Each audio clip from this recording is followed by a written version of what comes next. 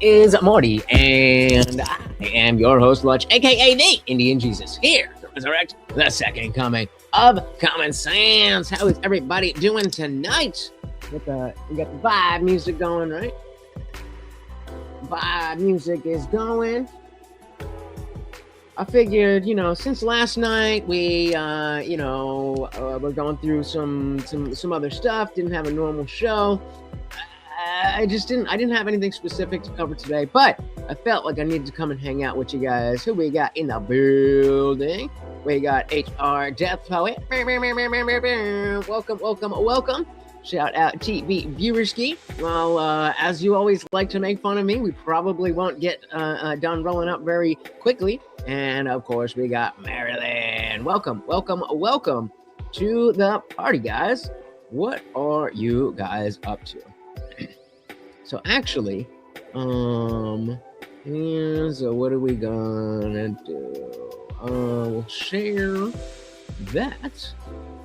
But wait, not yet. You fell asleep last night? That is what the nighttime is for most people. That is what the nighttime is for most people. I fall asleep most nights. So good on you. You're on all around the world. So we'll probably come back to this a couple times, but I did want to show this because I know that you guys care a lot about Morty, and these milestones and stuff are important enough, right? So I have a little thing here that I want you guys to see. This is reload. There we go. So this is from. Let's see exactly what. Having a. Wait. 6 months ago, June 27th of 2025. I posted this video, and nothing crazy, but having a senior dog means that every time I get one of these, is this the last one he'll ever need? It's his food. Chewy is, dog stuff, if you didn't know. I honestly don't know. I sure hope not, but I mean, they do last a long time. Either way, we've had quite a ride, right, Mort? He will never look at the camera. Good boy. Oh, he knows what it is, too. And so I just, I wanted to post that because I very much did not fully understand if that would be the last time that I bought a bag of food for him. And guess what, guys? We got another bag. Morty rides on. And I can only think that is somewhat due to you guys and the love that we show him. So just wanted to show that. A little update. We are riding on. To get anywhere with OBS, yes, I think everything is set. So what I don't want to do is do another stream where it's like, okay, we're gonna play this game, and then it's a bunch of like figuring stuff out. So after tomorrow's stream, I'm gonna do a little bit of just basic testing, downloading the game, make sure the game works, everything looks fine. And just get in there and do it. And then either Thursday or Saturday, we'll actually start getting into the game. And we got a new bag. And like I said, it's a 30-pound bag, so it lasts forever. About 6 months. And he's still, I don't like give him a scoop. I just, take the whole bowl and I'll just scoop it from the bag and I'll just leave it there over the course of a few days. So, he's got a little bit left, and then we're on to the new bag. Shout out to Adam. Welcome. The Amish. I'm always forgetting about the Amish. Well, I didn't get a new bag, but I did get a new jar of some tea, and I ordered here. Actually, let me show you this shit.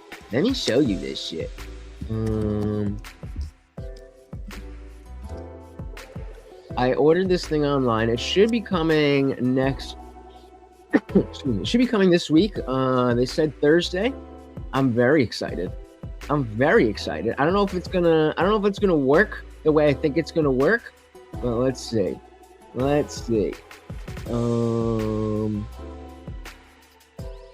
This shit. So CBN isolate. So if you guys remember, did I just throw that out? I think I just threw it out. Where is it? Okay. So we had the Camino sours. Oh, there we go. And so you can tell that for every, Jesus Christ, this being mirrored is not easy. Okay. Okay. So it's 10 milligrams of THC, 10 milligrams of CBN, and 10 milligrams of CBD. So first of all, usually when you get something that is THC and something else, it's usually like a little bit of the something else and mostly the THC. But this is just 1 to 1 to 1. And if you guys remember the old days when I used to have the tincture that I would just eat, I would have like 70 milligrams, and it wouldn't necessarily put me to sleep. I would just get stuck, and the next morning I'd be groggy and whatever.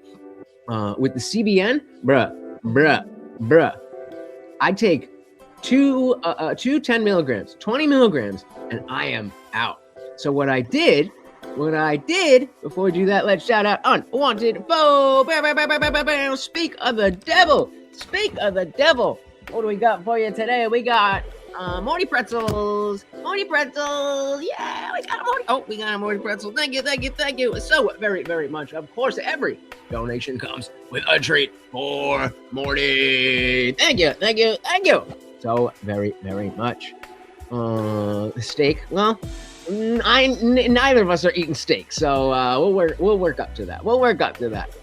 You said I got some purple shit last week. Nice. Yeah, I'm getting close, so I gotta see what's I have a situation there. So let's update this banner here. Our new sponsor, Unwanted Foe. Thank you so very, very much. And if we do hit the goal, of course, I will be doing push-ups, but also this special treat, Morty is going to get a bully stick, a full bully stick, and he will love it. So yeah, I mean, like I was saying before,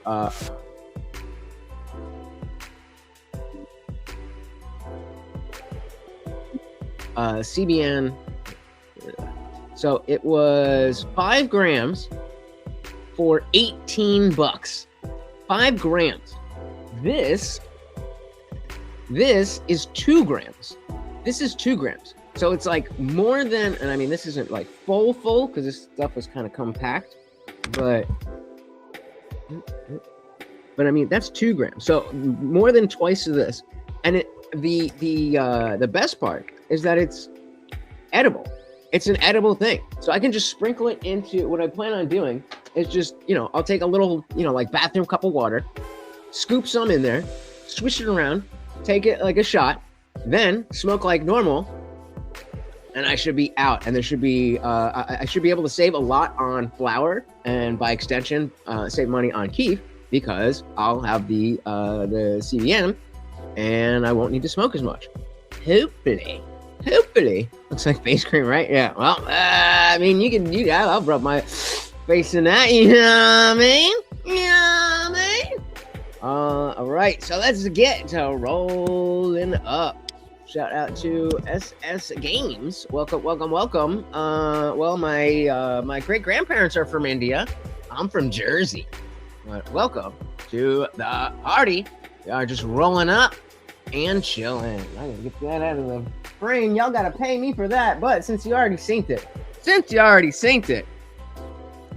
I'm like looking for the microphone. Since you already synced it, bruh, the waffle version of Cinnamon Toast Crunch is so much better. It's so much better. The Cinnamon Toast, the OG Cinnamon Toast Crunch, of course, is amazing. But the problem is that, because of the little squares, it could cut the roof of your mouth. These are like puffed up a little bit, so they're still square shaped, but they're like they're more like a waffle, and they're much better. Shout out to India. There we go. There we go. Could not have the Indian Jesus without India. We got Zippy DSM Lee. Welcome, welcome, welcome to the party. Well, stick with us, brother. Stick with us. Yep, my dad just emailed me. He was like, make sure. What did he say? Where is it? What are you doing? What's going on? Yeah, I just opened this email. Did I not open it? From my development. Said, dear residents, due to the below freezing temperatures forecasted for this week, we would like to remind everyone a few best practices to help frozen pipes and ensure a safe and comfortable winter. Set your thermostat no lower than 68 degrees. Well, mine goes to 66 because it's hot as fuck up here. Turn on both cold and hot faucets. Keep away all that stuff. Flush toilets periodically. Well, if you're not flushing your toilet periodically, then I think you got bigger problems. But and then using the ceiling fan. I got my ceiling fan fixed. Those of you who know the lore, broke that shit. Ooh. And where are you from? Are you Minnesota? I don't. That's OD. That's OD. That's like Alaskan shit. I have a friend who, see, I remember. But yet, that doesn't stop the protesters, right? That's usually the thing that stops all the protests, the cold weather. But these liberals are built different. Warm, cold, all that shit. Usually warm weather predictions for my area. Haven't had a snowstorm yet. Well, last week was warm-ish for the time of year. But yeah, this is what we dealing with. So that I think that's coming over from you guys over to here. So I will start as always. I should remember to get my other grinder out. But you can tell I am a small dude, but I'm not that tiny that your eyes are not playing tricks. This is not a normal size grinder. A shout out to Big Soda. Welcome. Morty is doing just fine. I'm gonna play this every single time because it's adorable and I love him, and I don't care if you guys don't. So 6 months ago, where are we? 6 months ago, I put out this video, and nothing crazy, but well, having a senior dog means that every time I get one of these, is this the last one he'll ever need? I honestly don't know. I sure hope not, but I mean, they do last a long time. Either way, we've had quite a ride, right, Mort? He will never look at the camera. And today, he knows what it is, too. And guess what we got today? Another bag of food. We ride. So he is doing well. I don't always want to be using Morty for like negative things. So, not that it's the biggest deal that we got food for him, but I want you guys to share in it with me. Welcome to the party. Good pajamas. I'm wearing them now. Is there, I gotta do laundry. There's a whole pile of clothes over there. Zippy said, Summer to Love 3.0 inbound when warm weather comes. Gonna be insane. These states are supporting terrorism. Well, here's the thing about that is because of the fact that we're seeing more isolated instances, like the Renee Good situation, where it wasn't like a big to-do. It was just kind of something local that was happening. Those situations, I think, are going to happen more often, and we're going to see more people go the way of Renee Good, which I don't think is a good thing, but I think that's what's going to happen. And it's going to take more people dying for them to see Just like the video of the girlfriend. Like, why were you using real bullets? Like, what do you mean? Why would you even think that we weren't? Why would you think that? So I think they're going to need to come to terms with the reality that, yeah, they're not playing games. They're not bringing paintball guns or rubber bullets. Like, there's here, let's check this thing. I showed it on stream, but not everybody is here. You see this? Can you see this? Oh, convenient. We're paying for 3 square meals a day and rec time and job training for child sex offender illegal aliens in our prisons. Do you understand that? And then add context to that and your guys' protecting child sex offenders. Reporting, we're here to arrest a child sex offender. Very clearly. And you guys are out here honking.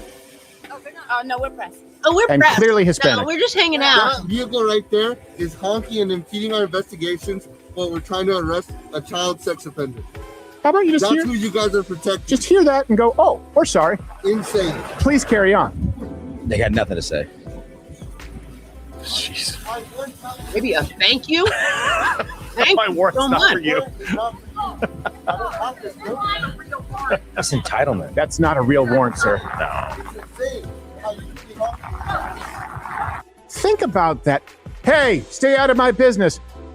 Yeah, right. And then the secondary irony of, are you stopping me to check if I'm supposed to be here? That's what we're doing to them. So I do think it is going to take a lot more people doing that, feeling like they can take things upon themselves and then just get clipped, and it's not gonna go well. Shout out to Colby. Welcome. Very good to see ya. I'm gonna roll up stream. You got Low Toes. Welcome. I should show because I'm on probation. They don't really drug test, which is true. I didn't tell you to do anything. I'm just saying, in my personal experience, when I was on probation, they tested me the first time, and I told them that like I wasn't gonna pass. So they tested me the first time, never tested me again. I didn't stop I stopped smoking the entire time. There was like a 2-month period over the 2 years where I was like, fuck it, I need to smoke. But not a single test. But it's not my fault if you go to jail. One posted, I'm with ICE in this matter. However, that officer could have simply been lying. Cops lie all the time. Let's say that he was. It's not like there are not real situations like that. So if it was something that was so fake that was depicting something that we were not expecting to see at all, then that would be one thing. But even if you remember back when the video of the Indian dude taking out the black woman, and she's like, I'm not getting out of the car at Cheesecake Factory. That was all fake, right? But it started a lot of real conversations because of the fact that it was real enough. So whether or not that specific instance was real, that was caught on tape, like that really does happen. And again, Renee Good. So again, guys, always remember that if you want to be, smoking more than usual and you want to be using a bigger grinder, pay attention to the size of the teeth and the holes. Pay attention to the size of the teeth and the holes, because a bigger grinder like this is going to give you significantly coarser ground than a typical standard. Where is it? It's in here somewhere. Grinder that's going to have teeth that are much closer together and a much smaller holes. So again, make sure you know the difference. But I like it. I don't want to have to fill this 5 times just to do what I'm gonna do. So we got a little shortcut. And those of you who have been to a roll up and chill before, you know that we got newbies. So always check, see how much you got. We got a little bit, but not enough. And then I've got one rolled up already. So we're gonna do a 3 dog $3. So that's going to start the night because that one's from yesterday. So we put that in there, ready to go. Shit, I don't know. Whoa. Oh, no. Okay.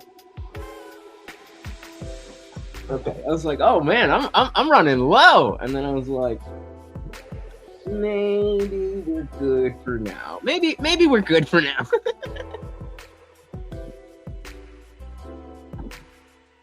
All right. But then you obviously want to get rid of any kind of stem or seed that you can. Now, usually the higher quality, the less you have to worry about it. This is not the highest quality, which is why we're going to add the keef. We gonna get there. And so like even like little pieces, little things like that, like it's tiny, but it's hard enough that if it goes, because again, I pack the raw cones. If I go to pack that in and it's in the wrong position, it'll rip the whole thing.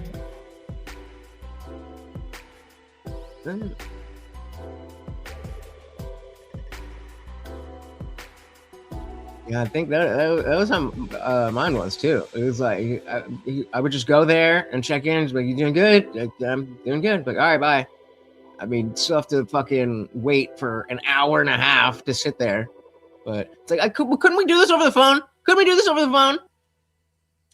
Santa Cruz, Santa Cruz or Sharpstone. That's where you want to go. Now, again, because of the fact that I bought this in person, I didn't buy this. I didn't check, but I was specifically looking for a larger grinder, and so that's why.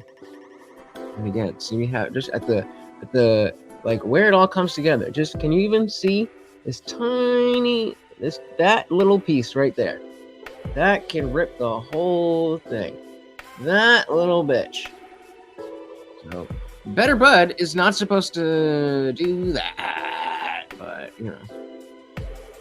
So I tried some of that rich people low sugar one time. Apparently, it doesn't do anything because I have ADHD. Well, I mean, in terms of never becoming a cokehead, I guess that's good. The non-advice that I would tell somebody else would be just do more. But like, as I see in your next chat, it's fucking expensive. So yeah, maybe it just ain't for you, bro.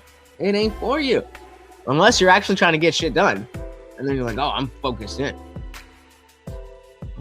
Yeah. I always say, look, if you've never done blow, just don't. It's fun enough. Like, it's fun. But if it's not something that you do, then you're not going to miss it. Whereas every once in a while, you just get that, if you have done it, you just get that feeling like, I want some blow. And someone like me, I don't even like the upper feeling. I just like doing the blow. Does it make sense? Nope. But since when did drugs make sense? And so again, because we don't have a great strain here, I have to go through every little piece and make sure that when this gets ground up, I don't have all the stems in there. That's specifically why I like the fluffier strains, because those are less likely to have that kind of stuff. If you're grinding like an ounce at a time, then those are good. But like one time I saved my stems to make into I don't know, some kind of edible, and I used the coffee grinder to break up the stems. But I wouldn't again, unless you're doing it with a lot of weed. I wouldn't do that, just because of the way that the coffee grinders are built. They have like nooks and crannies and stuff in there, and you're gonna lose a little bit, not like a lot, but that's why I say you're better off doing that. I just got my special little trick here. Yeah. I'll try it. I would try it, but depending on if it's offered and free. Yeah. I mean, hey, if somebody's like, you want a line? You don't say no. You don't say no. But definitely not worth the money. Not worth the money. Well, drugs make sense when you're big pharma and many congressmen in your pocket. Yup. Yup. Got about a half a thing here.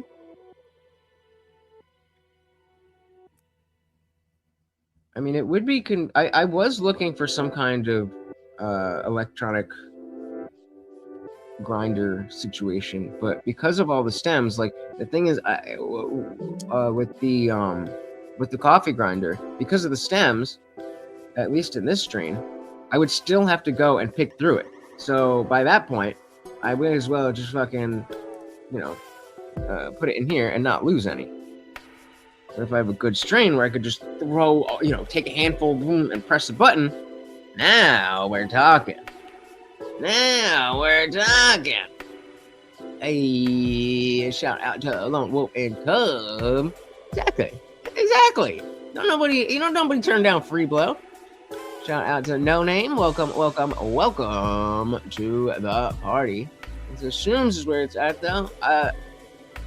I bet, and that makes sense because I don't, both with either acid or shrooms, I don't really love the upper aspect of it, like the upper part of it, where it's like, what I mean, psychedelics are awesome, so I'll take what I gotta do. But I've also, because I don't like to do any kind of upper or anything that's gonna have me up, whether it's blow itself or if it's psychedelics. I don't like to do them unless I have some kind of benzo to bring me down when I'm done. Like, especially with shrooms, like when I do shrooms, as soon as I don't want to go through the, like, I'll ride it up, ride the peak, and then, about here. But once I get past here, coming back to normal, then I'm like, okay, like I'm done. I'm not tripping anymore. I just feel weird, and like I know the good part's over. So like, let me just take a couple Xannies and call it a night. It was fun. But I haven't done them in a while. I need another trip. Grinder and a pasta strainer for what? What do I need a pasta strainer?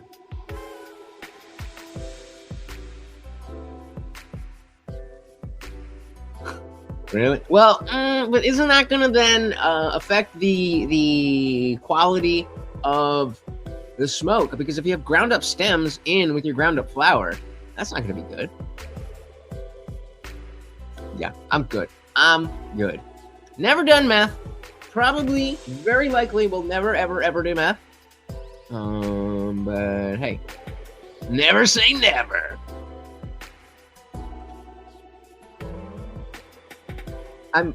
Yeah. The thing is that you have to understand the monster that you're dealing with. I feel like I talk about this every time we do a roll up and chill stream, but I'll just go over it quickly. The point of when I first started getting into drugs, for some reason, the scene at the end of the movie Saw came into mind. And if you remember, it was the doctor and then the photographer in the room. And they, the game is they have to figure out how to get out of the room. And the big twist is that Jigsaw was the guy in the middle of the room the whole time. And so they're near the end of the movie and they're trying to figure it out. And the doctor is like, oh, this guy did this. And the clock is brand new. Everything is so set up. This is great. And the other guy is like, well, what are you talking? It seems like you admire this guy. And he said something that clearly to this day has stuck with me. And he's a doctor. So he's like, if you are going to understand how to defeat a disease, you have to have an understanding on what it's capable of. And just that line, well, I mean, in the context of what we were talking about, it was probably not quite 10 years later when I did my first hard drug and thought about that. But it stuck. And I was like, okay, you have to realize that you are now dealing with hard drugs. And if you're, because Xanax used to be part of my addiction. But you have to realize that, okay, there's a certain point where, when I started, I could take half a pill and I'd be good for the entire night. But now I got to take 3 just to feel anything, and then I black out. It's like, okay, well then maybe you gotta give it a rest. Yeah, you're done. You don't need specific laws, labels. You don't need specific law. Labels prevent poisoning. Fools who act up should get some time breaking rocks if they do not maintain stability. Are you talking about? Are you talking about? What does guns have to do with with poisoning? What are you talking about? Oh yeah, you don't want stems in there. You don't want stems in there.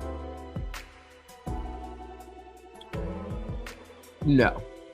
So all that would do is like mush it up, and like it would grind it, but it doesn't grind it in the way that we're trying to grind it. And because of the juice aspect, you wouldn't get any juice. There would be no liquid. And so the thing would just like the bottom part would have just like sloppily chopped up wheat. Because again, the way that a juicer, it has the thing, the little basin where all the actual fruit goes into, and then off of that has the little spout. So you take the fruit and you put it in, and it squeezes, and then the juice comes out of the spout, and then the rest of it goes into the basin. So if you put wheat in there, then it's just gonna chop it up, but not grind it up, and go right into the basin, and then nothing's gonna come out of the spout. Well, no, for wheat, exactly. So for that, you need a press, because the liquid that is in here is just the straight THC liquid, but it has to be heated to be separated from the molecules of the flower itself. I don't know exactly the science, but so even if I just had superhuman strength and I squeeze this really hard, I wouldn't get the extract from it. I would need to heat it up and squeeze it so that the again, it's activated or whatever the scientific process of separating the solid molecules from the liquid molecules. And then the press is essentially doing what the juicer would do to an orange, but of course you need a lot more squeezing with the weed than you do with the juice. All right. So we've got our shit rocking ready to go. YOLO with the YOLO. Someone's boring. Get the fuck out of here. That is me. It's the Indian Jesus here to resurrect the second coming of Sense. Welcome to the party. Just chilling, having a little bedroom chill, a roll up stream. I am live every Monday, Wednesday, Friday, 8 p.m. Eastern, down in the studio. So if you are not subscribed, definitely hit that subscribe and ring the bell. You know that YouTube sucks with those notifications. You want that bell. Yeah, there you go. Exactly. Yeah, so all that stuff.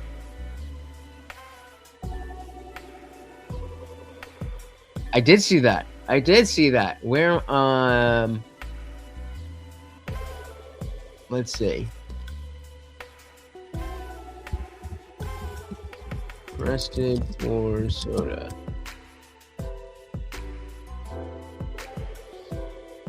Surveillance footage shows this young man enter a Firehouse Subs and ask for a water cup. An employee then catches him getting a soda instead of water, and she approaches him to choose the water option for him on the touchscreen. However, the male then backs out of the water option and pours himself more soda. He then leaves, leaving the employee frustrated. She then calls the police as the male is now sitting outside the restaurant watching YouTube while sipping on his stolen soda. A lot of people might say, like, oh my gosh, she's so petty. for she's so petty for calling the cops over $3. But first of all, they knew him. As we will see, the cop knows this dude. And then it's very likely that this was not the first time he did this. But before we, right, exactly. Yeah, you want the oil, not juice. Exactly. So before we go there, again, the magic trick. Remember, we have everything filled up, but we have those big ass teeth and those big ass holes. So if I just grind it like normal, I'm going to have these little balls of weed that, again, might rip the paper. So shout out again to Verdant Archer. Boom. You just flip it upside down. Give it a nice slow. And so now, because it's upside down, if you think about the super, super basic two-piece grinder, that's basically what this is. So there's nowhere for it to fall, so it just continues to get ground. Then we give it a nice.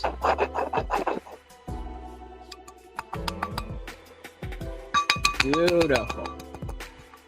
Beautiful. I want it as fine as we can get it. Number one, it smokes more smoothly, but also you could pack it tighter and still get a good airflow.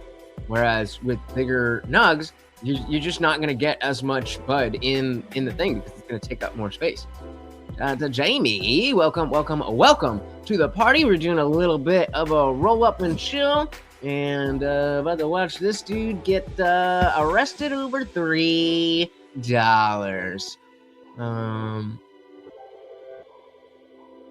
Let's see. Surveillance footage shows this young man enter a firehouse subs and ask for a water cup. An employee then catches him getting a soda instead of water, and she approaches him to choose the water option for him on the touchscreen. However, the male then backs out of the water option and pours himself more soda. He then leaves, leaving the employee frustrated. She then calls the police as the male is now sitting outside the restaurant watching YouTube while sipping on his stolen soda. Brandon, staff called because they want you. Brandon. Come on, Brandon. And then real quick, we look and we got a nice fine grind. And there's still going to be little stems in here, so I'm going to have to make sure with every single scoop that I'm not getting stems. But again, a better strain will prevent that. One right there. Come on, Brandon. Stolen soda. Brandon, staff called because they want you trespassed from here. Staff called because you've been going in there taking water and stealing soda and not really serving any purpose being here, so they want you trespassed. Do you understand what that means? Yeah. It means you're no longer welcome here, and if you come back, you're going to get a ticket. Yeah, so who just asked about that? Was that Lil Toes? Yeah, dude. He could have just left. You're like, oh, my bad. All right. That would have been the end of it. Why did you do that?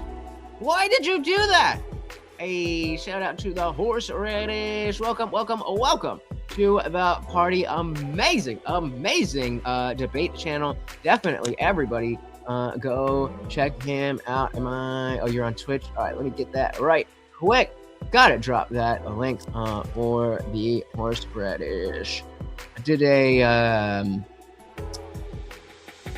I was a judge in a debate. Oh,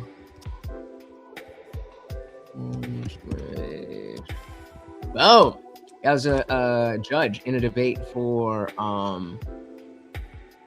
IP rights. Oh, you don't have your channel on here, right? You have your channel on. We'll put it. Oh, actually, I just shared it. We'll put it on. Why? Give me a second here. We want to do video. We want to do posts. There we go. Show the posts. Nope. What did I just do? Oh my God! Just play the video. There we go. Oh There we go.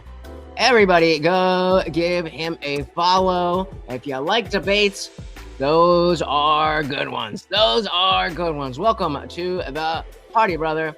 Let's dive right back in. Brandon. What that means? It means you're no longer welcome here, and if you come back, you're gonna get a ticket. Going back in firehouse subs? Correct. That's figures. I can't hear you. That's what? What they're saying is, I stole what? What I stole? They said you've been going in there, taking water, drinking soda, not really serving any legitimate purpose, being there, being a paying customer. You're none of that, so they want you trespassed. Yeah, so even though it's not even the first time, it's not the first time that he's done this. They aren't looking to arrest him. They're just like, dude, just please go away. And you're still making trouble. You're still making trouble. I'm fatigued. Thank you. Yeah, please do. I'm definitely down to do judging. People were saying they liked it, so yeah, hit me up.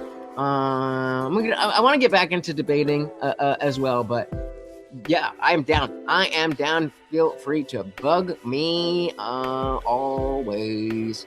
All right, Brandon, what you up to? Brandon. Yeah, Brandon. Okay. Today? Yeah, right. Today, but I'm paying for food. Okay. Well, you can't just go in there and take water and take soda and. I asked for a cup of water and they gave me. Yeah, okay. And what's in that cup? What's in that cup? Is it Lane? Okay. Well, they don't want you here anymore, so.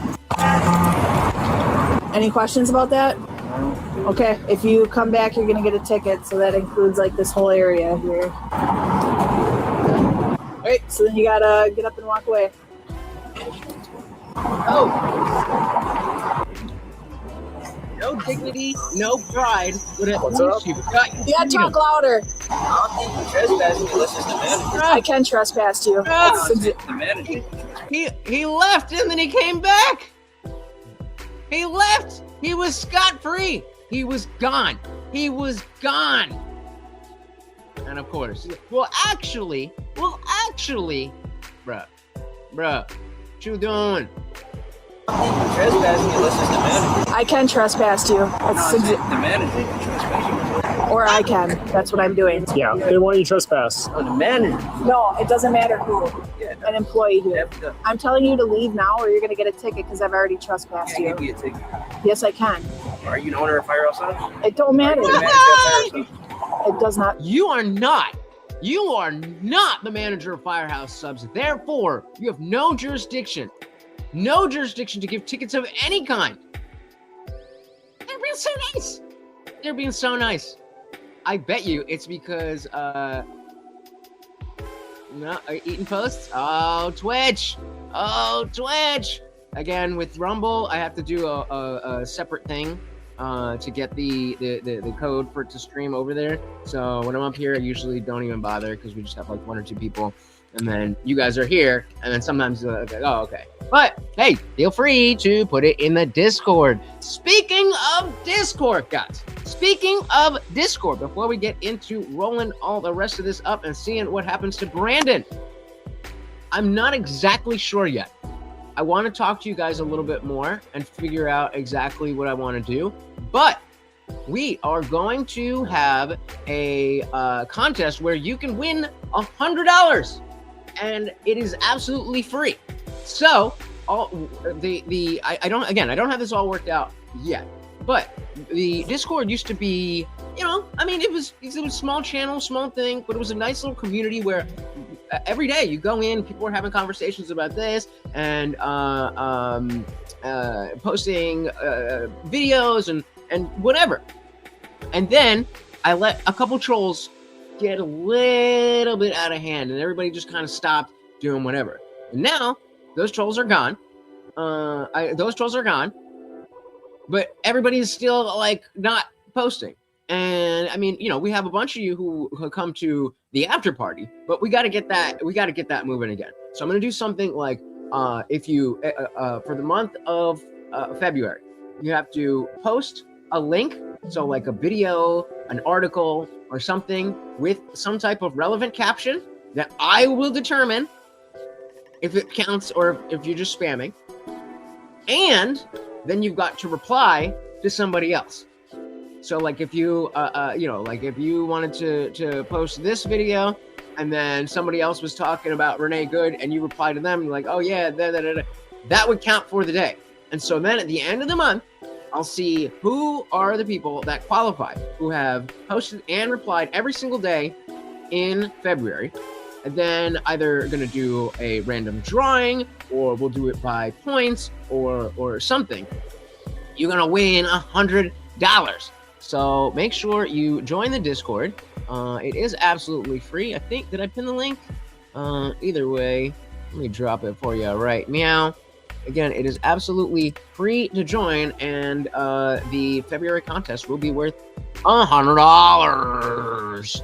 Shout out to Crewfest. Welcome to the party. Very, very good to see you. All right, so before we hop back in with Brandon, let's see where my setup is. Ready for the my scoop. And so again, we have one already, so we need 3. So we got the 2 backups and the active.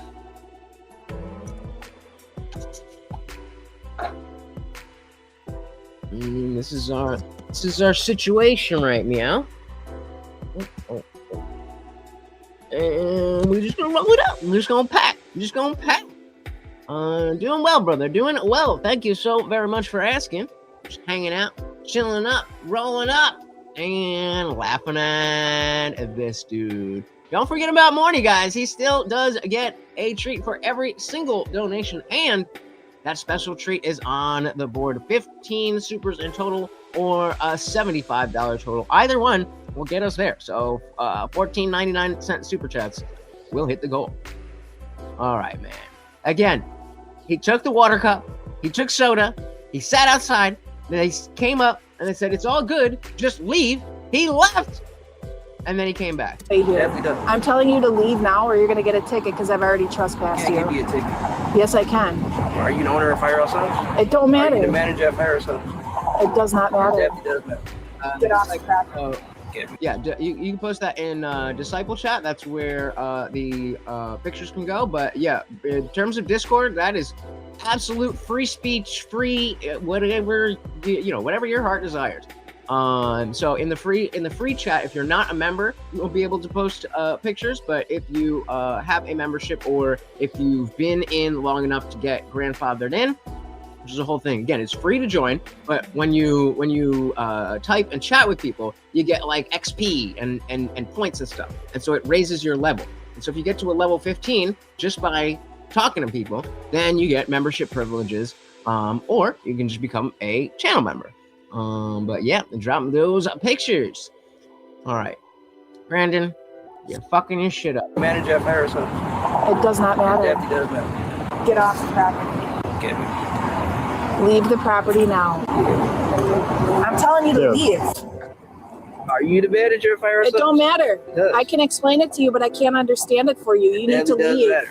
Dude, Leave. have an issue. Let's go. Leave. I need to touch. Let's go, dude. Do you want to go to jail? You can put me in jail? Yeah. Oh, I will. Yeah. What do you mean? Get off the property. Only the Firehouse Subs manager can put people in jail, right? Shout out to Dane. Yeah, I mean, obviously, I'm very much aware that a better camera and lighting setup looks better.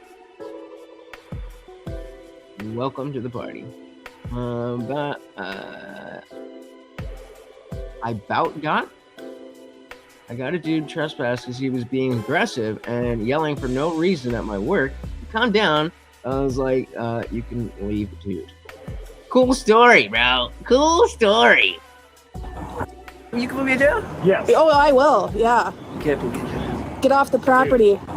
Off the property. Are you the manager of Firehouse Subs? That's the only It one. don't matter. It does. Get off of the property. Dude, you're gonna go to jail. Just walk away. Can you get them to contact the manager? No. It's not worth it. They Get- want you trespass. They want you trespass. It's not Let him worth it. walk Let's past go. and see what he does. Get them to the manager to contact If Firehouse he walks Subs. past again, We got to get that manager. We got to get that manager.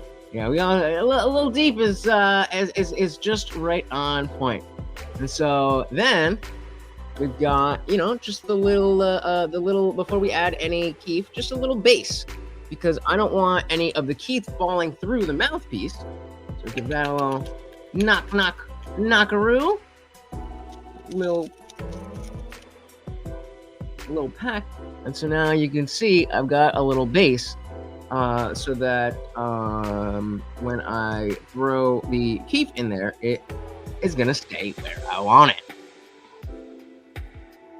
And why you trespass? Let him walk past and see what he does. Get the manager to contact. If he walks past again, we'll take him to jail. Take him to jail. Yeah, take him to jail. Leave the property. Outside of Firehouse Subs. You can go stand over there. You can go stand over there. You cannot go on any UWSP properties or this building. But as soon as you shout out to Tyler, the average debate enjoyer. Welcome to the party. Very good to see ya, brother. Are you debating tonight? Are you baiting tonight? Tuesday night's debate night, right? Manager, Brandon needs a manager. Well, Brandon doesn't want the manager because, again, according to Brandon, the Firehouse Subs manager is the one that actually has the ability to arrest him and all that stuff. Dylan Burns and then Jake Barr. Awesome. Well, hey guys, I mean, you guys know how to keep the party raging, so we could definitely tune into some of that stuff if we get those donos in. Welcome. Stand over there. You cannot go on any UWSP properties or this building. But as soon as you contact the manager, no, I'm not doing anything that you request. You don't get that right. As soon as you contact the manager of Firehouse Subs, is when I leave. No. Brandon, we don't have an issue. If you just walk away, we're all good. But if you try walking back, you're gonna go to jail. Contact the manager. That's not how it works. Yes, definitely how that works. No. As soon as the manager says I have been banned from Firehouse Subs, is when I'll be banned from Firehouse Subs. Arrogant ignorance. How do you be this confident and this wrong? How do you be this confident and this wrong? Insane. So now that I've got this, now I've got a little, where am I? Got my little keef here. I'm just gonna mix it up. Just mix it up. And then I've got stronger weed. Get off the never property. said I've been banned from Firehouse Subs. Doesn't help if the employees don't want you there. Because the employees don't want you there. It's better with the employees. Okay. I'm sitting outside of Firehouse You're Subs. out on bond too, aren't you? Can you contact the manager so we can situate this? Okay. 223 Com, what are his bond conditions? Do you understand what bond conditions are? No. Okay, so you're out on bond. $700. God damn, you really went in. Let's see, what are we looking at? And with the first time patient discounts. God damn. The rosin vape. How do you feel about those? I feel like any of the vape stuff is never really what they say it is. Yeah, see, that's why okay, can I pull this picture up? For $750, the fact that this is the haul, not bad at all. But because each of these is going to be an eighth of weed. These look like the vapes. This looks like some pre-rolls, and then what is this? Tincture or concentrate or something like that. And so the fact that you're getting for not even an ounce of weed with all that. The dispensaries, bro. The dispensaries, they're so expensive. They're so expensive to the point where it's almost not even realistic to expect that you could do that regularly. The fact is that when there's still a bustling black market where like I said, I got this again. This is less than great weed, but $600 for half a pound of it. And yes, we've got to pull out. Oh, did I get it? I got it. We got to pull out little things like that so it doesn't rip it. But $600 for half a pound. Half a pound. And then between the CBN that I'm gonna be doing and the keef that we add to it, and they won't even let you buy that much. Like I wanted to just get mostly what they sell is just those little jars of 7 grams, and it's like $50. They only have like the lower tier strains in an ounce, and the ounce is the highest amount. See, fuck. Oh, we gotta rip. We gotta rip. See, this is what happens. That's why you want good shit. That's why you want good shit. God damn it. All right, what do you guys say? This is how people get road rash on their faces and charges instead of resisting and refusing a lawful order. Directly refusing. Indeed. First time flowery. It's the 710 that's the rosin. Gotcha. Oh, that's good. Wear it up. The 1 grams. Gotcha. Yeah, but that's I suggest. Actually, I don't suggest, but I may or may not be in the position of using the dispensers only for the extracts, edibles, and stuff like that. Flour, too much. 6/8, 5 1 gram pre-rolls. The squares are the rosin. Oh, okay. So it's the replacements. Gotcha. And so I mean, like that'll last you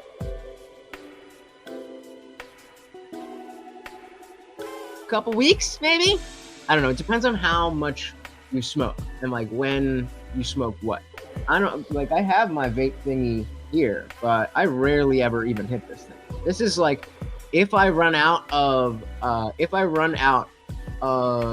flour that I roll up, and I wake up at like 3 in the morning or something, or like 5 in the morning or something, I'll just take a couple hits of that.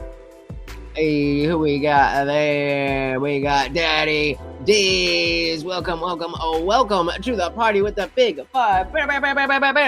It said, long live Morty. And living he is. Where are you, Mort? There we go. Get a double there. Yummy. There you go. He's loving it. Thank you. So very, very much. And I said I was going to play it every time, so I'm going to play it every time. Oh, God damn it.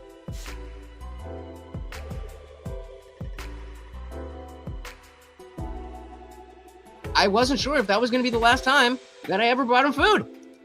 But we got new food today. So we are riding. Thank you so very, very, very much.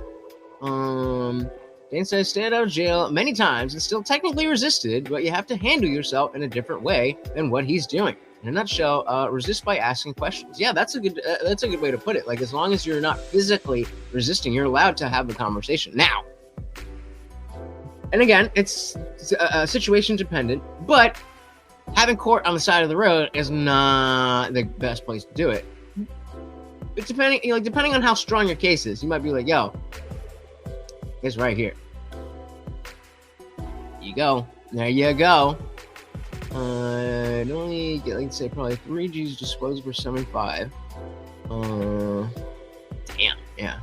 Used to primarily only having flour, but it's easy to take the fucking disposables everywhere. Yep. Yeah. Well, obviously, no rips there, but it's not the same. I don't get the, oh, is that you?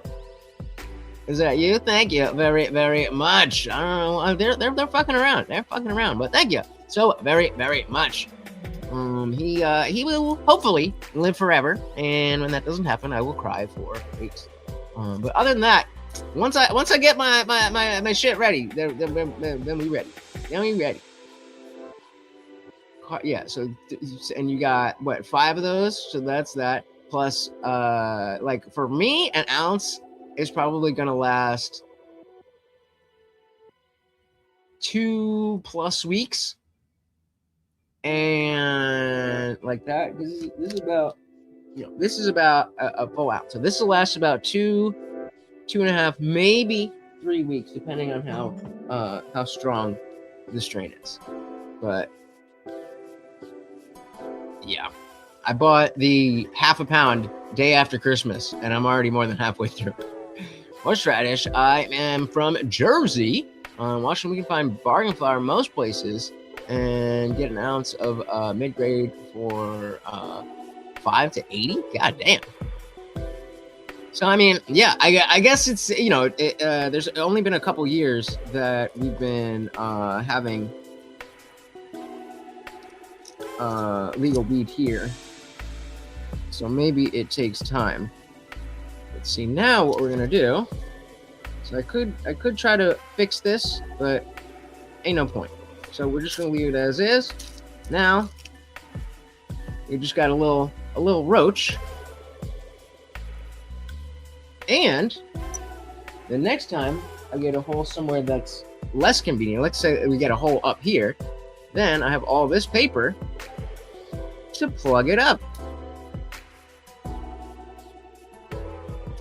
Boom. So now we've got repair paper, and we've got a little thingy. All right, take two. Take two on joint number 1. The problem is that I've got the keef mixed weed in here already. So let's see what you guys are saying. Yeah, I was talking about the CBN. Oh my god, I can't wait till that shit gets here. CBN is the fucking best. Yeah, I've been to jail 3 times. But all my shit has been expunged because I was a good boy after that. Hey man, anything is very much appreciated. Thank you. We got Bulk Broman. Welcome. So they don't use soft words when describing us, so why are we still using soft words like leftist to describe them? I don't know what you're talking about. But welcome to the party. Walt said you don't hold court out on the streets. Conversing with cops is retarded. Indeed. We got one more picture. Let's see what we got.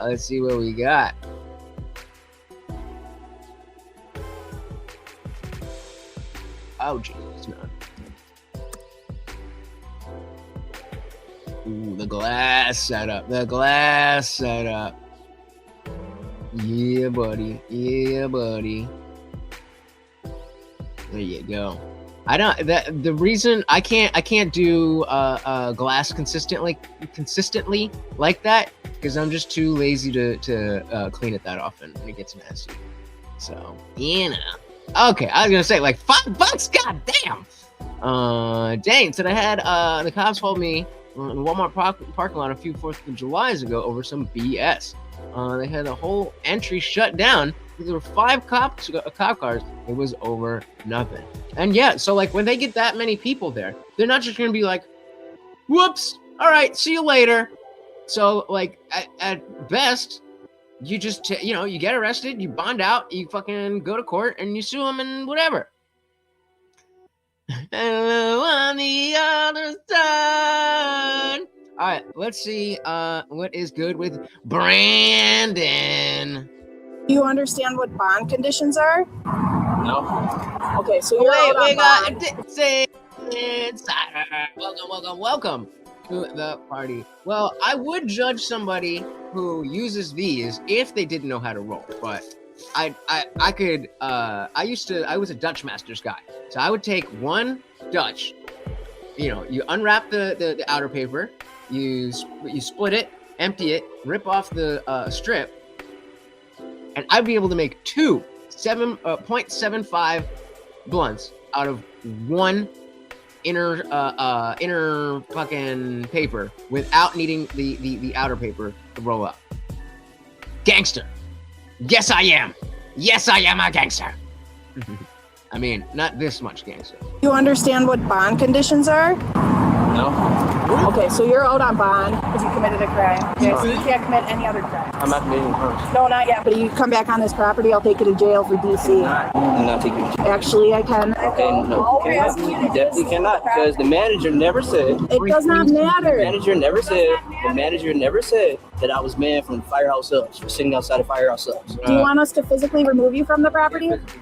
Do you want us to do that? This is why it makes sense that the cops shouldn't argue with you either if you try, because this is the level of argumentation that they usually get. So even if you're right, they're expecting that you're going to be as retarded as Brandon.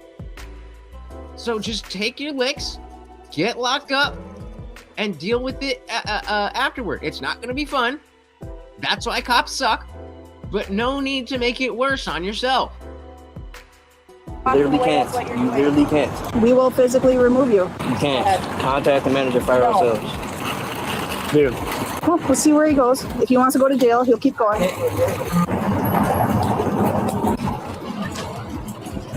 You're making the choice. Go ahead. Go ahead. I told you you're trespassed. I told you to walk away. Don't do it. Don't do it. So again, then a little bit smaller of a base, but a base nonetheless. And take two. You're not listening. They never said I'm trespassing. It don't matter. You're a random police officer. It don't matter. They said they want you trespassed. It's control of Firehouse. Stay there with that officer. You're not free to leave yet. Hello. Hey, the manager? I am. I'm the one that called. Yeah, let's talk over here. And she can give you information. tell him? She's coming on nights that she's here if you need. He stole soda? He sold soda today, yeah. So we gave him a water cup. I walked right up to the machine. I said, the water's right here. He went back and took something else. And Took a soda? took a soda, yeah. Dude, they said that they want you trespassed. It's not that big of a deal. Again, bringing up the point that, bro, you could have just left. You could have just left. Yeah, right. A random police officer, as opposed to the ones that know you really well. Systemic racism.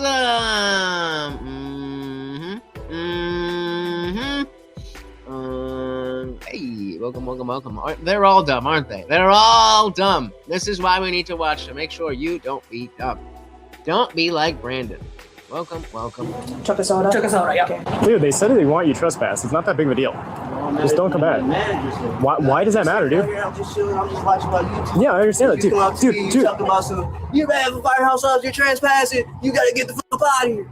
He's refusing to. That's how that works. So I'm gonna take him to jail. Perfect.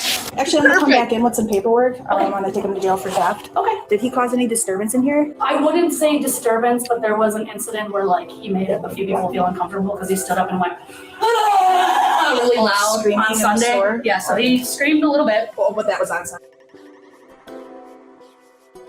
Fatigue. Again, just making sure we gotta get these guys out of there. The strain matters. Spend a little bit extra to get a good strain so that you don't spend forever picking out little bullshit out of your weed. Really loud Screaming on in the Sunday. store? Yeah, so he screamed a little bit. Oh, but that was on Sunday. That was on Sunday. So That was not today. Stole soda. Today he took soda again. And the funny thing is, not funny, but if you look at the table that's out there in one of the chairs, there's a clear solo cup. That's literally the cup he used to come in and take soda on Saturday. All right, I'm gonna get him tucked away and I'll be right back. If you would like to watch this video without my commentary, I did just drop the link into the chat. Perfect. I appreciate it. What's the point in this? Because I don't like people trying to come up to Dude, I understand that. saying that I have to do something It's that about respect, bro. You don't understand? It's about respect. In my world, where I'm from, respect is all we got. It's all we got.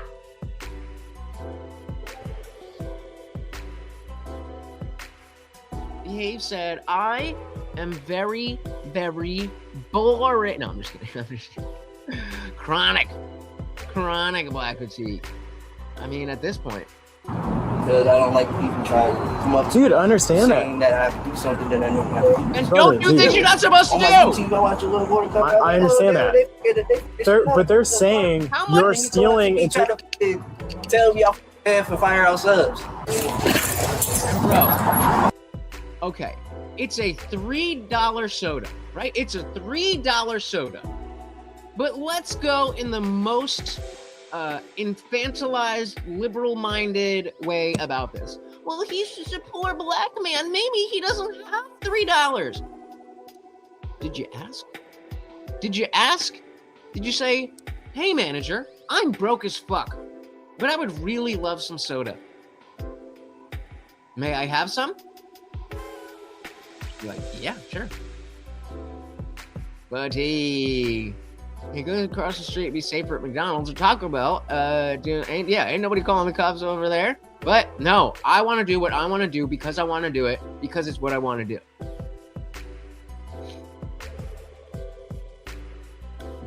Not really, not to the same degree. Not to the same degree. And then and that's fine. Look, I understand. Sometimes you need a little flavor in your life. Sometimes you need a little flavor in your life. Fair enough. But just ask. Just ask. And then there's a bunch of people in there.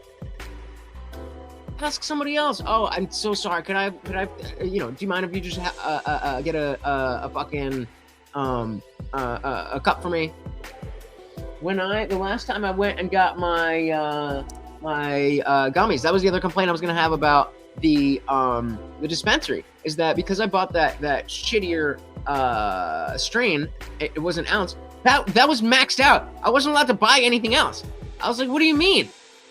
I want to get 2 ounces of this. I want to get 3 things of edibles. I want to get a key. Like, come on, what are you limiting me for? Do you want my money or not?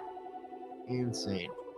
Horshire said just bumped it back and verified she does indeed say she's the manager. Therefore, she has the ability to have him trespass, even by his own logic. Yep, she was the one who called in the first place. He's just on his own thing. He said the way liberal whites are hilariously racist, poor, dumb, ignorant blacks. It's basically that on repeat. Yep. It's gotta be Firehouse, bro. It's gotta be Firehouse. Tell y'all for Firehouse Subs. Great. Put your hands behind your back. You're under arrest. I'm under arrest for that. Do not fight. Don't fight us. Don't fight. Do not fight. And then you're still fighting. All right, we're gonna stand here. All that time. Now you got resisting arrest. All that time you were standing there, and they were telling you, you're being trespassed, you have to leave, you could go to jail. And then you said no. Why are you now surprised that that's what's happening? We told you this was gonna happen, and now it's happening. What? Insane. Insane. Stop. 241, he's fighting. 241, he's fighting. Yeah, I never actually stolen anything. You just put me in jail. You did. No, I didn't. Yes, you did. They gave me a cup of water. Put your hands behind your back. Do it now. Not losing my job. I'm not losing my job. Stop. I have one cuffed. I have his hand. I'm not losing my job. You made a choice. This hand. I've got one cuff for his left hand. I'm not losing my job. I'm stealing things. Give me a cup of water. That's right here. I didn't steal anything. You can't put me in jail over this. Yes. No, you can't. You cannot put me in jail over this. You literally can't put me in jail over this. Literally about to do that. I did. You can't put me in jail over this. That's dumb. I didn't steal anything. You tried to put me in jail for that. I didn't steal anything. They gave me a cup of water. That's what I did. You can't put me in jail over that. Right. They're saying you took soda. Soda? Soda. They gave me a cup. That's not fucking stealing. But you said they gave you a cup. They gave me a cup. That is not stealing. That is not stealing. Too big on that squad. What kind of cup? Did they give you a soda cup? Or a water cup? Hell no, it's not put me in jail. Okay, hell no. Okay. Hell no. My key fob doesn't work. It's good. I'm not going to jail over this. They gave me a cup. I'm not going to jail over this. You are though. Brandon, stop resisting. They gave me a cup. It is not fucking stealing. It would be stealing if I took the cup. It would be stealing if I... No, honey. No, honey. No. Ironically, if you just taken the cup, that would have been fine because they gave you the cup. It was the soda that they didn't give you. Tyler said, in the South, most businesses give you a water cup free, and people constantly use them to take drinks. Well, and I think that's the point is that, you know, on an individual situation, is that the worst thing in the world? Like, should we be calling for those people who use their water cups and fill it up with soda? Should we be sending extra resources to make sure those people are prosecuted? Of course not.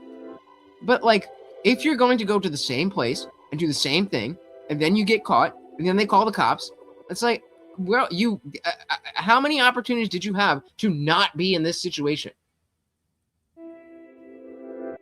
And like, it's funny to joke about it, but do you think soda's the only thing that he thinks this way about? It's just the soda. Everything else in life, he pays for perfectly fine.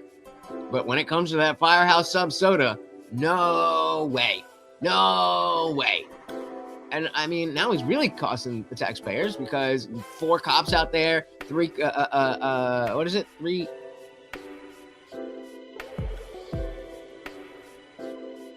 hots in a cot. There we go. I couldn't figure out what the rhyming of cot was. Trying to vary. So these people must have once had the ability to speak thoughts into reality and don't realize the power is gone. They insist on what is gonna happen and just keep repeating it, and it's always wrong. This student looks like Brown Charlie. Yep, there you go. Well, I'll take it. I'll take it. Broken windows. The cost of punishing crime is there, but the cost of not punishing much more than the currency. Exactly. Oh yeah, I know. I get it all the time. All the time. All right, Brandon, let's see what's going on. Let's see how you finish this up. I'm not going to jail. I'll go get shot today. Oh, Jesus Christ, I'll get a shot. Hey, yo! I'm not going in there. Hell no. That's not even... Like, you remember the joke from what's it? Meet the Parents. Where it's like, it's not illegal to say bomb on an airplane. Bomb, bomb, bomb, bomb, bomb, bomb, bomb. Yeah, that's like this, but like the real version. I'm about to get... Don't say that. Don't say that. Shout out to Don. Welcome, welcome, welcome. We are hanging out, rolling up, and somebody brought up this video, so we checking it out. Dude wouldn't walk away. Could have walked away, but over a $3 soda. Sure, we're just coming to grab the salt. Okay. I'm not going to jail. I'll go get shot today. Oh, Jesus Christ, I'll get a shot. Jeez. I'm getting shot. God. I'm not going in there. Hell no. I'm not going in there. I'm getting shot today. Anybody want a soda? Oh, yeah. You the assistant manager? No, I'm not. Okay. I'm her mother. She's the general manager. Okay, can I talk to her real quick? You were the one that got the earpiece knocked out. You did good. Something else knocked out. I was trying to bring it to the ground, but... So you look kind of young, so Yeah. it wasn't too bad of an experience. That's all right. Next time, call me out there, man, because I'm 62. I ain't got much life left, so... We fought him. Yeah, we were watching the whole time. That was not fun. And that's what I didn't want to deal with in here. Yeah, no, it makes He sense. was going to get confrontational. So I'm going to grab a non-permission non-consent form. We're taking him to jail because he stole a soda. Yep. So as far as that goes, I'll have you fill it out. Do you have like cameras and stuff? We do have cameras. I can call my owner. She has access to it on her phone. Is this around the corner or what? So just like that. And speaking of retards potentially getting locked up, we have Don Lemon. I have to have something with that on my watch later playlist. That I mean, the fact that he might get caught up in the Klan Act, you just can't make this shit up. You just can't make this shit up.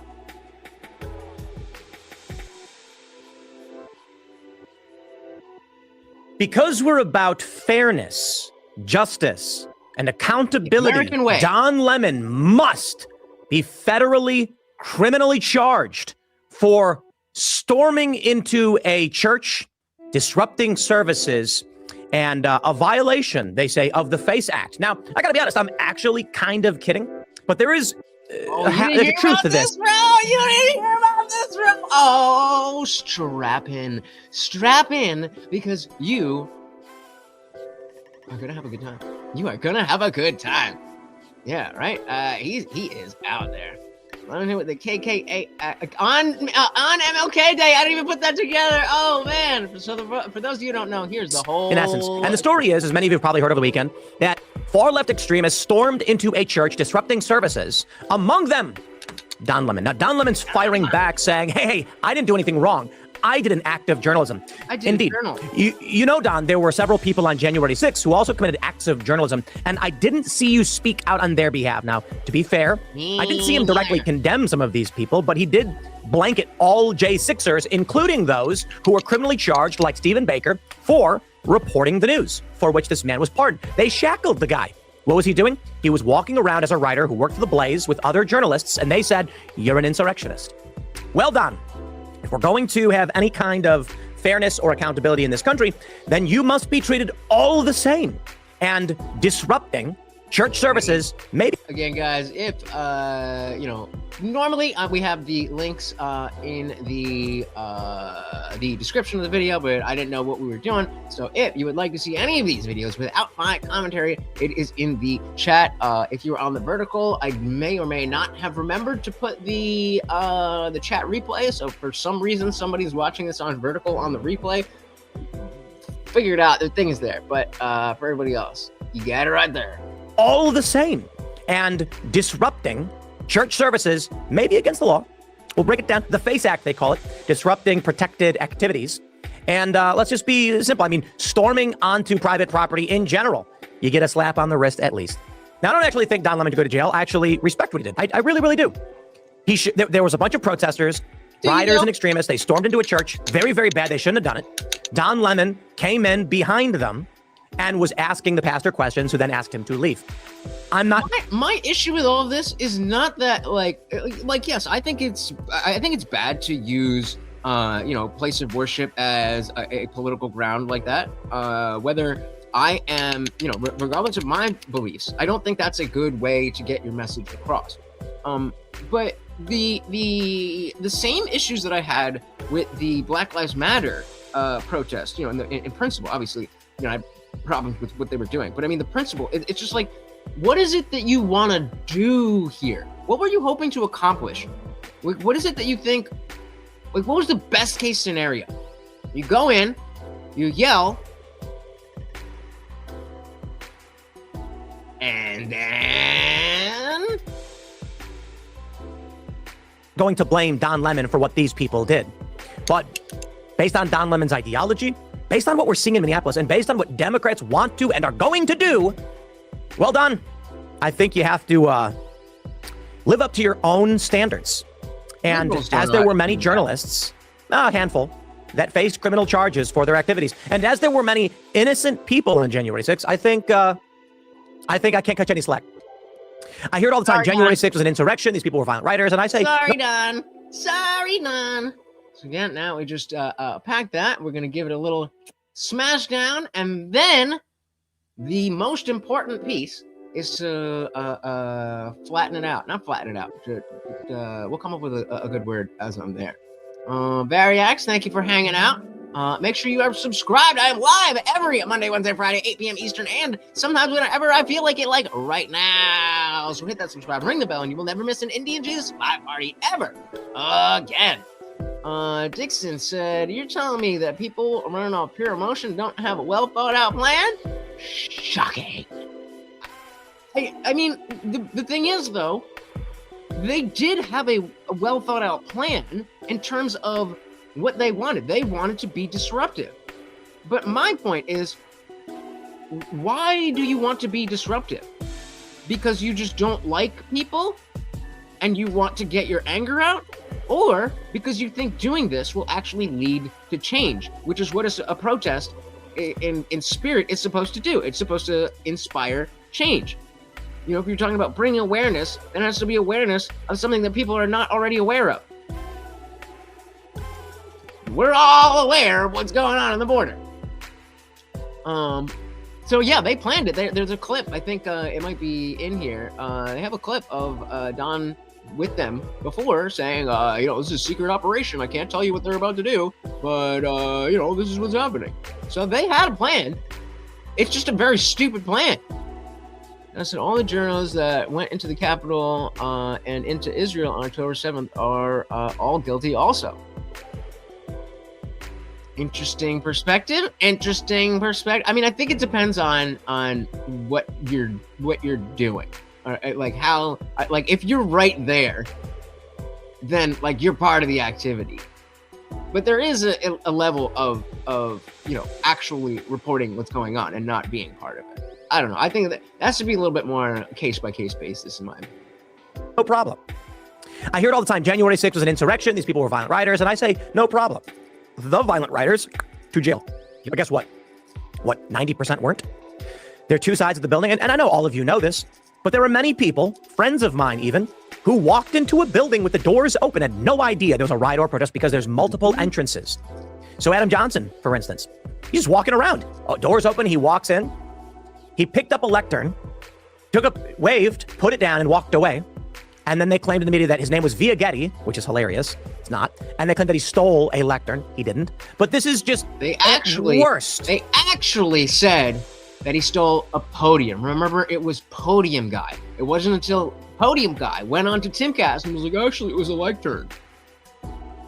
Oh, heavens me, you moved the lectern? It's not even a crime. The point is ultimately this. On J6, and you all know it, there were certainly rioters, and everyone agrees. Literally everybody. It's to different extents, but yeah, if you rioted and attacked cops, you're going to get charged for it. You're going to go to jail for it. But what about the other people?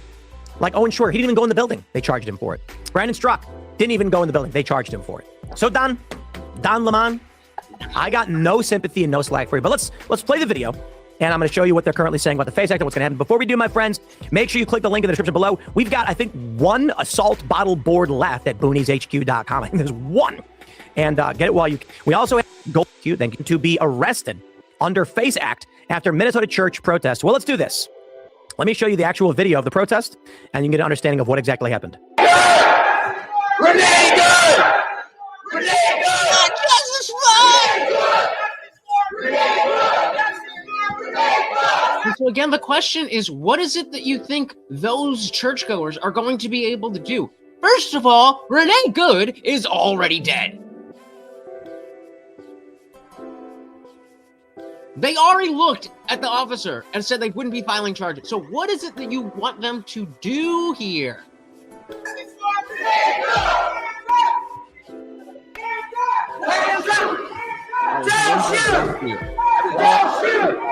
Why are they storming into a church again?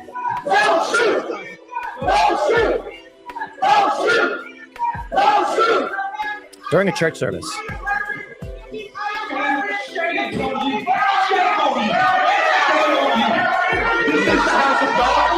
I'm not a fucking pearl clutcher or whatever, but like this, even as this is offensive to me. Like that should be a sacred place for like, not dealing with this kind of shit. Again, I'm not gonna fucking cry about it, but that is offensive to me.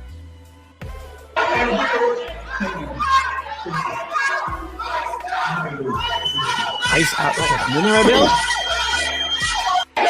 So here's the story from The Independent. They say, mega activists. Activists? How about any rational person who says Don Lemon should live up to his own standard? How about that?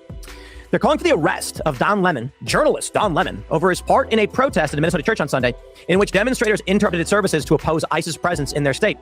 The group stormed into the city's church in St. Paul to demand that President Donald Trump's federal immigration forces leave and to call for justice for Renee Nicole Good. We know she is. Lemon, an independent broadcaster since his departure from CNN, was interviewing one of the participants during a live stream before they entered the church. He then followed the group inside as they chanted ICE out and accused a pastor of collaborating with the agency. This will not stand. They cannot pretend to be a house of God while harboring someone who is commanding ICE agents to terrorize our communities. You're not Christian unless you're Christian the way that I, the atheist, says that you must be Christian. Protester Nikema Levy-Armstrong told Lemon. Worshippers and attendants subsequently left in droves, with one churchgoer quoted as saying, "These people have come into our house and they've interrupted our worship. Everybody's gone home. Their point has been proven worthless, and so, in the end, I think they lose. I feel violated. I feel interrupted. I feel angry." Yep. Lemon also spoke to one of the church's pastors, who claimed the activists had not been willing to discuss their concerns with them. "No one is willing to talk. I have to take care of my church and my family," he said, asking the reporter to go. Lemon noted in his report that police officers had waited outside the church but made no move to intervene to keep the peace. I know it's not the same thing as the Capitol, but there are just some funny similarities. There were police outside J6 that did nothing as well. Granted, I know J6 was substantially worse than storming into a church. I'm just saying, if it's illegal, we're going to uphold the law, right? Cops doing nothing? Tell me some news there, pal.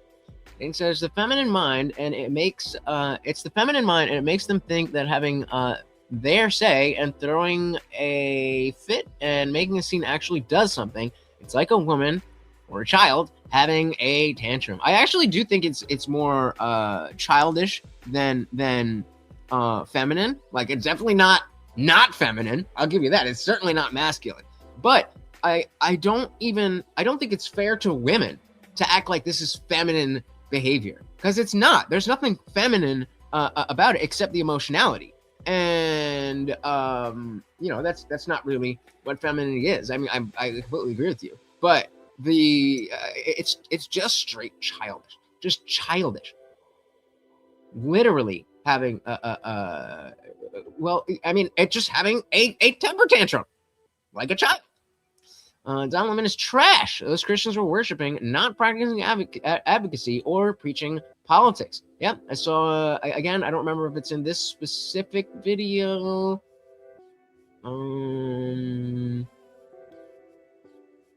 Yeah, there's a bunch of them. I don't specifically remember which one it is. I think maybe... Okay, a better idea. Let's do this. Let's hit up our boy. So I would fully expect that we are preparing for an influx of more agents, more of the very visible public theatrics of the raids, of the harassments, and you got faith leaders here. I would not put it past this administration to target midnight mass services amongst folks going to worship. So obviously, this is Tim Walz responding to the fact that that's who they have.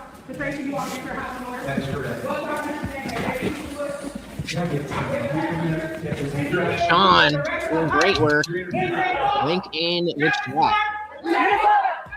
Renee, good! Renee, good!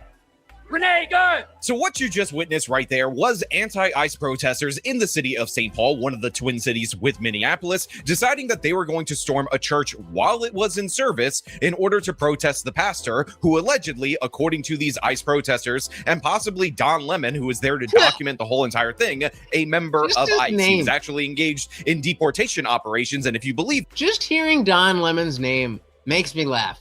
It's just Don Lemon.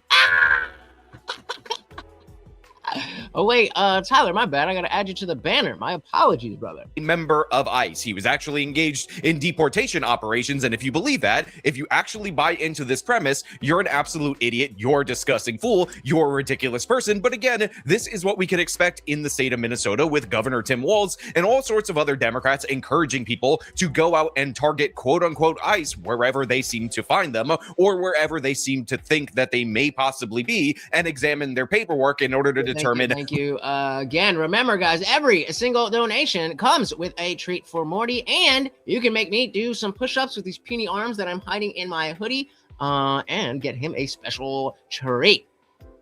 Think that they may possibly be and examine their paperwork in order to determine who they are. Again, the irony of these anti-ICE protests cannot be undersold, but what do we expect from a place that was essentially the epicenter of the Black Lives Matter riots circa 2020? And this is what we're going to talk about today, because this is not the only incident. However, it's one of the most recent and one of the most prominent, and now Don Lemon is afraid of the Department of Justice possibly prosecuting him for essentially leading and or directing this protest into a church that is in service.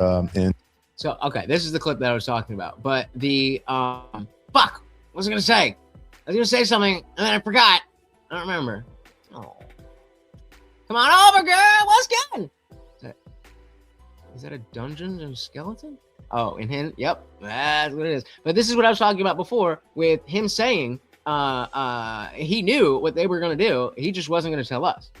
And or directing this protest into a church that is in service. Into Minneapolis a little bit ago and did some reconnaissance on the ground, speaking to an organization there that's gearing up to for resistance and protest. I've been pleasantly surprised to see the community coming together.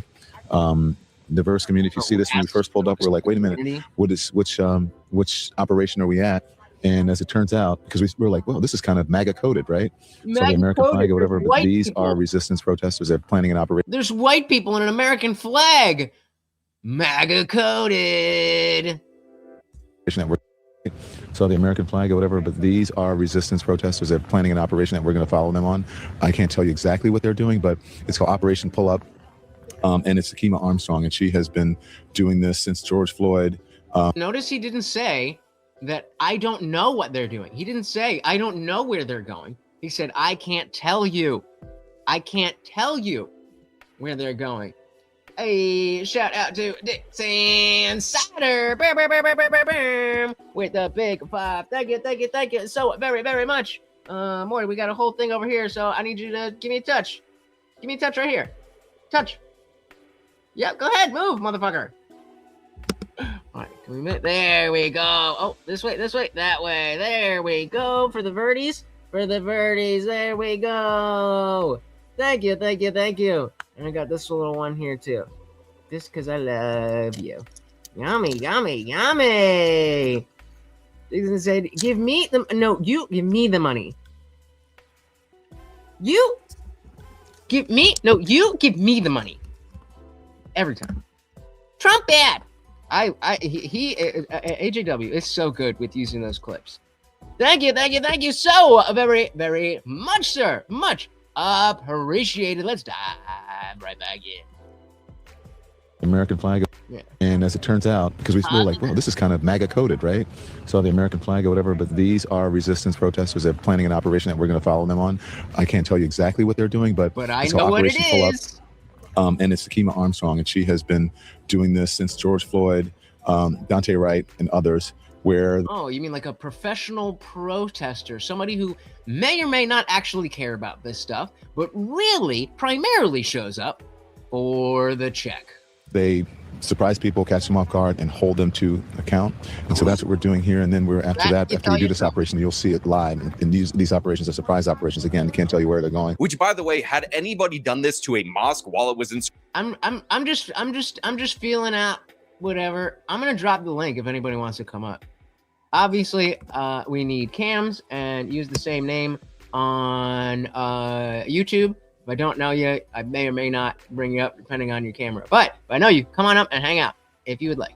Service would obviously be a civil rights violation. If we were under the Biden administration, they would have been prosecuted to the fullest extent of the law. But if you're a church-going person in this particular instance, you're just going to have to shut up and take it. You're going to have to deal with it because guess what? Your rights don't matter because we must preserve and protect the Somalis. And by the way, if you think I'm joking about that, if you think I'm kidding about that, there were people in this particular video confronting churchgoers and the pastor, claiming that they're not doing enough in order to protect the Somalis and maybe down the line, the Latinos. And this is what we're going to talk about today. But before we do, I want to thank everybody who supports this channel via actualjusticewarrior.com/. You give me the money. Give me the money. Okay. It's available in this. Give me the money. Give me the money. But yeah, think about if it was a mosque. All the liberals would have come out of the woodwork. You're like, oh, the poor brown people. We can't do this. But because it's MAGA coded, it's totally fine, right? Totally fine. Don Lemon loves to play the race card. That's why he only dates whites and hangs out with WASPs far away from any black hood. Same shit, different dude. The money. Give me the money. Okay? It's available in the sides here, the transept. There's a few seats open. And some seats up here as well. I'm going to read to you from the Gospel of John, chapter 13. I'm going to begin reading. What do you think? What? Let's, this is a trivia test. Nobody cheat. The Christians out there. What do you think he was going to talk about? Given the fact that he was John chapter 13. What do you think this sermon was going to be about?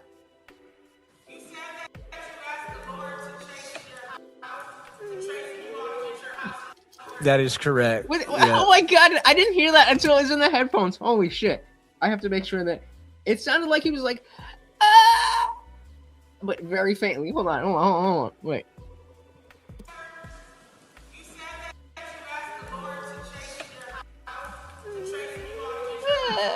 That is. Do you hear that? That's not just me, right? One more time. When he puts his finger up, he's like, ah, but it's more girly. That is correct. Yeah. I'm not the only one that heard that, right? I'm not the only one that heard that, right? I mean, come on. Christ watching the disciples, spelling disciples wrong. My goodness. They would be so offended. That is correct. Yeah. Can I get someone? Yes, ma'am. You're interfering with our worship, which is illegal.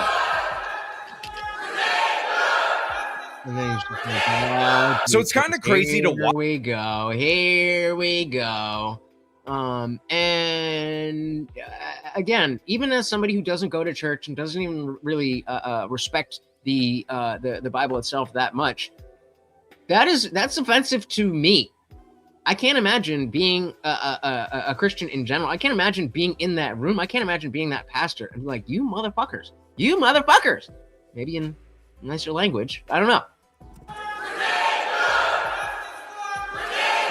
So it's kind of crazy to watch from this particular angle that I'm assuming was recorded via the church live stream, because you could see the pastor going into his little speech thing as normal. You can hear people build up on the outside of said church, but you don't think that these people would have such disrespect. That brings up a question. So remember, speak of the devil, shout out to Angry Amputee. Welcome. I was just about to say, remember after my Jim Bob debate, Angry Amputee said he was going to be in my area and then he's going to bring me to a liturgy. And, he's talking about the church live stream. Is that something that I would expect would be not available in a liturgy, that they would just have the live stream? Because, like, I'm down to cover that. I'm down to say, like, hey, let's just see what it is. I've never, I went to church for 10 straight years, but I never went to an Orthodox liturgy. Do they have that, or is that like, we don't do that here? That's the modern world or something. Build up on the outside of said church, but you don't think that these people would have such disregard, such a lack of humanity, such a lack of respect that they would actually storm this house of worship. But that is, remember that Sean is also an atheist. Exactly what happened at this moment in time. And again, this is what is to be expected by these anti-ICE rioters, because they're being encouraged by government officials to think that ICE is not a legitimate form of law enforcement. They're being compared to the Nazis constantly. And when you tell people that there are Nazis afoot that are going after all these different various peoples of color, innocent Bubba Angels, who are totally not in this country illegally, not committing crimes while in this country illegally, this is the crazed response that you're going to get, especially when your side of the political spectrum often encourages violent rioters against Republican administrations in the White House in order to achieve your political aims. But again, this one is particularly egregious because you have former CNN host Don Lemon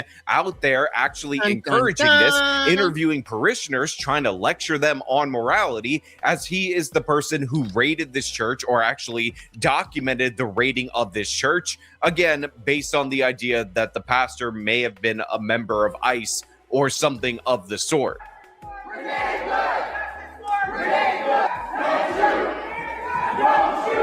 Pathetic. It's so cringe. That's not what happened. That's not.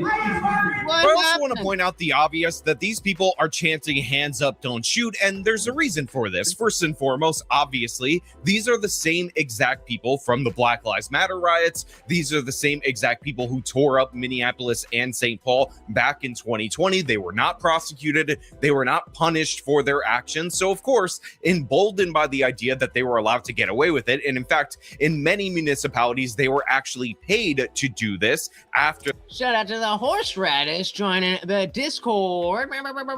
Again, remember, guys, it is absolutely free to join. And we have a bunch of good stuff going on there. I've got a contest coming for the month of February that we're going to be doing in Discord, where you can win $100. So join up.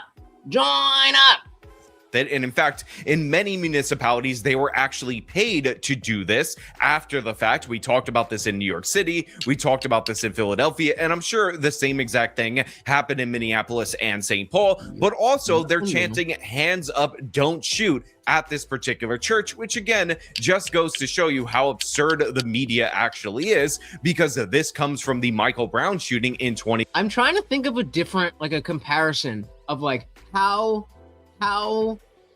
not relevant, like hands up, don't shoot has nothing to do with anything that they're talking about. Like buy one, get one free. Buy one, get one. Like, you may as well be chanting that. Like, what are you doing? I wasn't allowed to wear a hat in church. Could you imagine the old times seeing this? They're rolling in their graves. Yep. Eats and sheets? What the fuck? Dixit said they were only smart enough to learn one phrase, hands up, don't shoot. It is so versatile.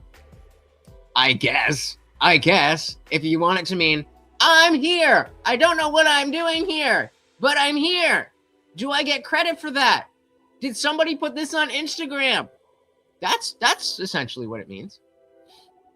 Thanks to try this shit in Alabama. Let's see how it works out for you. I mean, that's what people were saying. It's not like they don't have guns in Minnesota. I bet you most of those people were armed.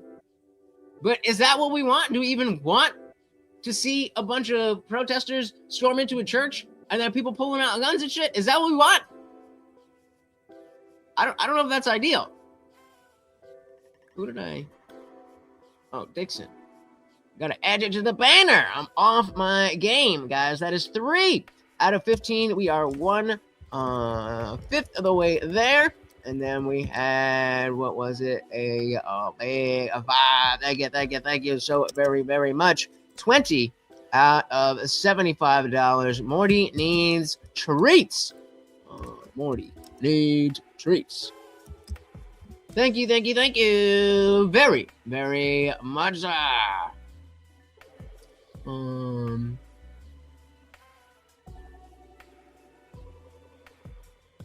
I mean, I think that does bring up an interesting question about like separate security, because I do understand that like we don't necessarily. I don't want to see firefights. I don't want to see that. I obviously want those people to just stop, acting like this. But like this isn't something you should be excited about.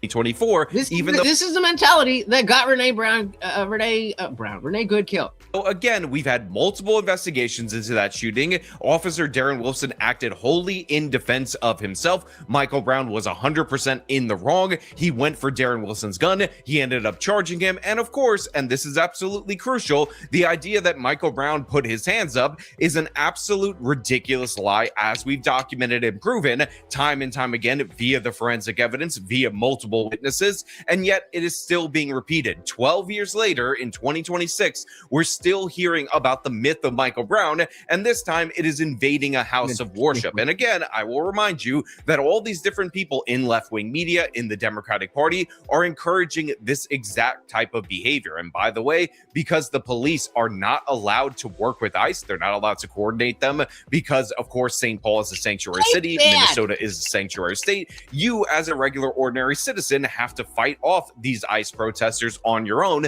or let them take over your church, as is what happened in this particular case, because the police have designated them to be above the law. This is the absolute absurd. Nobody's above the law.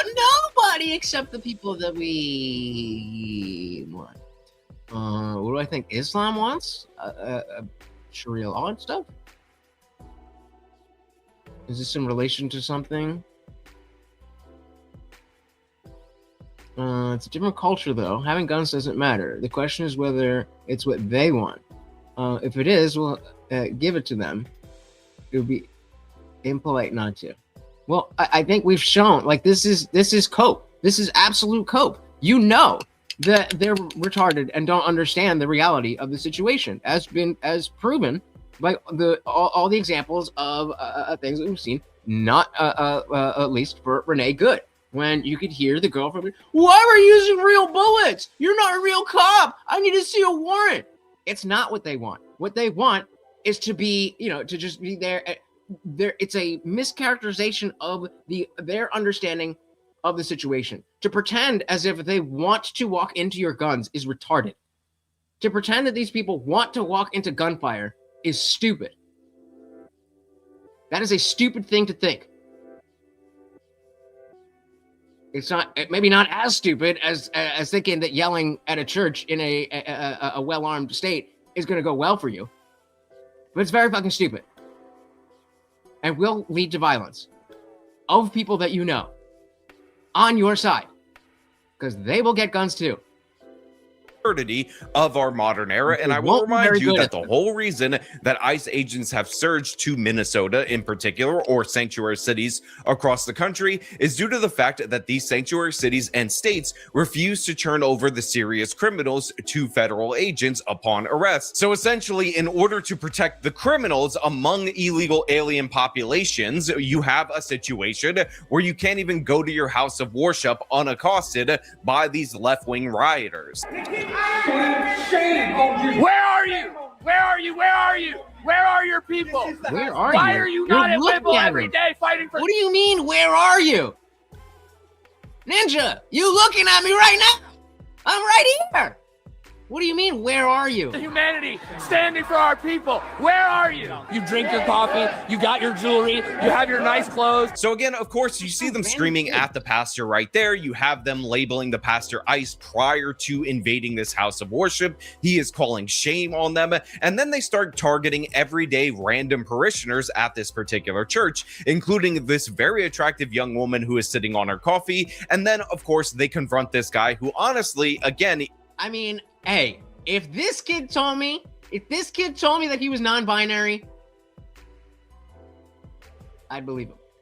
That's all. Even though he did nothing wrong, and I don't need to throw shade at him in any way, shape, or form, kind of looks like a vampire and possibly also should not be in this church because vampires are forbidden from entering the house of worship. But the thing is, a vampire is more respected in this situation than these left-wing rioters. And of course, what we hear, this is all about the people that need to be defended are the Somalis. But what do you do? What do you do to stand for your Somali and Latino communities? I'm not going to comment. You have no comment. Exactly. So what we're seeing right here is probably best described as Stockholm Syndrome, as you have all these different various people that are very upset about the fact that the Somali community is getting a bunch of attention. By the way, the reason they're getting so much attention is because there is a disproportionately high amount of government fraud among the Somali community. They set up all these different things like daycare. The Leering Center. So Dan said they're adults. They're responsible for their decisions if they invade our churches and start disrupting things, and then we'll eject. Okay, great. I didn't say anything in conflict with that.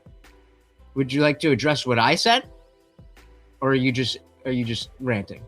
Because that's cool. You're allowed to rant. If you want to just rant, you can rant. But I thought we were having a conversation. My bad. Centers, you have situations where they're stealing money meant to feed children, you have the Medicaid fraud and all sorts of other things, and these people have been ginned up in a hysteria in response to Nick Shirley exposing this. So now they're going into random churches and demanding that the parishioners of said church go out and protest on behalf of the Somalis, submit to their Muslim conquerors. Jesus said that, right? That was his big thing, right? Never let them in, right? I never understand you guys. I never understand you guys. Like, if you're going to make fun of them because you're better, then be better. What are you talking about?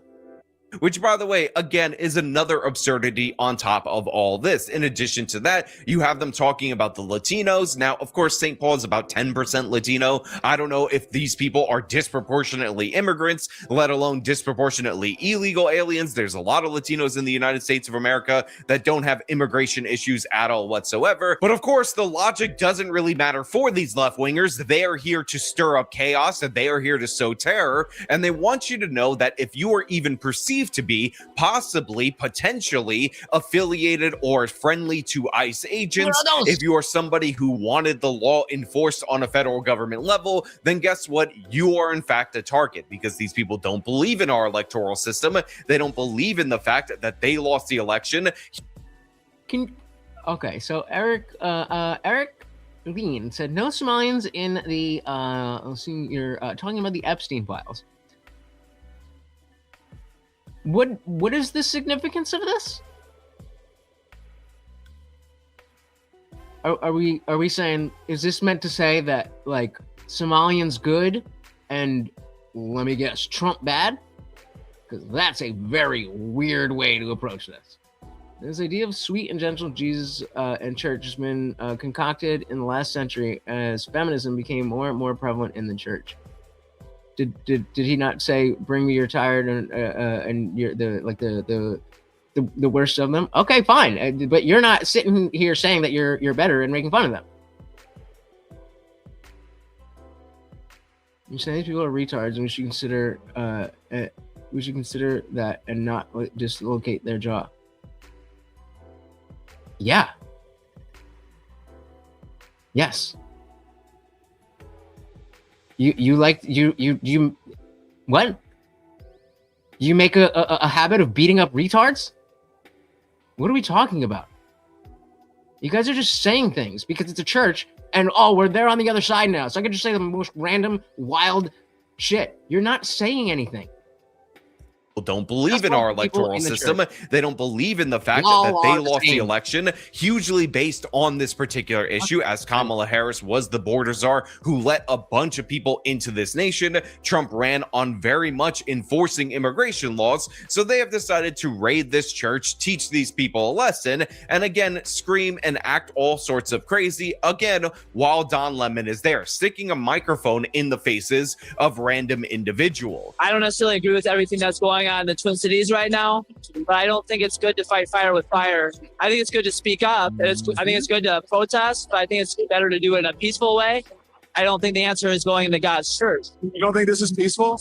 Well, it's trespassing. Nobody fighting. It's trespassing. How would you feel if I went to your house and I started yelling? Bro, if he had been like, well, it's mostly peaceful, that would have been brilliant. That would have been brilliant. It's trespassing. How would you feel if I went to your house and I started yelling? It depends on what I did, but not in my house. That's a whole different thing. I think these people would go inside of anybody's house. This is a house of God. Which makes it everybody's house. Yes, it is. But in a house, people don't yell at each other. Yeah. And yeah, Angry is saying, my church is full of police on Sundays. So not a good a good thing. And I think that needs to be, whether it's the police, like the actual police force of the town, or private security or whatever. I think that is how you want to use guns to prevent this, as a deterrent, not as a reaction. And because as we see this stuff, it's not like there hasn't been shootings in churches before. And then we're starting to see the frequency of this and the fervor that they have. I don't necessarily know if I would want to be going to church without some kind of security there, even if I was armed, because I don't want to fucking shoot anybody. Don't respond to this. They're not some literally. I mean, I don't know that that's true. They seem pretty legitimately mentally retarded to me. I'm not excusing them. But you're acting as if this is some 4D chess plan, and the only way to thwart them is to shoot them in the face. That is how we got here. That type of mentality. They are so bad that the only way to deal with them is violence. That's what they're doing. And so exactly as Dude is saying, maybe we don't need to fight fire with fire. They are specifically and explicitly saying, well, those people are so bad that we can't talk to them, so we must be violent. So is that a good way to run a society, or is that fucking retarded? A question you know the answer to, but you're coping because it's your team. Get over yourself. Yes, it is. But in a house, people don't yell at each other. Yeah. There's a lot of yelling in my house growing up. We still love each other. Okay, so if that's the case, this household had a lot of yelling, and this guy says, well, in a household you don't yell. Which household would you rather live in? Maybe that's the fucking point, Don Lemon. Maybe that's the point, Don Lemon, is that the way you grew up and the way that you live is not conducive to the way that these people want to live. Shout out to Dick Johnson. Welcome to the party. There's a lot of yelling in my house growing up. We still love each other. Yeah, but that doesn't necessarily mean that yelling is the answer, right? Sorry? That doesn't necessarily mean yelling is the answer, right? No, but I think it's the way you work things out is that you talk to each other, you disagree. Sometimes it's heated, sometimes it's not. Now, look, I don't know the political affiliation. I saw, I don't know if it's going to be in that AJW video or another one, but there was another part of the Don Lemon thing where he's like, well, if I was the pastor, I would have tried to get everybody to pray together or talk about it. Like, you're in there yelling and chanting. The guy already had a microphone that he couldn't get through to you guys. But no, we weren't violent, so it was peaceful. Peace and nonviolence are not the same thing. Of the people at this particular church. I know that the left-wing agitators seem to believe that the pastor is ICE affiliated. Tell me the difference, Dane. Tell me the difference between what this retard is saying and what you're saying. Tell me the difference.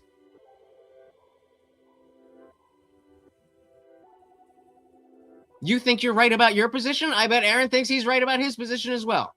Exactly.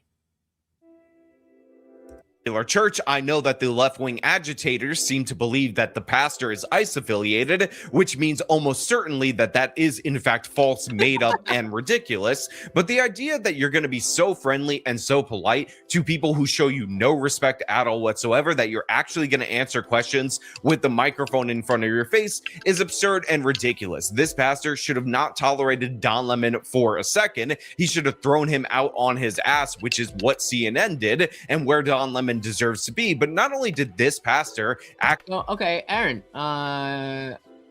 said fuck fascists is the right position. Okay, so would you say that it's okay to harm fascists because they are fascists? Strongly, they came in counting on people allowing them to behave that way. They aren't entitled to that. If they come in looking for violence, we'll oblige them. I mean, I think you're strawmanning what I'm saying. I already agreed with you in the first place. I'm saying the mentality of like, yeah, let's get them, boys. This retard. Oh, wait, where is it? Yeah. Well, if they come in, then fuck it. Again, I agree with you that if violence were to pop off because of that, it would obviously be the protesters' fault. But again, like, this is what I'm saying, guys. This is what I'm saying. You two are saying the same shit.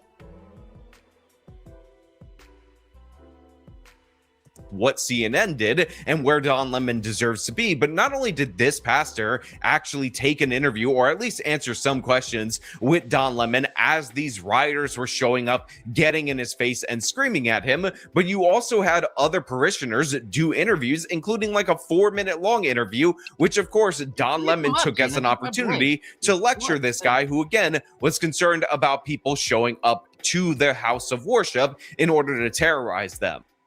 These people have come into our house and they've interrupted our worship. This is a house of peace, and we try to proclaim that. And this stirs division and rancor. And in the end, it's not helpful. Ultimately, I believe they've lost. They've emptied a house of worship. No, I'm not. I'm just using you as an example of a retard and then showing how the retardation that you are displaying is being displayed on people on the other side as well in a different way. So, appreciate it. But he's gone home. The point has been proven worthless. And so, in the end, I think they lose. But more importantly, if I was to break into any of their houses uninvited, cause derision and upset, according to their values, I would be kicked out ultimately. It's not a good way. I feel violated. I feel interrupted. Oh, hold on. Wait a minute, guys. I didn't know that. Well, that makes it totally okay now.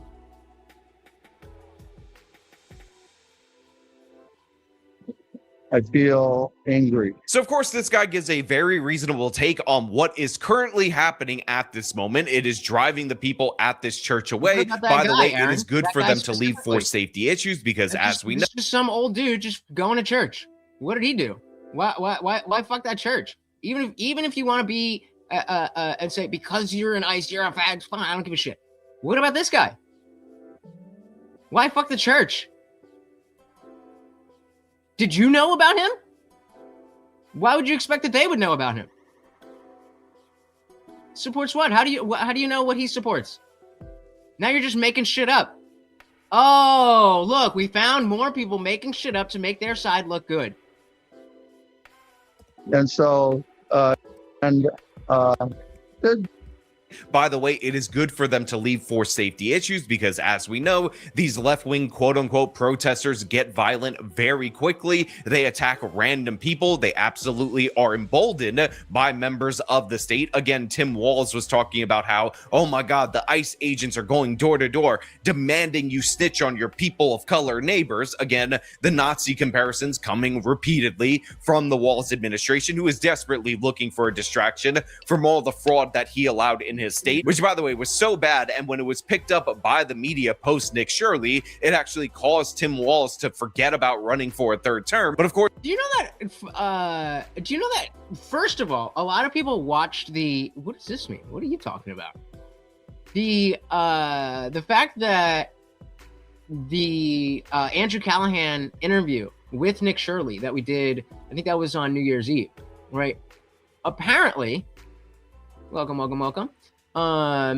Apparently, Andrew Callahan chopped that video up to make Nick look even worse. And so we were saying, like, oh, he's not great at public speaking, whatever. That was because that was all chopped up. Then there was other people who were saying that Andrew destroyed Nick Shirley. It's crazy out here. Post Nick Shirley, it actually caused Tim Walz to forget about running for a third term. But of course, Walz might still want to run for president, so he's betting on the idea that— Dean, are you sure? Are you sure this is not actual retardation? I explicitly said, how do you know that? He doesn't know that. You're making stuff up. And this is the response. Are you sure that this is not an actual retarded person? Because I am not. I am not sure that this is someone who has full mental capabilities, and I'm not being facetious. A third term, but of course, Walz might still want to run for president, so he's betting on the idea that if he could gin up enough anti-ICE hysteria in Minnesota, he can pitch himself as the resistance candidate when he runs again. I went to church all my life. I don't know about anybody else, but that was what my church was like.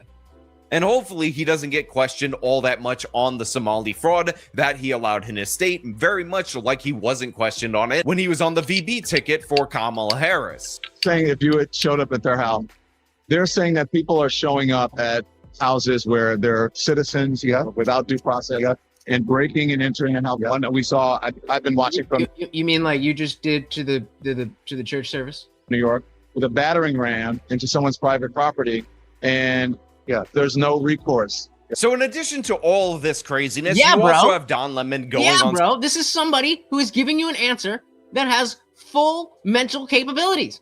If someone breaks into your house, you just move.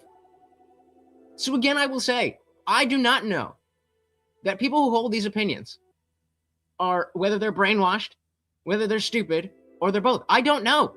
My larger point was being like, hey, let's go kill them, is a bad frame of mind.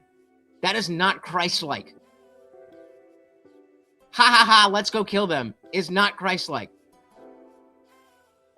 Social media saying that he didn't do anything wrong. He didn't know it was going to be like this. He was there as a member of the media. MAGA administration and the fake news MAGAs are losing their mind over something that's not even true. So let me just make it clear, because this What's not true, Don? Attorney What's not General, I true? don't know, gosh, what's his name? Something Hammett, Dillon or whatever. So I'm an atheist, bro. I had no affiliation to that organization. I didn't even know they were going to this church until we followed them there. We were there chronicling protests.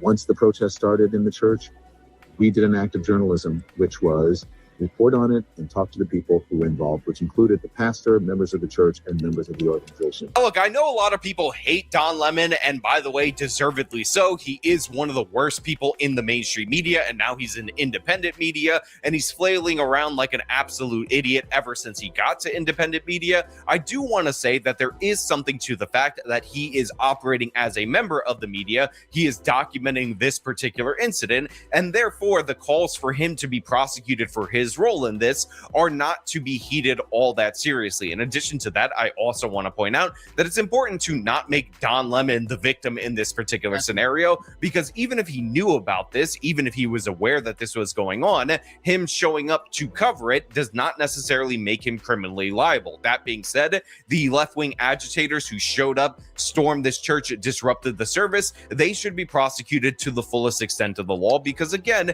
they are operating in bad faith. They don't. Dane, are you watching the chat on screen? I think my point is getting proven further and further and further and further and further. These people do not have full use of their brains.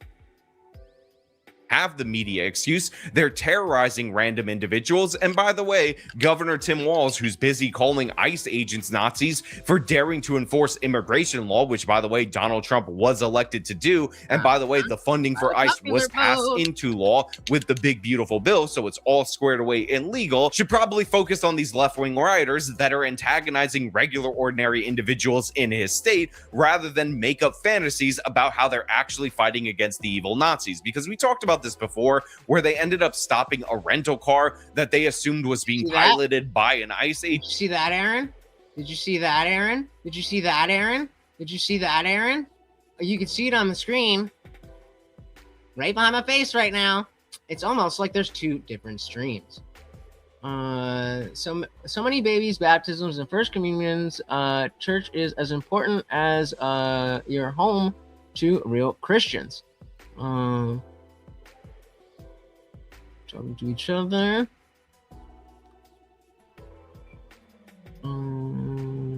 Yeah, because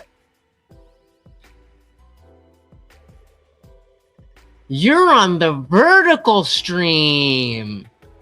They're on the landscape stream.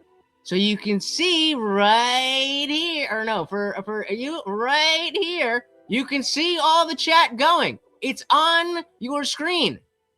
Notice how other people are saying things and they're popping up on this chat, but they're not showing up on your chat. It's almost like there's more than one stream. Retard. They ended up harassing the individual who was in this car. Here you go. There, like I said, I don't have to do this. I'm happy to do this. That's all. Wait, you just got to stop this. They're stopping him to check if he has papers, to see if he's where he's supposed to be. I thought that was racist.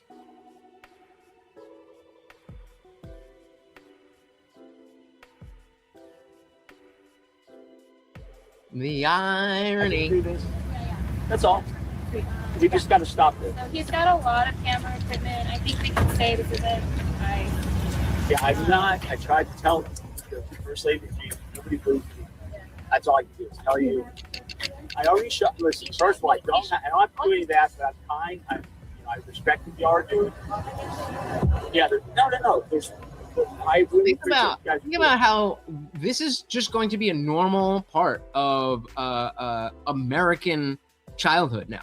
This is a normal part of American childhood, is seeing different groups, however you want to put that, different groups taking advantage of a certain sector of government or private industry where they're getting government subsidies or any of that stuff. That's just part of the way that they live now. And you said he got pulled over for a huge car being weighted down in the back. Looks like he's carrying drugs or people. He didn't get. I mean, they stopped him, I guess. But like, yeah. What? Who the fuck are you to stop people with suspicious-looking cars? But the actual ICE does it to people who are known criminals. Oh my god! Oh my god! I just don't understand the job. I don't know how to do it. And of course, after they found out that he was completely innocent of the crime of being a member of federal law enforcement, you ended up in a situation where they were lecturing this guy on daring to drive a rental SUV in the city because he doesn't understand what's going on right now at this moment in time, and he ought to be ashamed of himself. Were you here yesterday? Yeah. Yes, he was here yesterday. I can testify that. You know what? What's the kicker here, Aaron? What's the kicker here? What would have to happen for ICE to be able to arrest a U.S. citizen?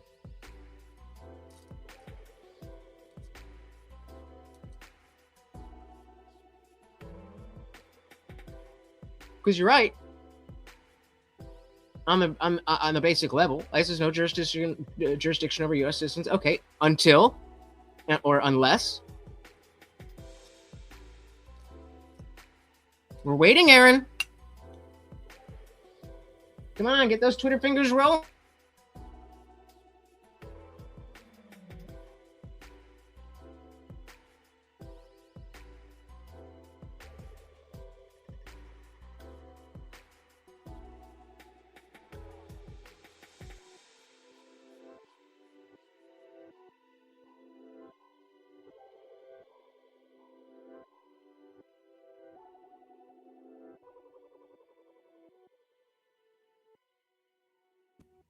You guys, okay, there we go. Bingo!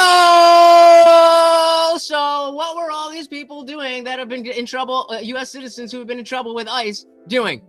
Actually interfering with a real operation. Maybe he's not a retard. Maybe he's not a retard. No, but blocking the street. Blocking the street. Whoop, whoop, whoop, whoop. I don't understand why you guys want so hard to be on the, like, especially like somebody like you, Aaron. Like you know, if you come and you hang out and, you know, you check out my views and you're like, okay, I really don't like what this guy has to say and I want to address the points that he's made. Perfectly fine. I'll drop the link if you want. We'll hash out anything that you want. But you just come into a random stream of nobody that you know and start saying random brain dead bullshit like this. And then when you're actually pressed to say something, you actually show that you know that the retardation that you're defending doesn't actually align with what's happening. But then you just go back to your talking points because you're on the other team. How do you know that we don't agree on so many things? How do you know that I'm not your biggest advocate for what you want? You just come in here, guns a-blazing. I am not, I wasn't defending anybody when you came in here. I wasn't defending anybody when you came in here. And I was explicitly defending the protesters when you came in here. So just making shit up now. Well, now, still, either way. The point is that if you had come in here and listened, asked questions, did any of those type of things, then maybe you could have actually changed my mind on something that you want my mind changed on. But instead, you come in acting like you are already my enemy. And so you fail. You fail. Nobody here takes you with a single grain of seriousness. No, I appreciate your help. Thank you. I'm not here to help you. No, I think the fact that you're in a vehicle like this at this I time get it. But with all due respect, everybody, I get a couple right now. Well, you can. You go rent something else. You can rent something. Now they're the rental police. This is my business. I know. Who's the Nazis? Who's the Gestapo? He was here with a video camera yesterday. I did see another vehicle with them. But he showed I did see him with the camera. Press red when people talking on the side? No. I told him I was with the media. Okay. And when people get irate with me, I have no choice to just go out the window. I think you gotta understand that people were Well, wasn't yesterday, because that's what we did the story on. Let's just wrap this up, okay? Yeah, that's fine. You guys the first time. Let's just wrap this up. Why is he Now, look, I understand that the left-wing activist class is essentially made up of a bunch of unemployed members of the Horde. Yep. But like, why would you be like, who the fuck are you? Don't talk to me. Well, you can talk to me. I'm not going to talk to you. I'm going to go on doing what I'm going to do. You came in and called ICE fascist. I took that and insult. Nope. Again, as I already explained to you, I was using you as an example of how Dane, who clearly has left now because I made my point and he can't argue against it, we're doing the same thing. So you're almost there, buddy. You're almost there. That just sitting around watching things that you don't like with people calling you retards. I never will understand why you don't go somewhere where you're not getting called a retard. What are you doing? These are a bunch of trust fund brats that are absolutely entitled to act out in all sorts of crazy ways. But the reason this guy rented a car, which, by the way, is none of your business, it's not something that you get to judge and you get to decide on because this is the United States of America, is because he's doing a thing that's called working. He actually has a job. He needs that vehicle in order to perform his job. And even if he was renting it for pleasure, like a vacation or something of the sort, while he definitely shouldn't pick the state of Minnesota because it's a lawless hellhole, obviously he is permitted to do so. He has every right to do so, and you just need to shut the hell up. But again, this was not the only instance of something like this happening. There was an incident where people were at a restaurant dining, and apparently the owner of said restaurant labeled these people members of ICE, ended up putting in a tip on a private signal chat, and people ended up showing up to terrorize those individuals. This is so cool. I mean, so cool as in like this is hilarious. So this is again, where maybe we can get Aaron some understanding of what's actually happening. The fact that you are pro-ICE or anti-ICE, it should not be cool that a bunch of random people are going to harass another bunch of random people. That's not a good way to have society. And so similarly, with the protesters shouldn't be doing that to the churchgoers. And now the churchgoers shouldn't be like, okay, well, that's all we need. Let's blast them to hell. That was the point that I was making. I guess I want to know how to get paid by the left to go protest. I'm home doing nothing, and I'm sure this is coming to Columbus real soon. Go to actblue.com. I bet, you know what? Let's do that.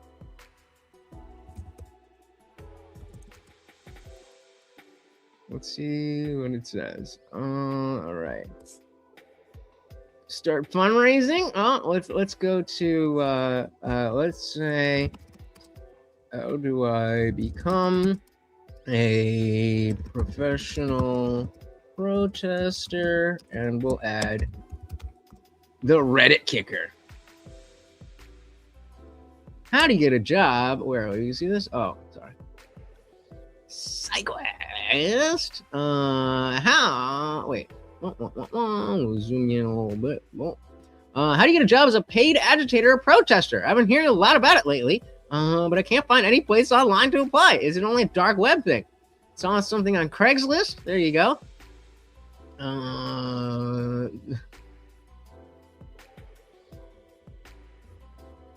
Antifa headquarters will need at least 2 referees or references.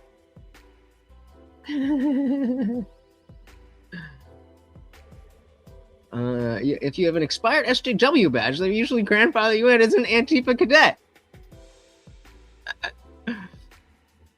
It's on Marks Avenue between the Community Guard and the Social Justice Warriors Guild. Oh my God! At the crossroads of Virtue Signalers Way. Oh man, that is hilarious.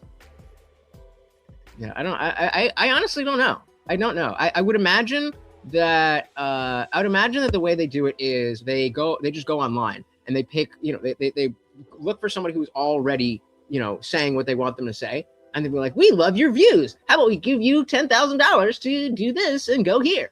So it's probably like that. So just start a new YouTube or Instagram or something. TikTok is probably your best bet. Fucking start acting like you're a liberal, and they'll come to your door.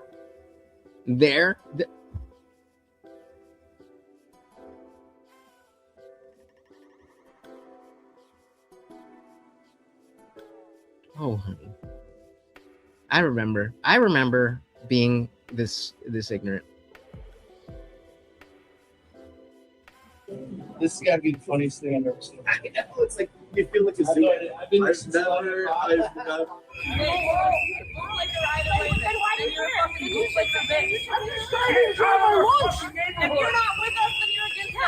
If you're not with us, then you're against us. If you're not with us, you're against us. I mean, what else is there? What else is there? That'll be the hardest thing. Acting like a little. No, and you know how to do it. Just take any issue and boil it down to black and white, oppressor versus oppressed, and whoever's on the oppressor side is bad. America bad, everywhere else good. Come on, you know how to do this. We go over it all the time. All the time. All right, so I am done rolling up, guys. So we could either go look for some trouble, go look for some panels, see what's going on, or I'm going to bed. So let's see if we can get another $3 in donations. Morty needs a treat. Let's look at what we've got on the table for panels. And we just need $3. Let's get $3.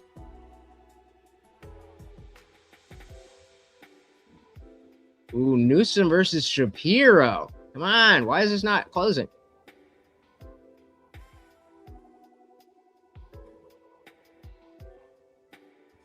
So we can head over there.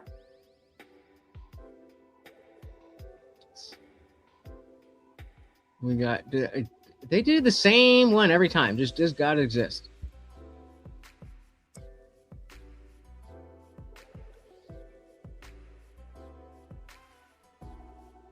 Why does this not have the live thing?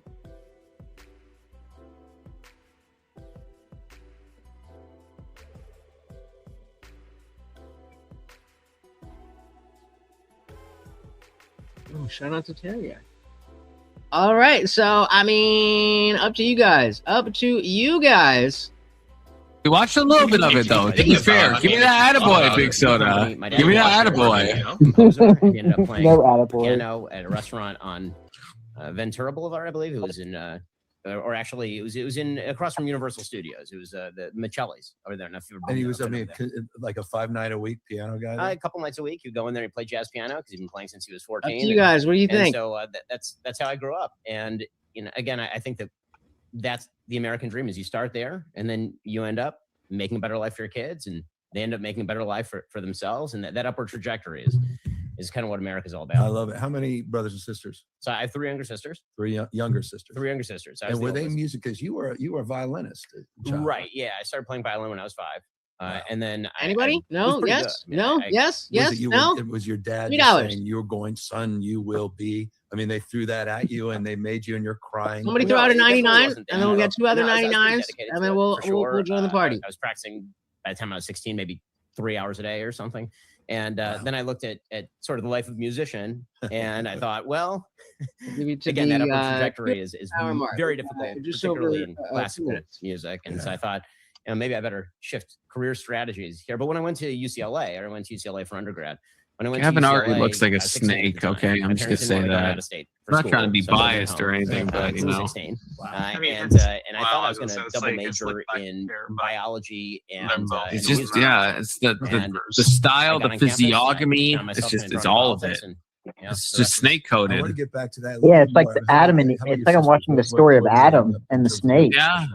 Pursuits and careers. So all of us obviously here. Only one is still here. I still have one. 30 seconds, guys. Come on. Orange County. 99. Medic at least. A couple of sisters who live within a mile and a half of me in Florida. So basically, the whole family ended up in Florida. My parents ended up near me in Florida. My in-laws, who lived in Sacramento, ended up near me in Florida. And there may be some reasons for that, Governor. We'll get to that. We're going to get to all of that and a lot more. I just want to paint the picture a little bit because I appreciate it. Not everybody knows your childhood, but also connected. I mean, as you said, UCLA undergrad, and then your interest. My wife went to UCLA Medical School. I mean, we're very California embedded. I love that. And but politics, had its calling there. Would you remember sort of a moment or issues, or was politics part of your childhood? Was a part of the conversation around the dinner table?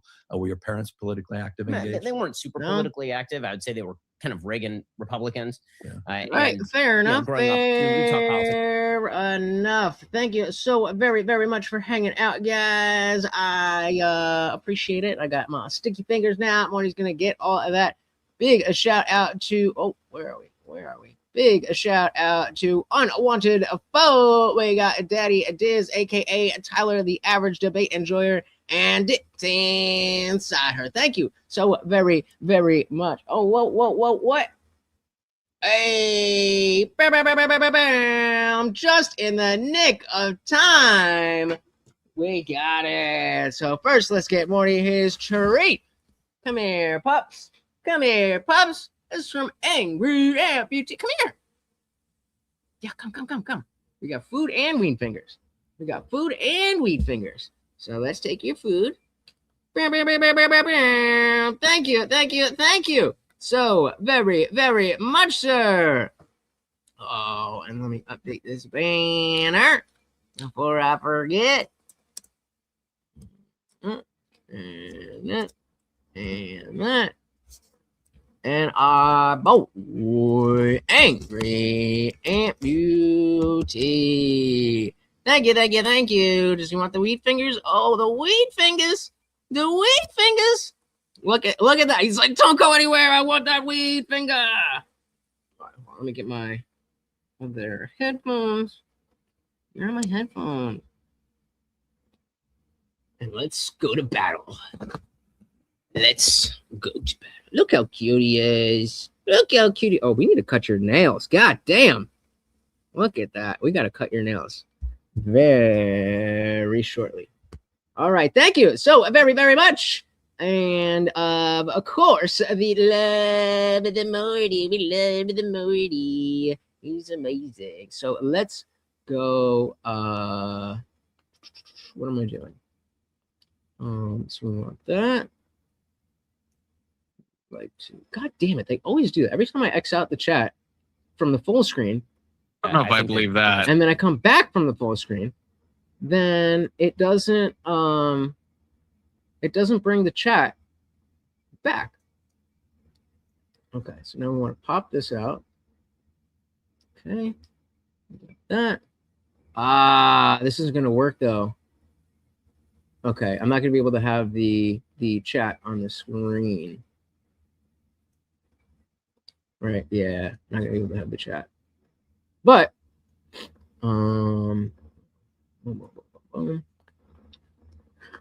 is that what is that? What? All right, where are we?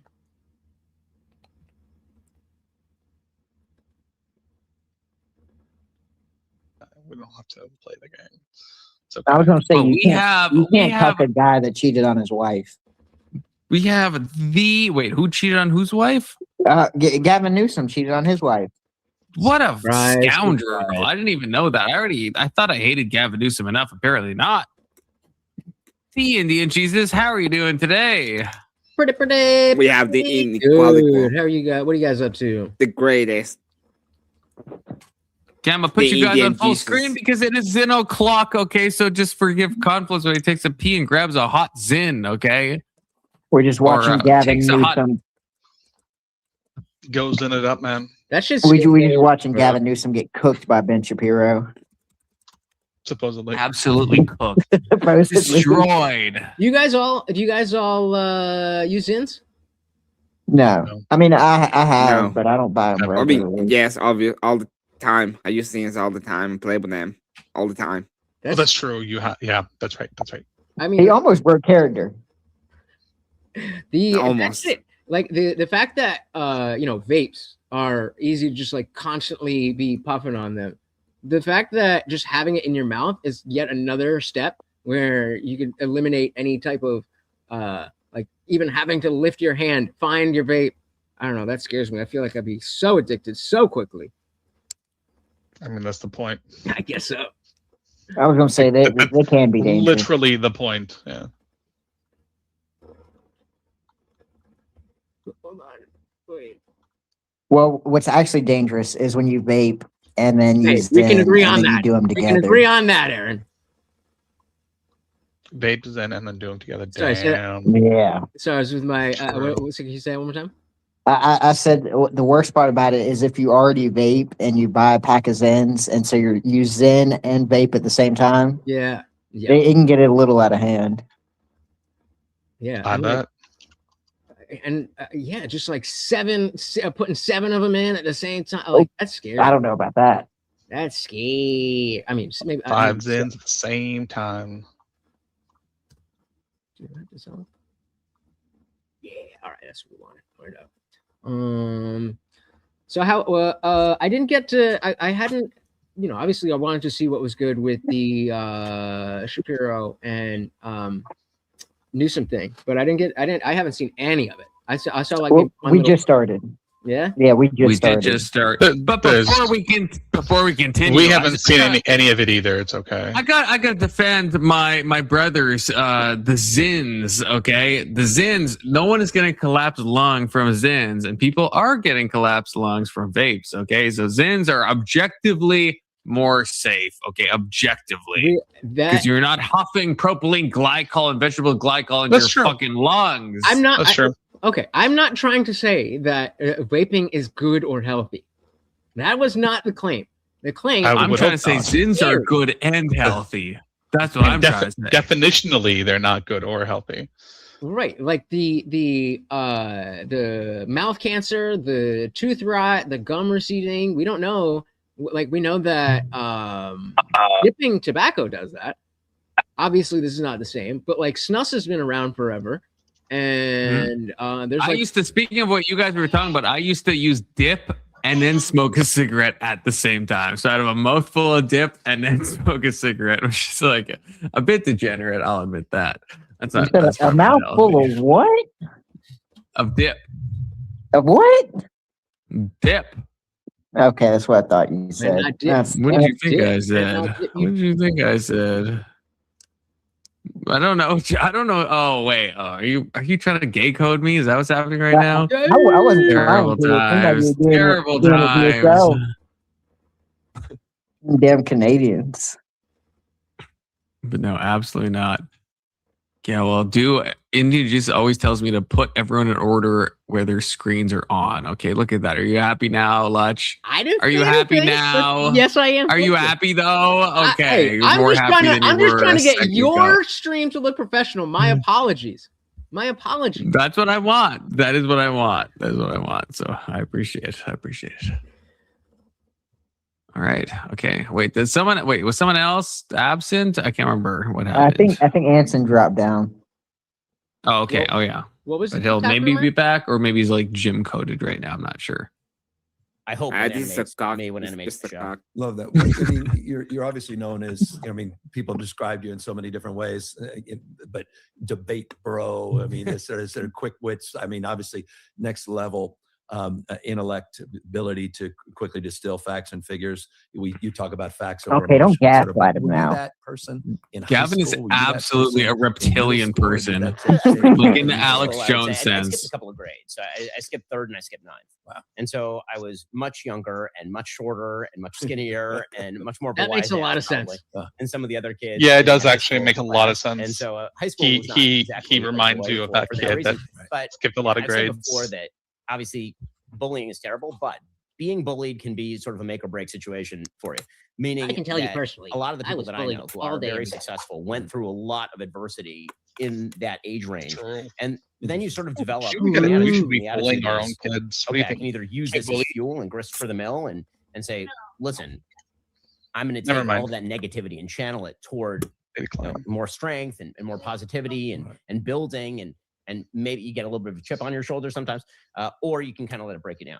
And do you remember, I mean, some of the specific instances where you sort of, where you had that kind of exchange where was it political? Was it because, I mean, the fact you're always younger, a little bit smarter, maybe you're quick-witted. I mean, do you remember any political? Say more angry. But I remember man looks like your son, kid, Gavin. When I was 16 years old, there was a program at at the UC system that was all about. No, I think he's talking about action at the UC system. I remember there were about 1,000 people who were protesting. Was your son a reptile? In the plaza over there. Rip. And I believe I was the only counter protester. Interesting. And I would show up and do that sort of stuff. Skill issue.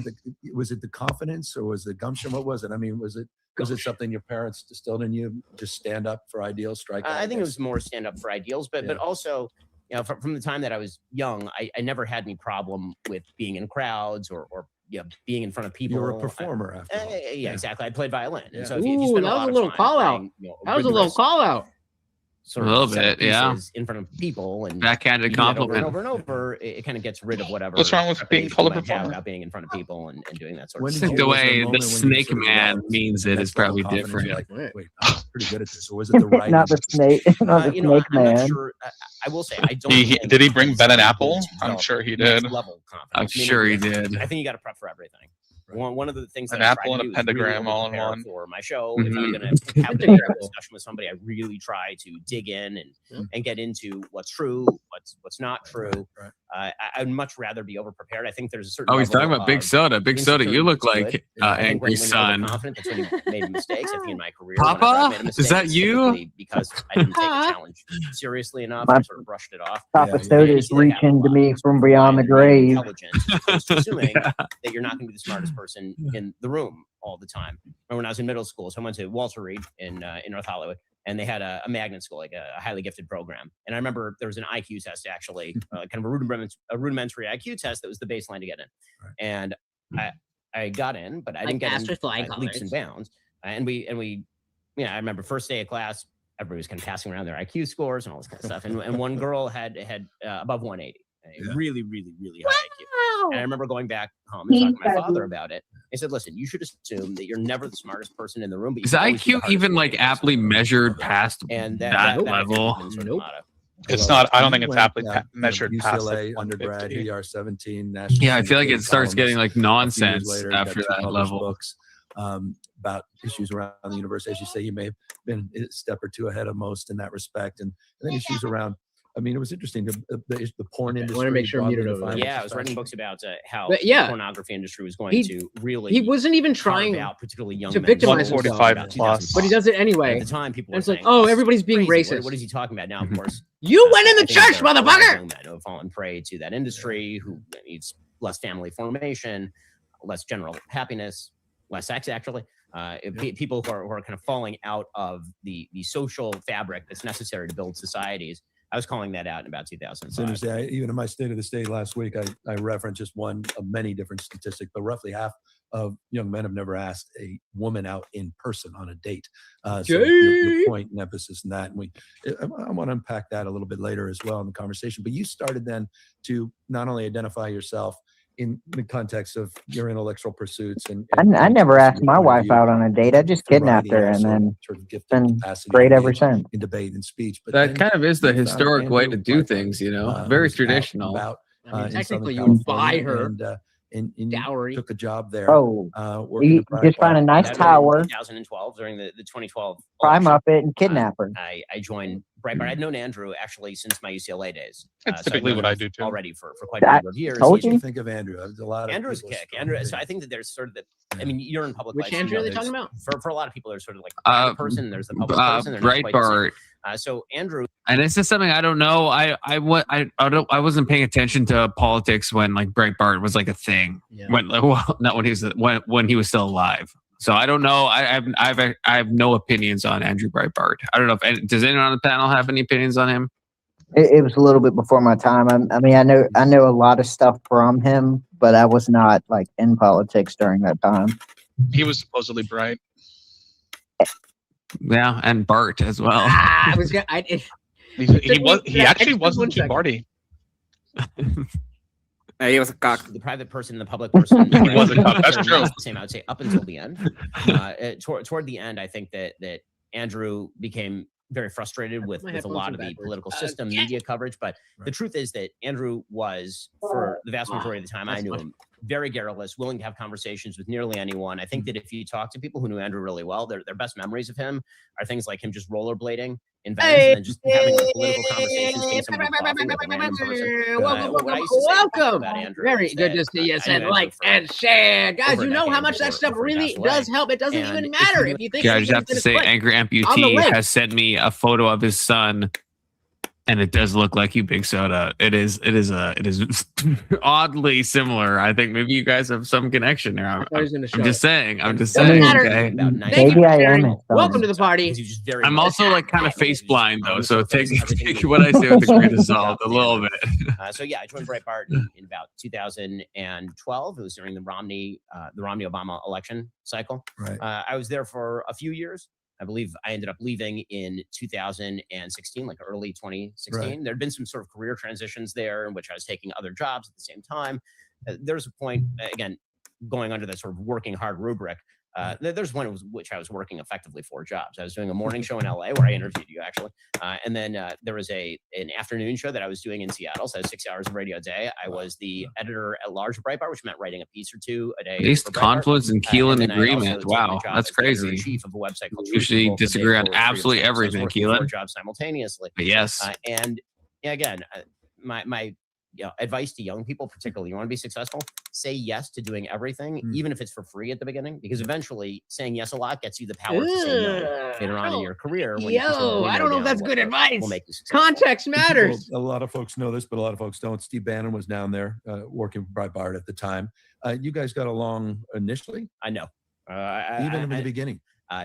Steve is not the easiest person to get along with. I will say that.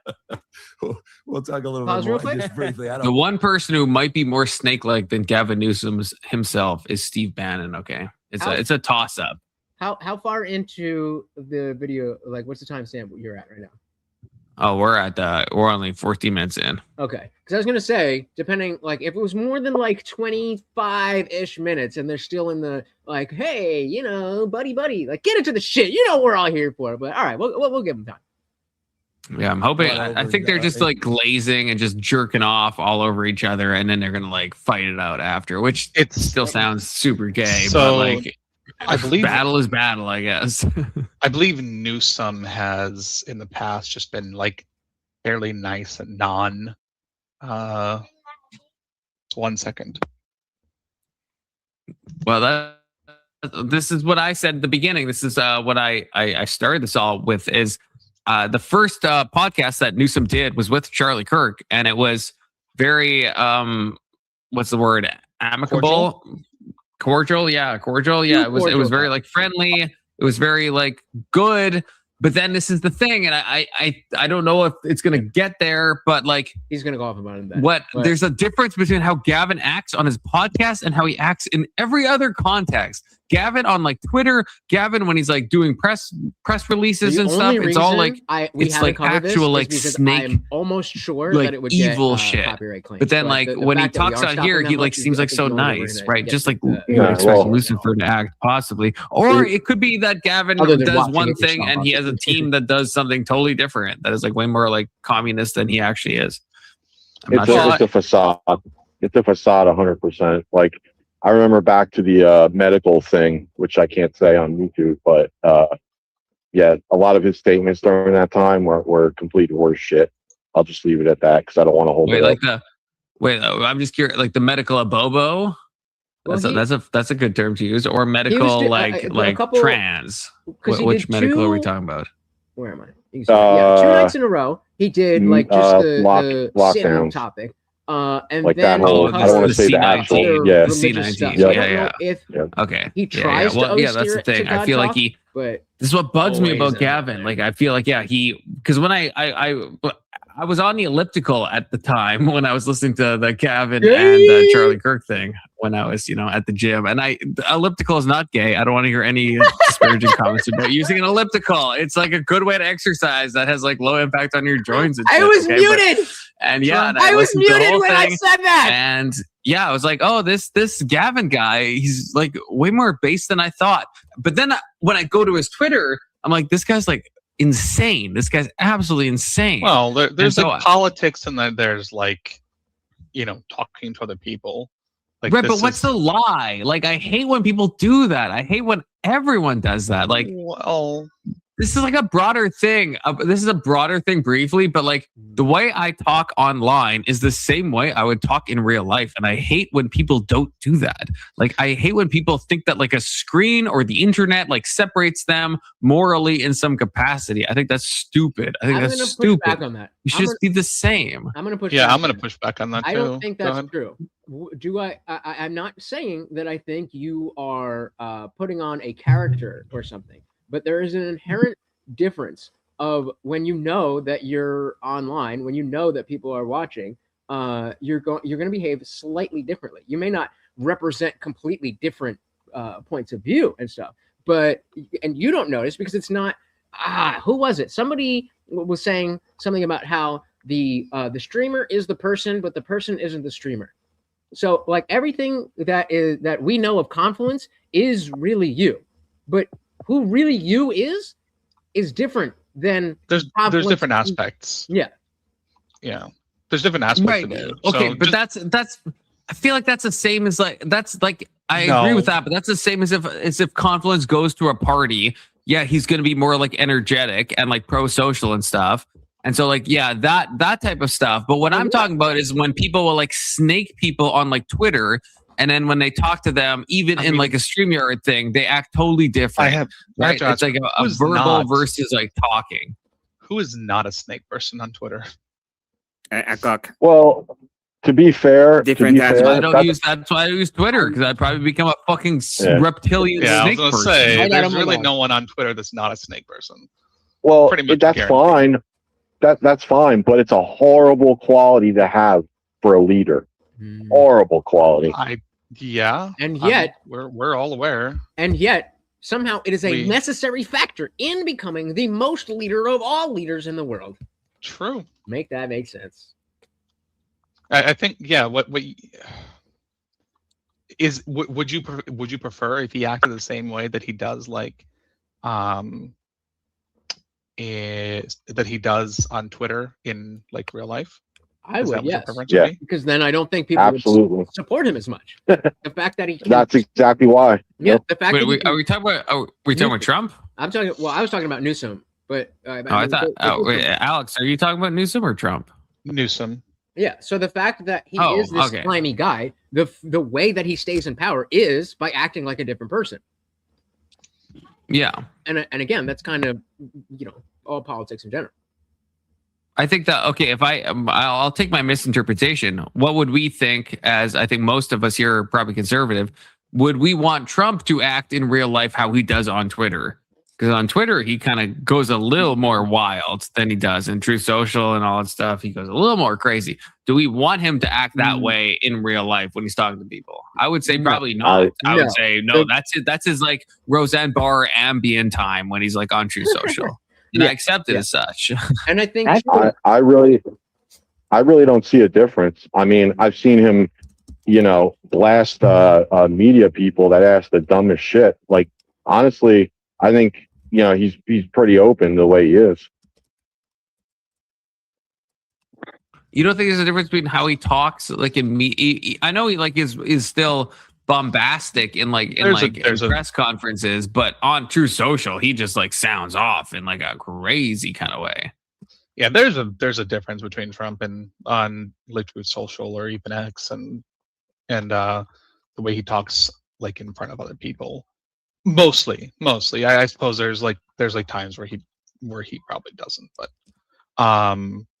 I would say that he's a lot closer to the Twitter version of himself than most people are, or to the social self. I agree with that. I think for Newsom, like, I think part of it is he's like trying to be like Trump in this manner. Like he wants to, he's trying to like take some of that same like level of energy, I think, and he does it by sounding like a psychopath. But I think it's the cool factor. He wants to take some of that like the outsider factor. Yeah, I think that's exactly what it is. He wants to seem like he's he's with everyone else who says this kind of stuff all the But time. that becomes so pathetic because like Trump, I think, can do that. I don't think Gavin Newsom does that effectively. Maybe that's just because I'm on the right, but I just like. Well, Trump's done it. It's probably a big reason, yeah, for sure. Trump's done it most of his life, and it seems new from Gavin Newsom. Hold on, no. Do you think it's not transparent when Trump does it? No, I think it. It's not because like it is.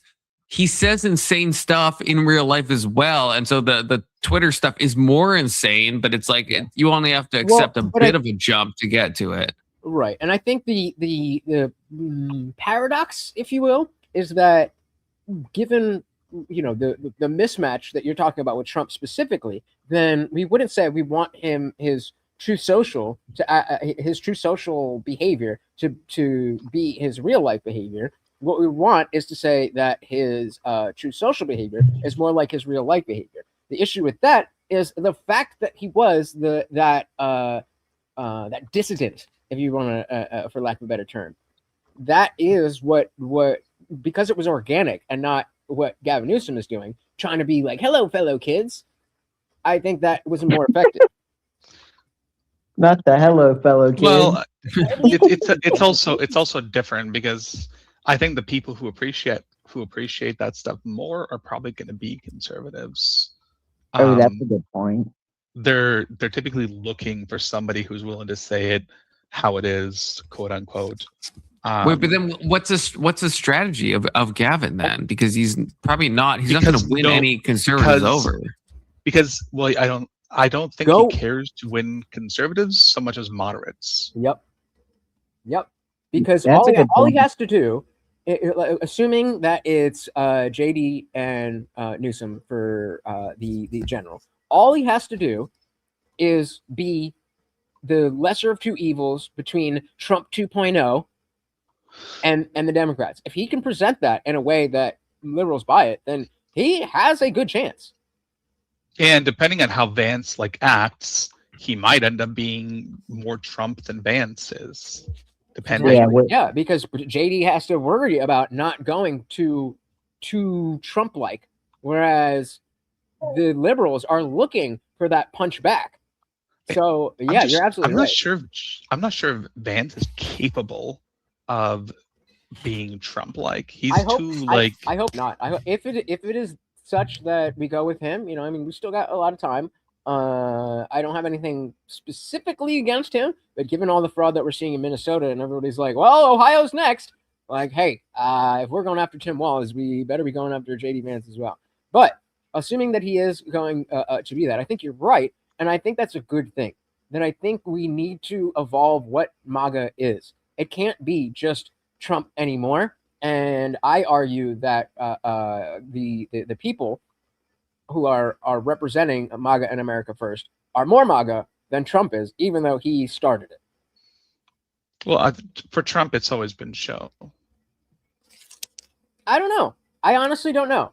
Because it has. He's a showman. This is what he does. Yes. This is okay. This is where he thrives. Sure. Right? But what I guess what I'm trying to say is, yes, maybe there was always an aspect of showmanship and ego, but I don't think that necessarily means that it wasn't sincere.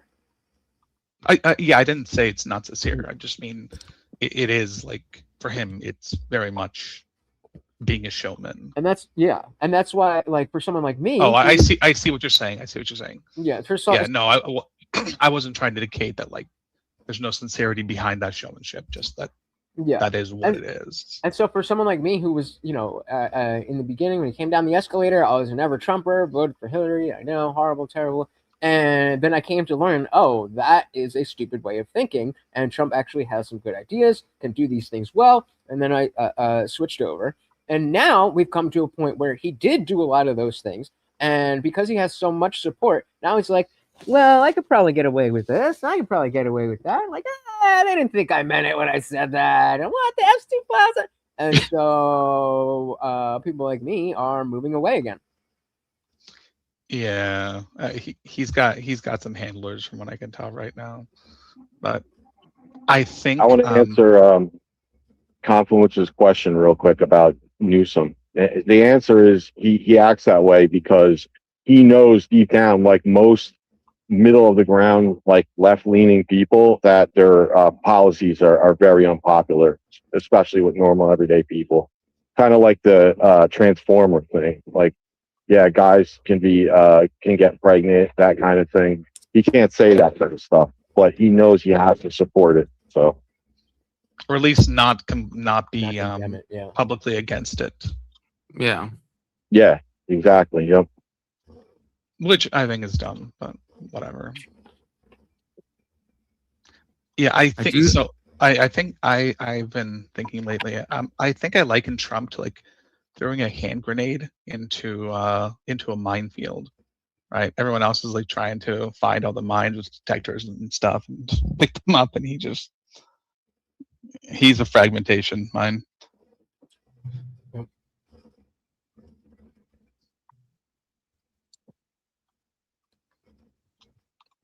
All right. Do we agree with this? I don't think I agree with this. I'm too old to respond to something that says Riz. I don't agree with that. I also definitely don't agree with this. Don't agree with that either. Index with Steve, but so you left in 2016, but in 2015 you more formally established what more commonly is identified with the The fuck does it look like? Welcome to the party. in Newsom and 2015. Shapiro. So it would have been in the middle of the primary. So it would have been 2016. Yeah. That's when we formally launched. Was a few months before the election of 2016. I'd been working at the David Horowitz Freedom Center. It's kind of a funny story there, where we had Jeremy Boring and I, who were business partners. He had been working there, and he basically hit upon what was a social media arbitrage plan. He basically saw that you could market on social media in new ways, and that would bring you traffic. And we proposed this to the board. They legitimately did not understand what we were talking about, because boards of nonprofits are famously, sort of elderly and non-tech involved. And so we made a presentation. Jeremy was kind of fondly known as the stupid whisperer, because we'd met with many Congress people, and I speak quickly, and Jeremy spoke slowly with a Southern accent, and so he would very often get across better to those Congress people who shall remain unnamed. Anyway, we met with the board. Jeremy sort of explained the marketing plan. They had no idea what he was talking about.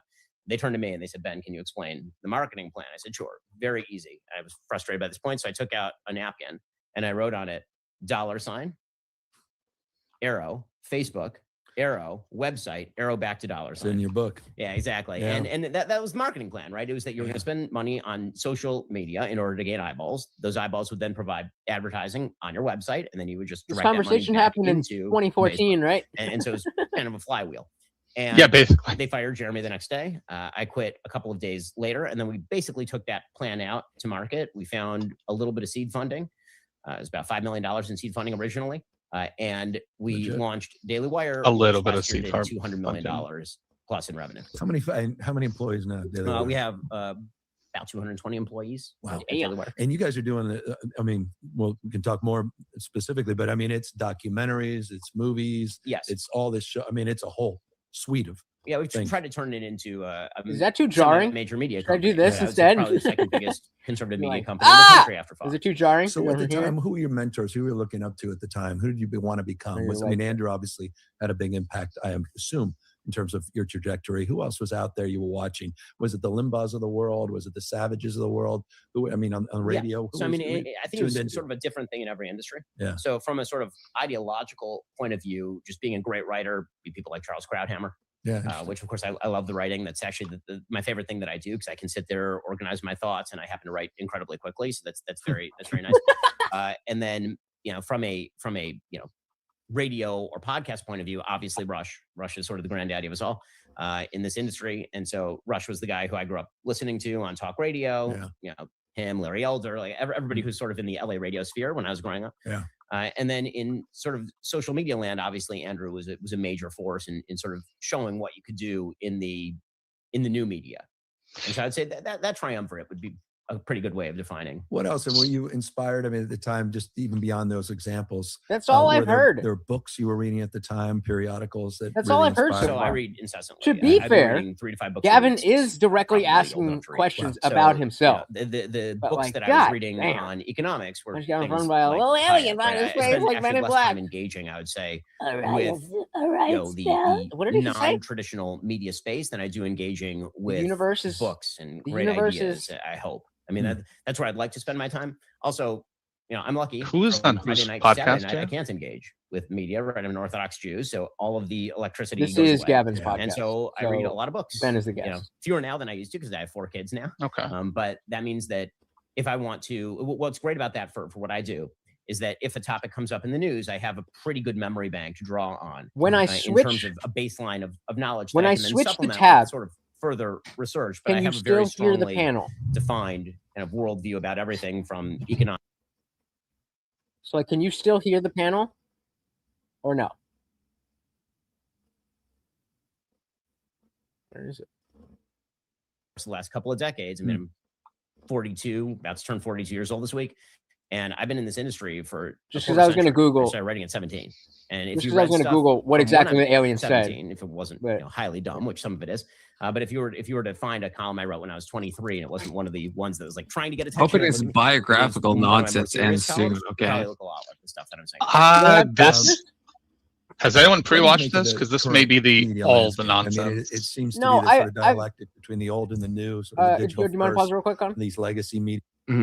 I've seen people talking about, oh, he's destroyed this, he destroyed that. So there's definitely a conflict there. But this is by Gavin's personality and Ben's personality, they're going to start out like this. So I was asking if are there chapters for the video? Are they just gonna wait to see who's gonna like make it into a thing first?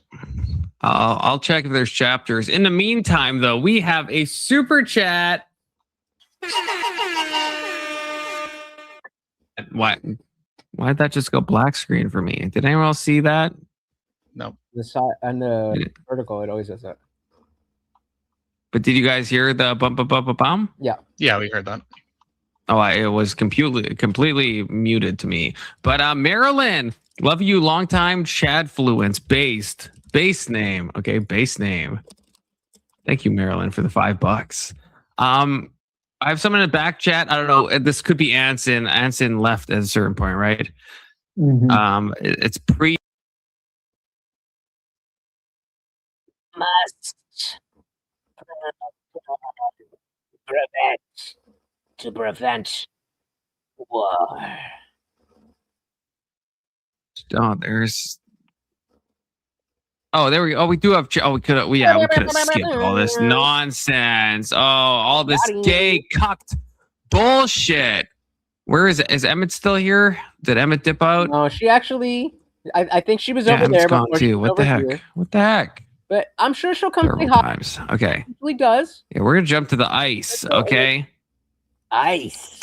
That's what I want to hear. I want to hear about ice. Entrepreneurs and localities working with ICE. California is a sanctuary state, which makes it much more difficult for local law enforcement to hand over information to ICE about deportation status. What's the purpose of that? Wouldn't best policy, you're pragmatic, you talk about your pragmatism all the time. Wouldn't best policy be to cooperate with ICE in the vast majority of cases? So instead of ICE going to, as you say, hospitals and churches to pick people up, they'd be going to jailhouses to pick That's people exactly what they do in California. And we have over 10,000 that I've cooperated with since I've been governor of California. We work very directly with ICE as it relates to CDCR, our state prison. California has cooperated with more ICE transfers probably than any other state in the country. And I vetoed multiple pieces of legislation that have come from my legislature. That sounds to like a stop lie. the ability for the state of California to do that. So when it comes to the issues of violent criminals, when it comes to felons, people that are being released from the largest state system in the United States of America, California cooperates with ICE. Okay, but why is it then? What makes it a sanctuary state? That's a fallacy. Broader sanctuary 100%. policies that are established, and we had I don't think I believe under him. Governor Brown, SB 54. You have city sanctuary policies that go back quite literally to the time Ronald Reagan was governor, as relates to some of the issues in Central America, sort of the Can we pause origin after this stories. question? But the bottom line is relates to those policies. This notion that federal law should be enforced by federal law enforcement agencies, that we should not consign local law enforcement to federal responsibilities and prioritization. Right, but shouldn't the state step in with localities and tell? Yeah, so I mean, I think that's the, he said a lot of things about how, oh, we want to do this and the federal government that, and I feel like there is that even if what he said is all true, that's clearly not the type of messaging that the people who go for a Gavin Newsom type or Gavin Newsom specifically, that's clearly not what they think. So if I was Ben, I'd be like, okay, so then why does everybody who likes you think that this is the worst thing ever? If you're saying you're on board with it. Yeah, it sounds like Gavin's been treated badly in the right-wing media, and they portrayed him to be somebody. So obviously, he's just a Democrat using the nullification playbook, which is the same playbook they used to nullify federal law regarding marijuana in California, that paved the way for all these states to allow, degenerates like y'all to smoke as much dope as you want, right? He's just basically applying the same rules, saying if it's a federal law, the federal enforces it. Democrats have been doing that for a very long time. Hell, the Democrat Party made it big in the South doing that, and they started the Civil War. That's just like that's like the first play in the playbook for Democrats. I feel like it sounds like you're defending it, but you're saying all of the things about it that's bad. So No, that was all good. The fact that we had a civil war was good. Well, I mean, the outcome was bad, but yeah, the Civil War was good. I would say the opposite, that the outcome was good, but the war was bad. You would if you could only have one, the Civil War or the end of slavery, which one would you have? Well, those are two different things. Right. So I'm saying you said use the word. Yeah, they're unrelated. Slavery is unrelated. Slavery is unrelated to the Civil War. So it's just any state's right. It has nothing to do with slavery. Okay. Yeah. Okay. All yeah. Right. I don't. Okay. I know where that. This is very Alabama coded of you. I know where that conversation is going. We can move on. I'm gonna be honest. I don't agree with that. That's insane. Nobody does. But that's why we don't need to rehash that. We've all heard that argument 7 million times. Oh, K2 with the $2. My StreamYards is lagging, so I cannot pull it up. But K2 says fake news, Maryland. No Chad before fluence. No, come on. There's always Chad before fluence. Damn. I have to refresh my page. Damn. This has happened to me recently, so I'll be. I am the captain now. You damn Somalian.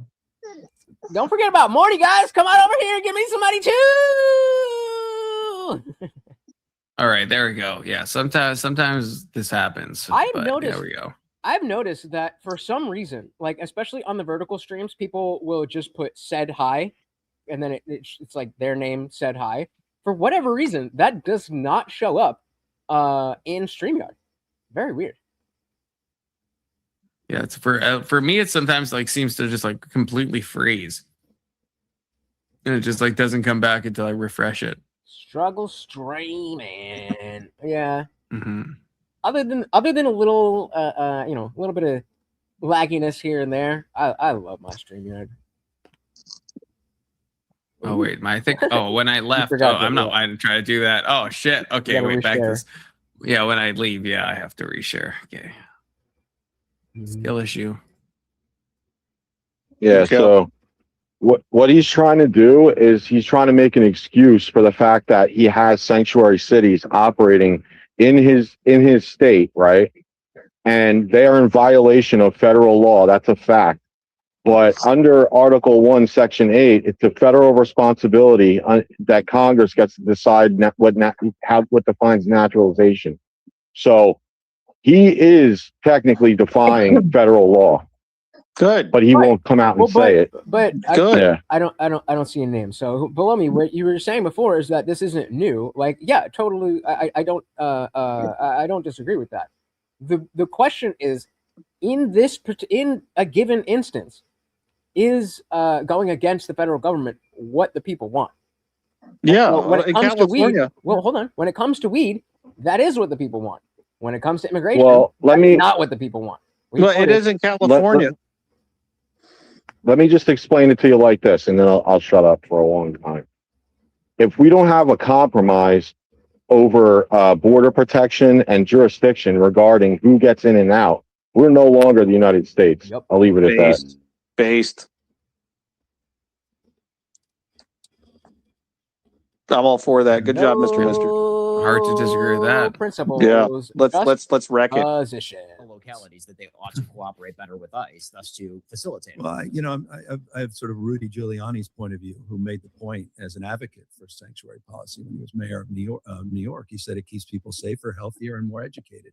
Safer in the context that it allows community members to be more likely to participate as witnesses of crime or victims of crime in going after the perpetrators, more likely to get an immunization shot if they're not worried about the nurse turning them over to ICE, more likely to go to school and get educated if they're not worried about the school crossing guard crossing them and ultimately turning them over to ICE. So it's the tool of pragmatism because of the complete abject failure of the federal government. And sanctuary policy is unnecessary if we had comprehensive immigration reform and we had a federal response that was adequate to the task. But in the absence of that, it's grown from the 70s and 80s and 90s, 2000s. And obviously I got here as governor and we had an established framework before I got here. But it is true that sanctuary policy obviously has had a massive impact as a driver of tremendous number of illegal immigrants in the state of California. I mean, you see in a lot of states that don't have sanctuary policies, huge increase in immigration, illegal immigration, massive increases, even far greater than the state of California. Just look as an example. But in terms of the cost structure, I mean, you recently, for example, had to freeze the enrollment of undocumented immigrants in state health systems to save money, right? I mean, these are major burdens. No, that's a separate issue. There are 12 states that provide health care for undocs, and we believe in universal health care regardless of pre-existing conditions. My only point is that the cost structure is extraordinarily burdensome. But I don't think it's in unpacking it. I don't think it's the sanctuary policies that are driving that. And I'll give you a Florida doesn't have sanctuary policy. Huge increase in undocumented. Fucking idiot. Huge increase in Texas. It's not. If Confluence doesn't get like copyright claims, I think we're going to cover this separately. Because I wanted to, but I just assumed I don't think Gavin Newsom wouldn't let the shit go. Those are totally different demographic shifts. And I use those as, I think, proof points. What a fucking idiot. He's a fucking liar. He's not an idiot. He's a snake. He knows what he's doing. How do you deal with mixed status families in the state? And how do you provide for health care as opposed to emergency care and stabilize populations and community health? It's a different approach. It's one that we've been very transparent about. It's one that's hardly unique because in every state they provide compensated care for undocs at the emergency room. Many states provide it for children, many for seniors. California provides it. Hey, Confluence, I posted something in the back chat of Gavin calling ICE domestic terrorists. Look at the timing on that! Look at the timing on that. Or alienating great minds from the state. Think alike. Clearly, this is what I saw, and I feel like this is not what Gavin normally says. He says state-sponsored terrorism, and again, I don't know if he's probably not the one writing this, but it's still obviously coming out of his, campaign. The fact that he hasn't took it down is wild because if it's a blunder, I guess because I'm pretty sure that Gavin didn't write this. Thank you so very, very much. The question is, if this is attached to Gavin's name and he doesn't feel this way, why wouldn't he have him take it down? Well, you gotta put it in the perspective of what the Trump administration did, right? Because this is just equal like an opposite reaction to the nonsense they did calling Renee Good a terrorist, right? Remember when that happened at the very beginning? That was dumb as fuck. Yeah. Right. So this is basically just the Democrats being like, oh yeah, you want to do something stupid? Watch this shit. Well, that's all that is. This was before that event. Oh, okay. Well, whatever. The word terrorism has no meaning. It's like we watered it down. All the other racism stuff. It doesn't have any romantic obfuscation. But we've watered this shit down so much that none of it means anything anymore because nobody can keep track of what it's supposed to even mean or how big of a deal it is. Story. Do you think this was filmed? Because I think this video is like 3 days old. Do you think it was filmed a lot before that? Not by a lot, but definitely. No, I would say it's probably about a week old. Yeah, like the video itself. Okay. And if it's longer than that, I'm probably more shocked. So I'm pretty sure this is like a weekly thing that he does. What's the date? What's the date on the actual video? Was there a response? Was this a response to something, or did you just say state-sponsored terrorism? Like, is there like a on post of the it? Here, let me. the Let me tweet look was for the on the date. 7th, so the tweet was definitely before good. Yeah, I'm But just wondering what it's this in relation interview, to. I don't, probably just the obvious stuff that ICE was doing, but I don't know if there was anything specific. Yeah, I think that's incitement to riot, and the federal government should arrest Gavin Newsom. I mean, I wouldn't go that far because I mean, can you prove that he wrote this or he endorsed this? Well, But it's the actually not problem even. is- Hold on. So it's actually at Gov press office. It's not. It's just not only is it not him, but it's literally his press office. Yeah. Yeah, well, that's what I'm saying. He's in control of it, though. Yeah, Yeah, but that's painting a well, message it's of much what as he that Trump is in represents. control of the DHS posts, right? Well, yeah, but It's a little different. This would be the House of the White or the office of the White House. Okay, Yeah. but even I'll say no. I think that's not even the same. That's not the same thing. But even still, even with it being very different, if something I forget what did you say, the DHS or whatever, Trump's DHS, like it is still going to go back to being Trump's fault. But that's a little different because this like the newsroom for Gavin Newsom. It's supposed to be tied directly to his administration, Right, But that's like what I'm if saying. we're talking about an agency, it would be like California Public Office of Water. They make a statement that would be analogous. But this would be analogous to like his like official White House press like release. Because this would be stuff that directly ties to what he's saying personally, not what an agent's saying. Yeah, or so this agency's is saying. Insurrection Act. Calling a federal agency terrorist is worthy of the Insurrection Act. They need to go in there, federalize the National Guard, and just take over Newsom's government. I mean, problem solved. I guess the Right, but problem with he that didn't is say ISIS. He just said all he said Yeah, was he's not- there's no- state-sponsored terrorism. I mean, Yeah, I'm still trying to figure who out knows this what he's is talking a response about. to. Like, was there an event that happened? What? Check the replies. See if the replies have something. Not that I can tell. Oh my God! Sign in. How are you a political streamer? Confluent. How are you a L political confluent. streamer and you don't have an account? On Twitter? No, I don't want to debase myself like that. Okay, but Absolutely like not. Twitter is real life. Do you not know this? No, I- Twitter is not real life. Twitter is a bunch of crazy people. Okay. Unfortunately, there is like it actually is. So the it's kind of a non sequitur a little bit, but it's kind of related. There's this chick, Ice Queen, on TikTok, who just her whole page is just showing a video of someone being like, "Here's how you can attack ICE," or "Here's how you can do this," or, you know, just encouraging the harassment of ICE and all that stuff. And she just sends her videos are sending their videos to the FBI tips line, and I get a little bit of little warmth in my heart. I'm not about to snitch on people like that, but I ain't gonna say they don't deserve it. Okay, to give Gavin credit, how long ago was Maduro? Like at the time, I guess at the time he made this, I don't know. I was good. That might be that the same would be day. another situation I could see that Gavin's. I guess they would release this type of message. No, Maduro had to be after the 7th, right? Maduro was the 3rd. Okay, Maduro was the 3rd.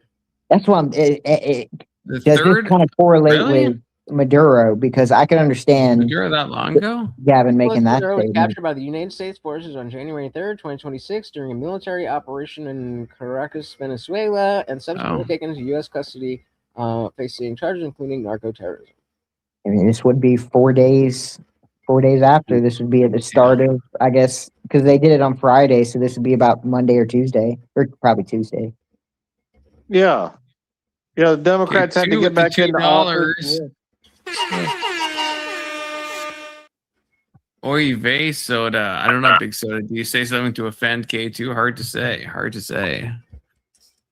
I don't know. Me and K2 been beefing ever since he's been calling me Oy vey soda. I've been beefing with him. I think he's trying to set me up, I think so. trying to ruin my reputation. So this video was filmed before Renee, whatever her name was, died. Do we know that? Do we know that? Yes. Because it was only posted 3 days ago. Do we know when it was filmed? I can't figure out when it was filmed. I but would know assume that- it was posted on the 15th. One of his so that's, one I of guess, his 5 one of days his ago. statements is he was walking back what he said in this podcast. Well, real quick, Compost, just open the transcript, Control F, Renee Good, because they definitely would use her name, or Ben at least. What if use it her just name. like didn't come up though? You know, But then what if they didn't think it was? then we can assume that it was relevant? before. If we can assume, we don't know for sure, but we can assume that if they don't say Renee Good throughout this whole podcast, especially here while they're talking about ICE, then it likely isn't something that had happened yet. Okay. Ren. Oh no, they do. Yeah, they do mention it. They do mention it. Okay, so this is after. Oh, this is probably hot, like breaking news too. Like Yeah. a few days old. Okay, that was a good call. So yeah, this is in the aftermath of it. And when we knew her name at least, which I don't think happened on the first day at least unless my memory's wrong, but Yeah, say her name. say her name. Example, friendlier policies toward providing services in Santa Monica Separate led to point, though. But now Yes. you're getting a homeless policy, not immigration policy. No, but, let's, but I if we want to back stick up. with immigration policy, No, if I wanna- you make it easier for Here we go. illegal immigrants. But let's stick with immigration not to avoid ICE, then presumably. No, look, I appreciate this. So we've established, important. I appreciate the question because I'm glad we've established that we do cooperate with ICE Do you in though? California, in particular this governor. No. As I said, on multiple Total occasions, we bullshit. put We did not establish. from that coordination for dangerous criminals, and we've done that over 10,000. What did he say? So I if didn't you're hear interested that. when He said he coordinates with ICE at the state level for dangerous criminals to get them deported. The problem is that how they define dangerous criminals is so restricted that it doesn't effectively do any kind of deportations to the level that California needs it, which is basically like Trail of Tears level deportation. And have you seen the recent changes they've made in terms of what California determines as a violent crime? Like having CSAM not violent. There's a bunch of stuff with minors that's called non-violent, like second-degree manslaughter or something. I don't know. There's a bunch of stuff that is very clearly and obviously in the colloquial sense violent that they've determined is not violent. So just like how Fauci was like, you don't know what you're talking about, Senator Paul. It's not gain of function. It's just taking the function and making it more, but we call it directed evolution. It's like, okay, like technically, I guess, but we're asking if you're doing the thing that we used to call gain of function. And so here, Ben is asking, are you cooperating when it comes to what we all used to refer to as violent criminals? And the question that's being answered is, well, based on the definition that I changed it to today, of course. Snake. Well, this is the part that everyone gets wrong. All right, a criminal, by definition, is someone who breaks the law. Now, while it is not a jailable offense to cross the border, right? It's a fine, and a lot of people get that mixed up. But when you are harboring an illegal that does not check in, that is a violation of 8 U.S.C. 1158, the Asylum Claims Law. And that's the real problem, because they have to check in. That's the part that he's not saying, that he knows Morty just that farted so bad. messed up on, because you can't identify a criminal, right, that doesn't check in. So we don't know who anyone is. That's why all this is happening, because they refuse to acknowledge that harboring them in itself defines them as a criminal. Yep. And if you read the law, they have 1 year after they identify themselves to have their case heard. Well, otherwise they're deportable. Now that's up to the DHS, the head of DHS, whether or not they want to do that. But it's written in the law. So these treats don't help. These treats don't help. It's just beef liver. Well, actually, I give him the what is this in the private chat, Alex, that you sent? This is things that they don't include in terms of their violent crimes or things that they report to ICE. Repeated DUI causing injury, felony stalking, criminal threats. Which some of these I don't know, should probably, especially if it's a pattern. But how is gang-related felonies not reported? Right. And so so that's exactly what I mean. When Gavin's answering the question, he's basing it on, well, that's what those things are not violent crimes. So if you're going after an illegal alien who has committed gang violence, sorry, I didn't realize my mic was here. If you're going over an illegal alien who's involved in gang violence, let's say multiple times, to Gavin Newsom, he is not lying when he says we're cooperating with the violent criminals, because according to him, that's non-violent. Semantic. Right. Obfuscation. Yeah. Yep. It's that's a trap because if they don't check in, all right, and I want to be clear when I say this, for the migrants that identify themselves, I don't want anything to happen to them. But there was 2 million plus gotaways. Those, by definition, are criminals. So it's not just about violent criminals. It's about people who refuse to identify themselves, or that they allow that to happen. Yeah. They have to get all of those people out. At its core, at its very core, it's really just about the fact that we have laws, and those laws need to be followed.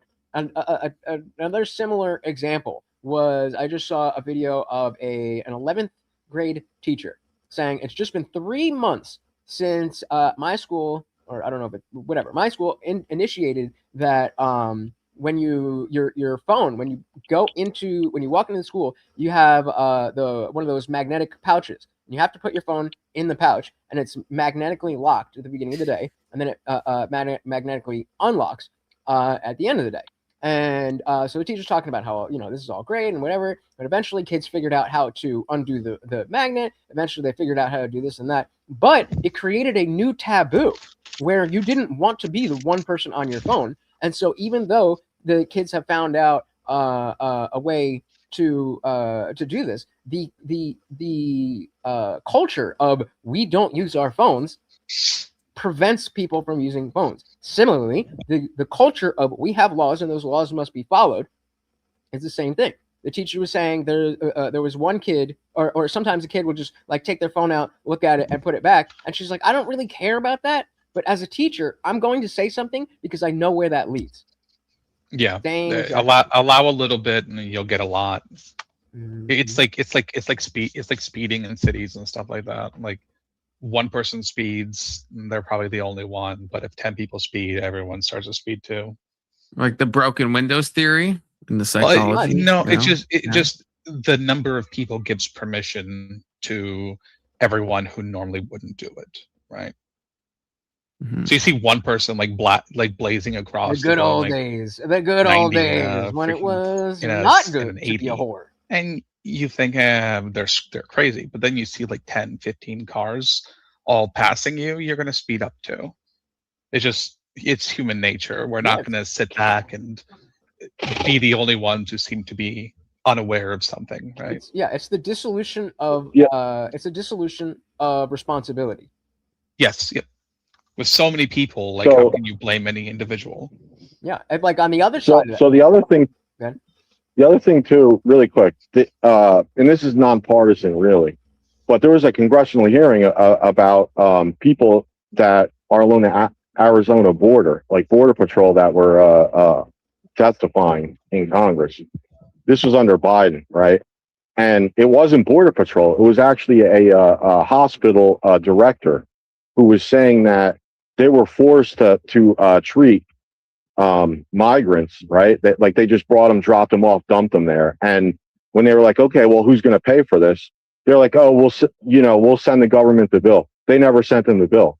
Like, they're just like, yeah, you have to do this.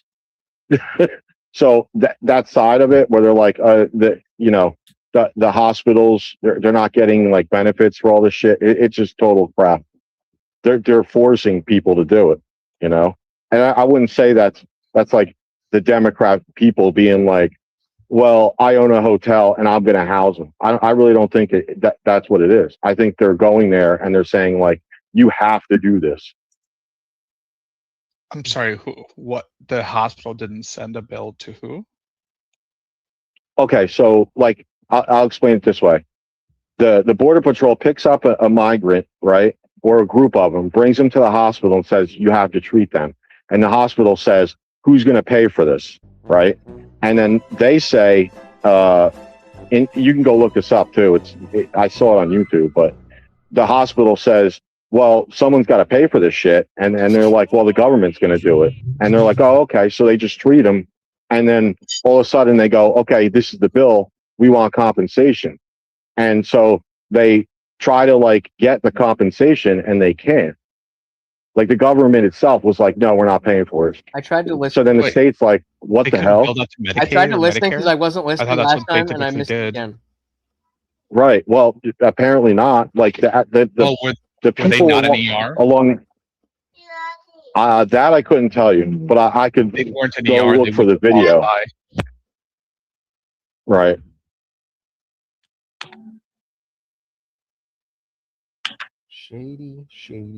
Shady. I think that's another reason why, like, when I focus on more like culture war issues over like foreign policy and stuff like that, that's why I do very much think that it's extremely important that people have a baseline understanding, because when they don't, then it's just a matter of appealing to whichever guy sounds the best. And so digging into the culture war issues allows people who are not already there to kind of have an entry ramp.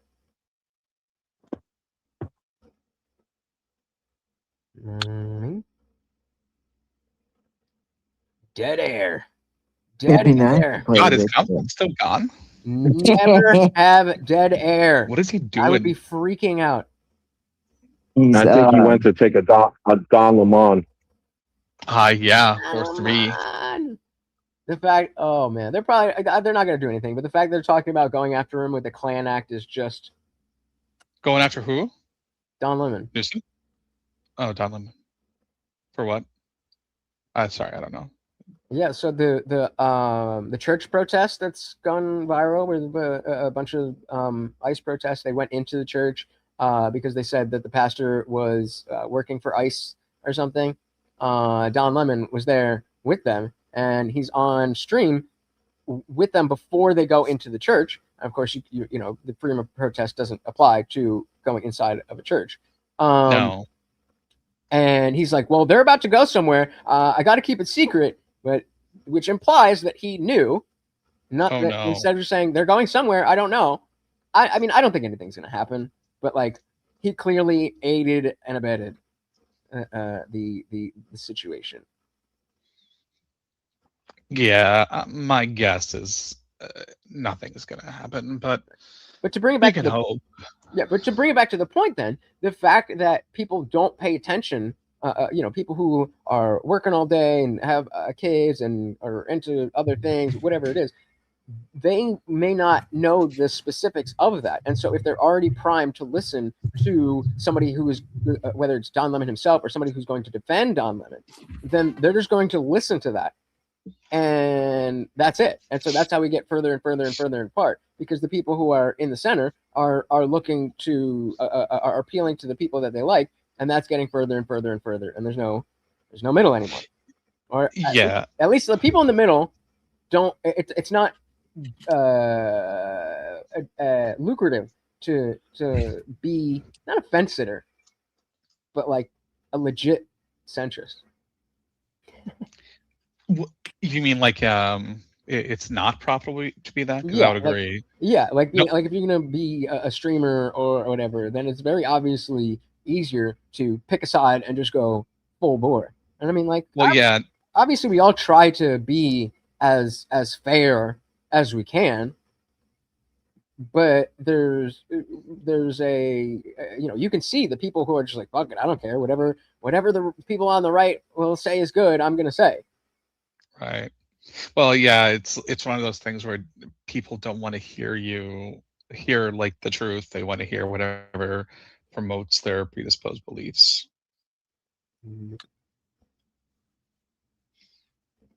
Also, Confluence wants to say he was not gone that whole time. He came back and then it hit Zin o'clock, so he was just grabbing his Zin real quick. Okay, but he was there. I was back for a large period of that. Just wasn't saying anything. What took you 5 minutes? Getting the Zin, okay? Getting the Zin, taking a hot pee, okay? Takes some time. He keeps his Zins in a locked closet, so it takes time to unlock it. Yeah, I need to do skill testing questions to access them. Chris Hayes hours later saying, I think that's a mistake. So absolutely. Number two, as it relates to the issue of sanctuary policy, I think it's important to establish because it's not well established. Sanctuary. I hate that he doesn't have the captions have on. Lower crime rates. Everybody's talking over the video. Crime rates than non-sanctuary I can't hear it. jurisdictions. So this notion that it somehow increases crime is also I was not taking a so this notion Don Lemon or whatever I was saying. I was it doing becomes an attractive nature for You see, increases. you see what he just did? By the facts, as it relates to crime, it's contradicted by the facts, but there's unquestioned. No, can we? It's like, oh, as it relates to an expansion of services, but not just for You're saying that crime rates are not low, are not higher in sanctuary cities. right. By definition, that's literally impossible because them harboring them in itself is a crime.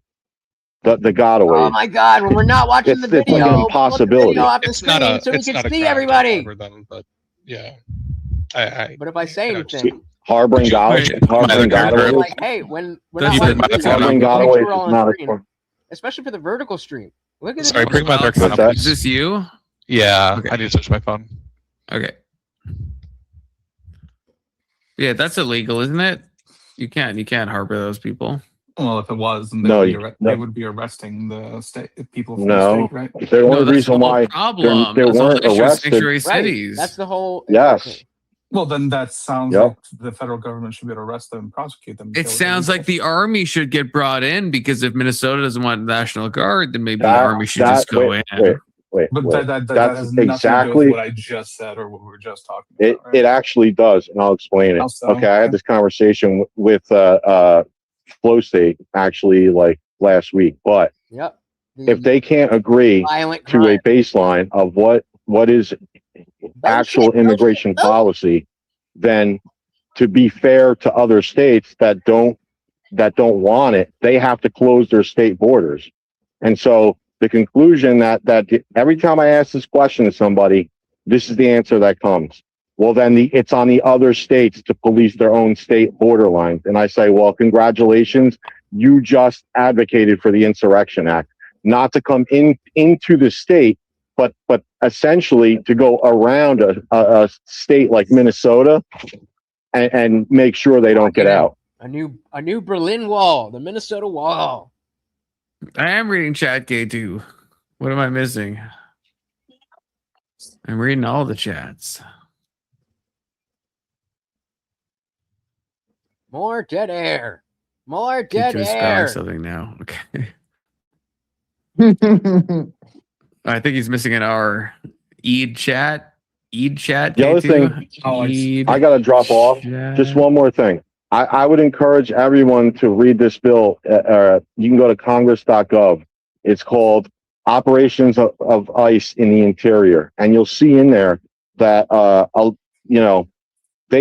it's not against the Fourth Amendment in terms of their operating within a state to uphold federal law. And they're allowed to stop and question people, right? And it even says in there, in certain instances, based on their appearance, gang activities, suspicious, hiding identity. And in certain cases, you'll see a couple of court cases. It's a very interesting read. But businesses, they're allowed to go in there because if a business says like, hey, we suspect maybe we have some illegals here, they're allowed to just bypass it and go in. So, okay. So I'm sorry, just really quick. So my warrant. Just based off of like a cursory look, it seems like it's not illegal to be a sanctuary city, as long as you're not stopping ICE from operating.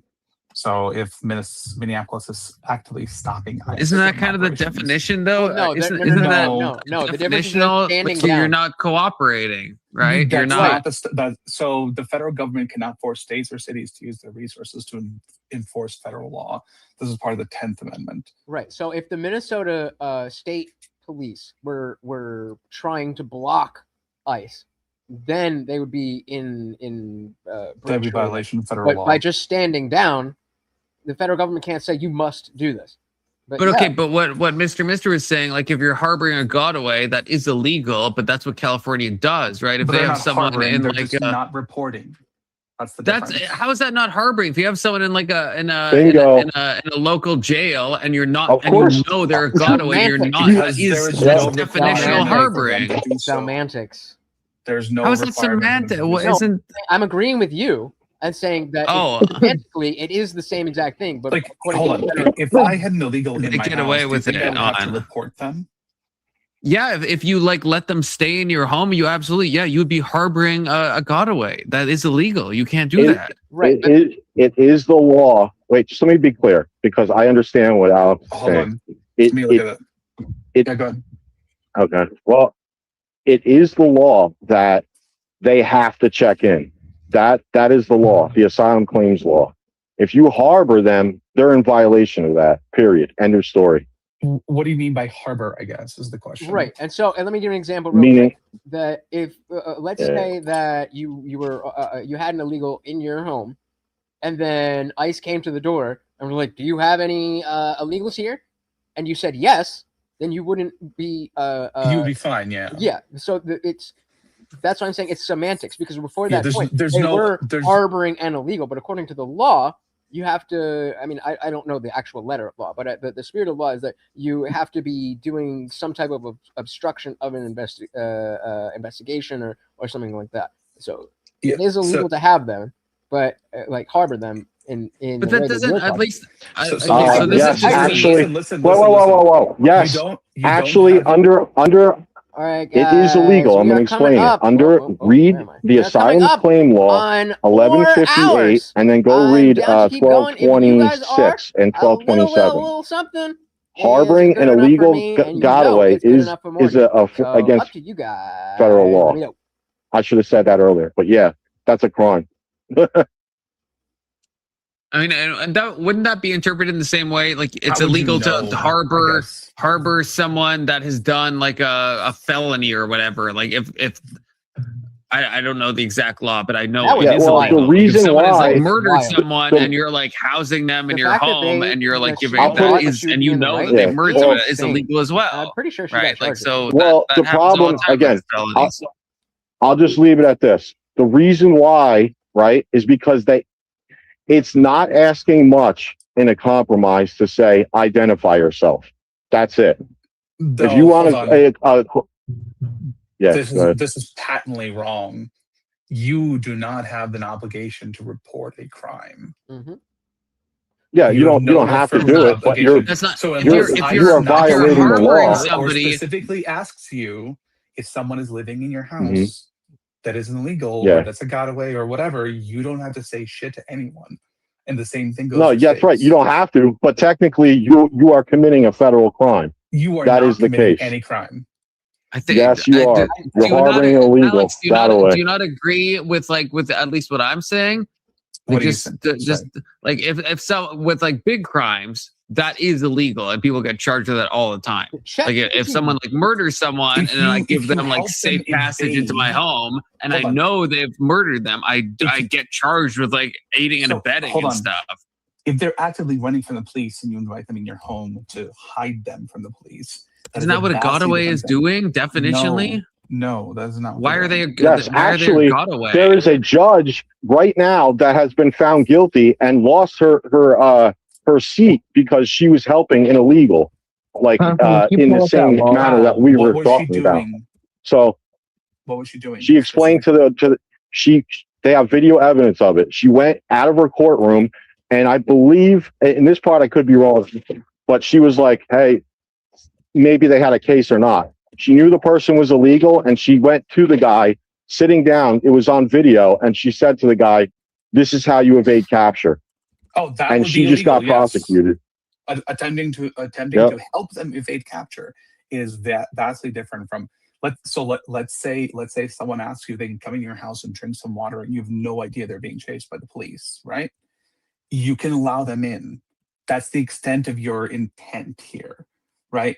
If you find out the police are chasing them, you Yeah, actually that third one. That's this third one, Alex, isn't this directly it? So it starts with, any person who, right, and it's talking about the harboring of illegals, right? The first one is if you bring them in. The second one is if you transport them. But then the third one is knowing or in reckless disregard of the fact that an alien has come to, entered, or remains in the U.S. in violation of law, conceals, harbors, or shields from detection, or attempts to conceal, harbor, or shield from detection such alien in any place, including any building or any means of transportation.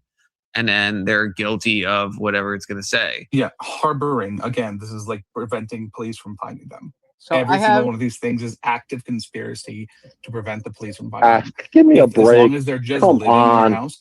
This is total bullshit. This is absolutely Total how the crap. law works in every case. This isn't just illegals. No. This is every case. No. Yes. No, that's not the case. No. That's why I asked you about the murderer case. If you know a murderer is living in your house and you're not trying to conceal no him, duty to report them. You absolutely do. What are you You talking have the right about? to remain silent. You have the right to remain silent. You do not have a duty to report anyone Chat, for anything. chat. You see what happens when you actually show them the evidence and then the You know quote what? comes I'm out? Well, maybe it's not. Maybe this. I'm going to AI. Gavin Newsom, he may be Why correct. don't you look up any cases where this has been applied and find one where it's I just applied named against somebody 3 or who 4 just let laws. someone Okay, wait. live I have a in good their starting house. point. Can I get the floor for like?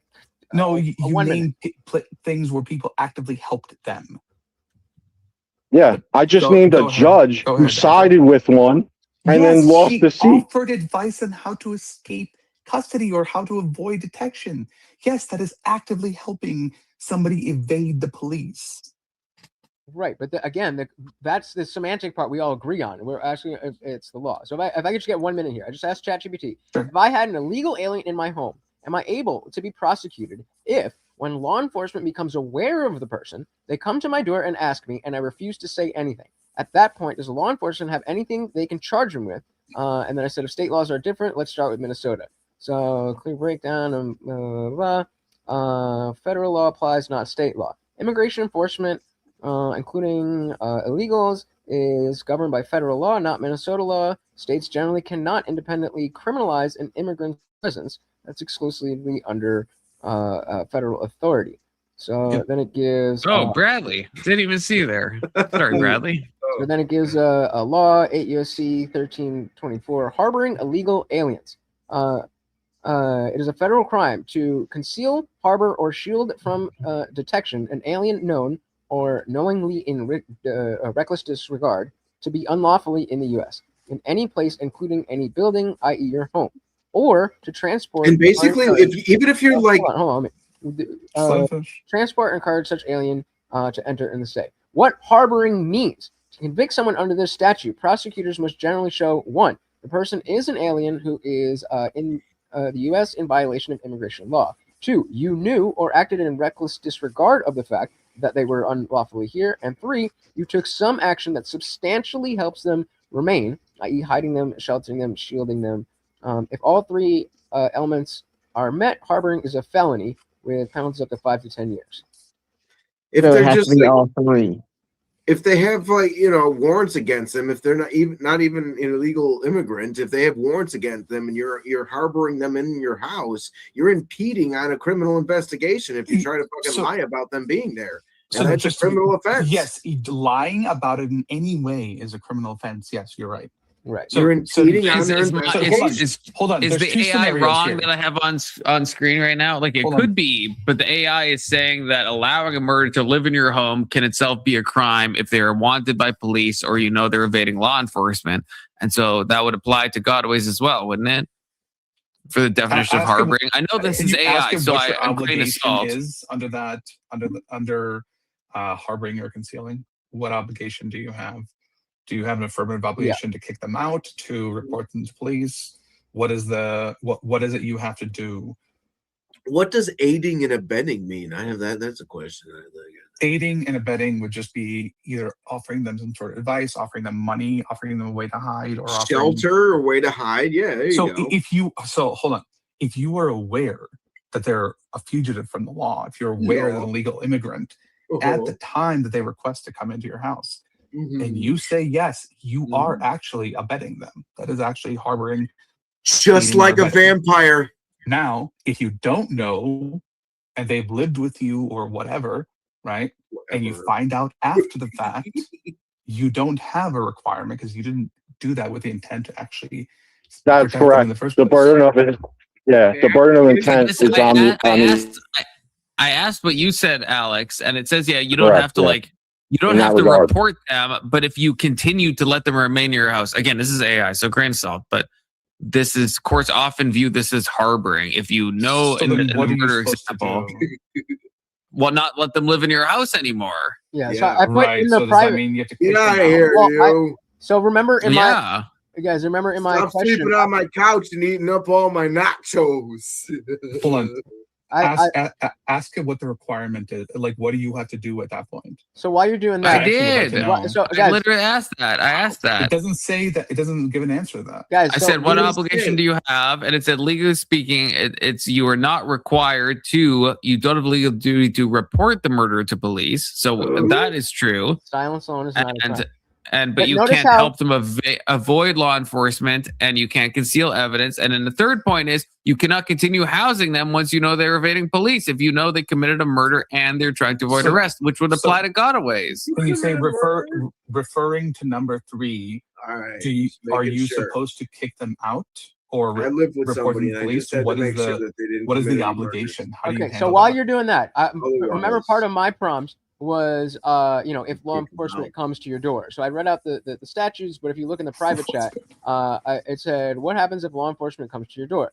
Law enforcement identifies an undocumented person. ICE detects someone in your home is unlawfully present. They can investigate. If you refuse to answer questions, you have the right to remain silent. Oh, I didn't get to all of it.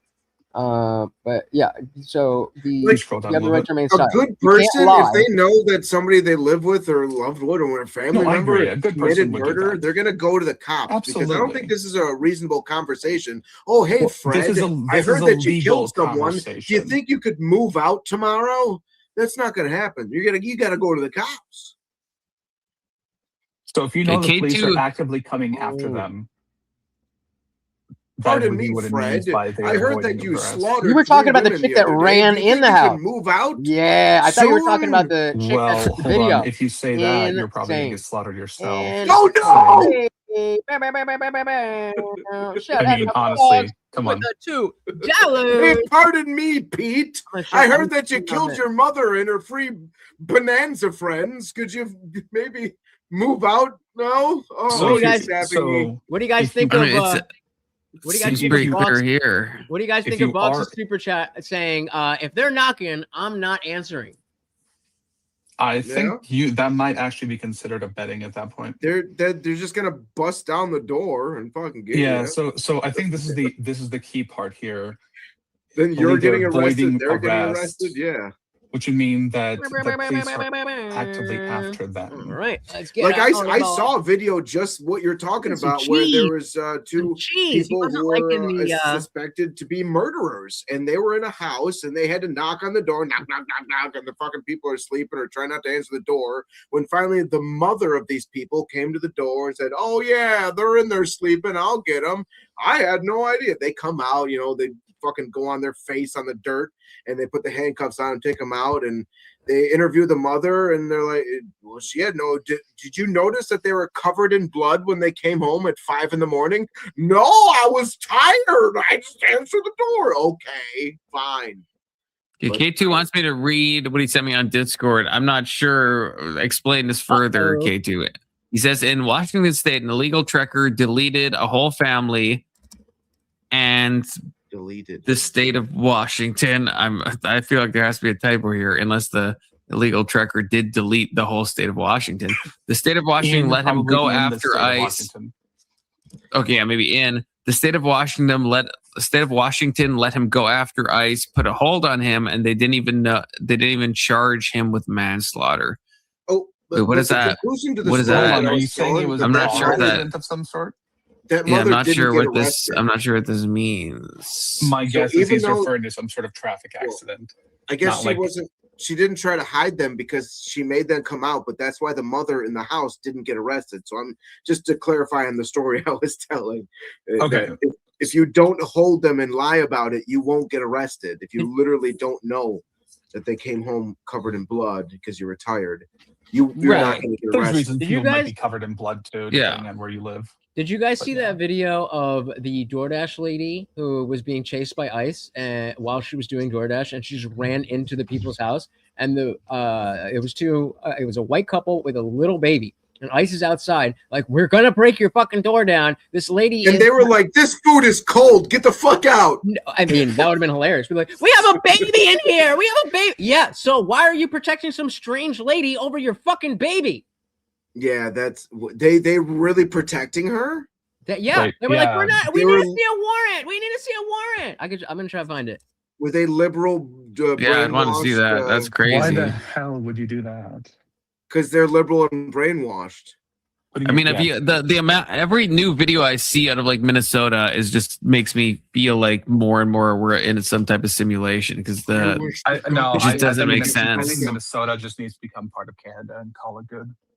Yeah, honestly, they're more like us. They're more like us than America. It really feels that way. Lake in the That's a level of retardation that only Canadians should be capable of. I will say that.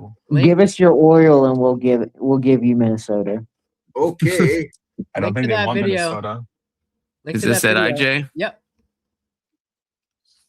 What part of it? It's like 15 minutes. Just skip. You can skip through it. Just skip through it Yeah. to the good parts, to the juicy parts. Well, what's the juicy at the part? bottom of the Okay, video should play be the- like where people watch the I'll most. play. I know we don't want to. Normally there is, No, but just in this play- one, for some reason, yeah. there's not. So just play How the could, beginning. wait, this is supposed to be a short. When videos are like this, it's supposed to be a short. I know. I don't How know. can a Yeah, I short don't know. be It's like 15 portrait minutes mode, long? but 15 minutes long. It's a TikTok. Just listen. Just listen. I will skip ahead. That's fine, but I don't want to open the door if they don't have a warrant. Why? Because this was my They don't DoorDash need lady. one. They have probable I don't cause. even know the lady. She just ran to my house. She's protecting. I have a baby here. Like, I really don't know what to do. I'll open the door if the police, say that I have to open the door, but like, I don't know what When to they do. see a Okay, so skip convicted like halfway. criminal run into a house, I that's ordered fucking probable food and there's cause. people outside my fucking house. Yeah. So you can skip like halfway. Like half The good halfway. guys are on their way, and they're gonna stop those evil Ma'am, fake I'm policemen. so sorry. I don't want to do this. Come on. So this is come they on. finally give in after fighting. Like Oh. no. I Watch wonder- what happens I when wonder if they watch use what. her. want to do. Listen to what happens when she goes American, outside. This is against everything Do I they stand think they for. adopted her for some reason? All the My neighbors. baby! Listen to the couple Don't take my baby! defending themselves to the neighbors, because all the neighbors are like, "Why are you doing this?" What are you doing? Get that crazy fuck out of here! That's what I'd say if I was a neighbor. If you could just skip ahead till she's outside. Go on now. I don't know what to Oh, do. Consuelo! I don't know what to do. No me gusta! But then you can hear people yelling. You can do this to your own fucking people. That's insane. They're not our people. I don't fucking care. No! You have no fucking warrant. Just give her some time. Just give her some You fucking don't time. need a warrant, idiot! You don't know the law! You're not a fucking lawyer! Did federal agents fall into the same thing? Yeah, they do. They should. My yard until she comes that way. You don't I am hungry! And I then you need my go- DoorDash! You go like, pieces of shit. I mean, got to be nothing better fair, to do 'cause your wife's still on a there's suck been your times fucking I've been dick. hungry enough that I would fight off ICE to She my should be DoorDash. Yeah, arrested! go to like Fucking puta. Go to like 12 minutes. No. because I just want to hear you guys. They're defending themselves. The couple. Yes, I you have hear permission to be on our yard. No, I don't give ICE permission to be on my fucking yard. This is our property. Oh, God. Permission. Oh, God. Accelerate a car in front of them, please. If you don't have a warrant, you're guys ever bother to look up any law? I mean, that's basically the I long went short to, of it. I took a law course. I know. I'm A not. law course. I took a law course. I took a law Bingo. course. University of Phoenix. But I'm a Bingo. YouTube lawyer on the sidewalk. insane. Yeah, that was. This is how people get hurt.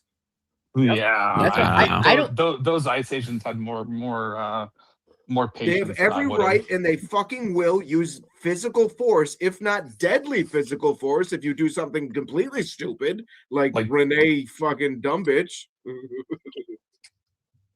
Well, if they see someone running into a house, right? Then and you don't need a warrant for that, right? That's not how warrants work. Cause. If they see a murderer running, if the cops see a murderer run into my house, please get the fuck I'm just taking Morty out. It's not like they need a warrant for that. It's the same with you. No! Yeah, you hear someone like screaming inside a house. You don't need a warrant for that. Excuse me, either. would There's you a lot like of me to cases help where you you with don't. this murderer that just ran in your I'm gonna house? take Morty out. What are you I'll be right. talking Not about? even Get like the for a full fuck walk. I'll be right back. 30 seconds. Actually, I'm gonna beat you. You don't need to ring my doorbell. Please help me. A criminal just ran in my house. The fuck?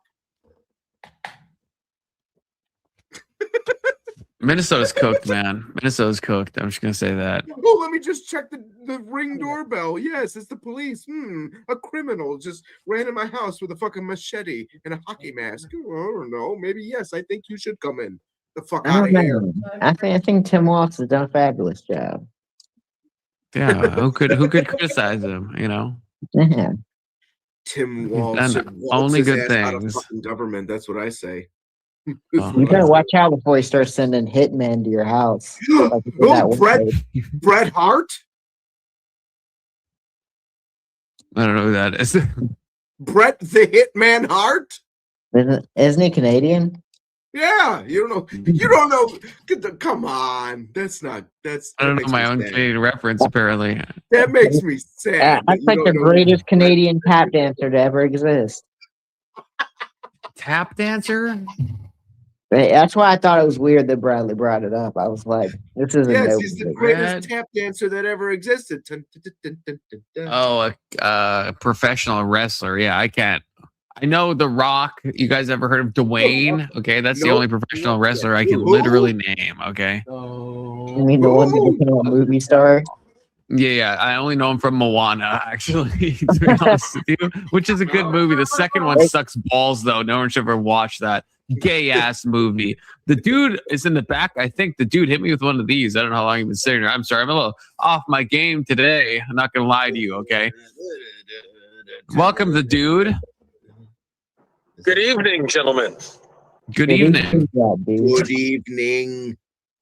Welcome back to Confluence, where we talk about everything and nothing all the time. We've got Indian Jesus, we've got liberals, we've got autistic psychopaths. For more information, hit like, smash, subscribe.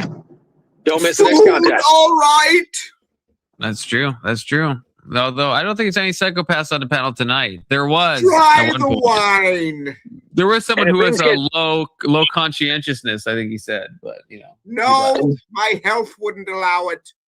And don't worry, if things go off the rails, Maryland will not call emergency services. That's true.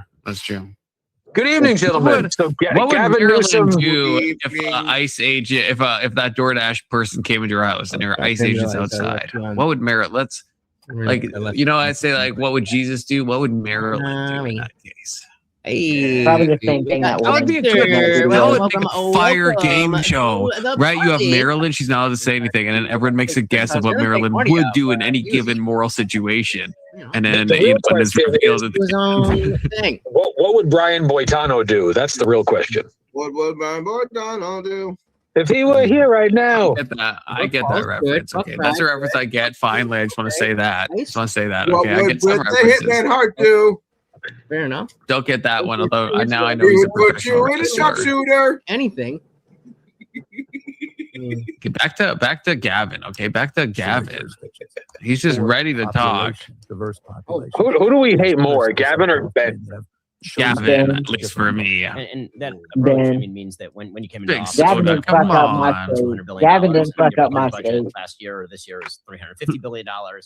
from the surplus. 240. The general fund's 248 billion. We have 42.3 billion dollar additional revenue structure than we anticipated. By the way, another 2.8 came in December. Yep. Agreed. California Welcome. replenishing its reserves, $23 billion, paying down pension obligations, $11.8 billion. There's no question there are cost pressures as it relates to Medicaid, and Medi-Cal in California.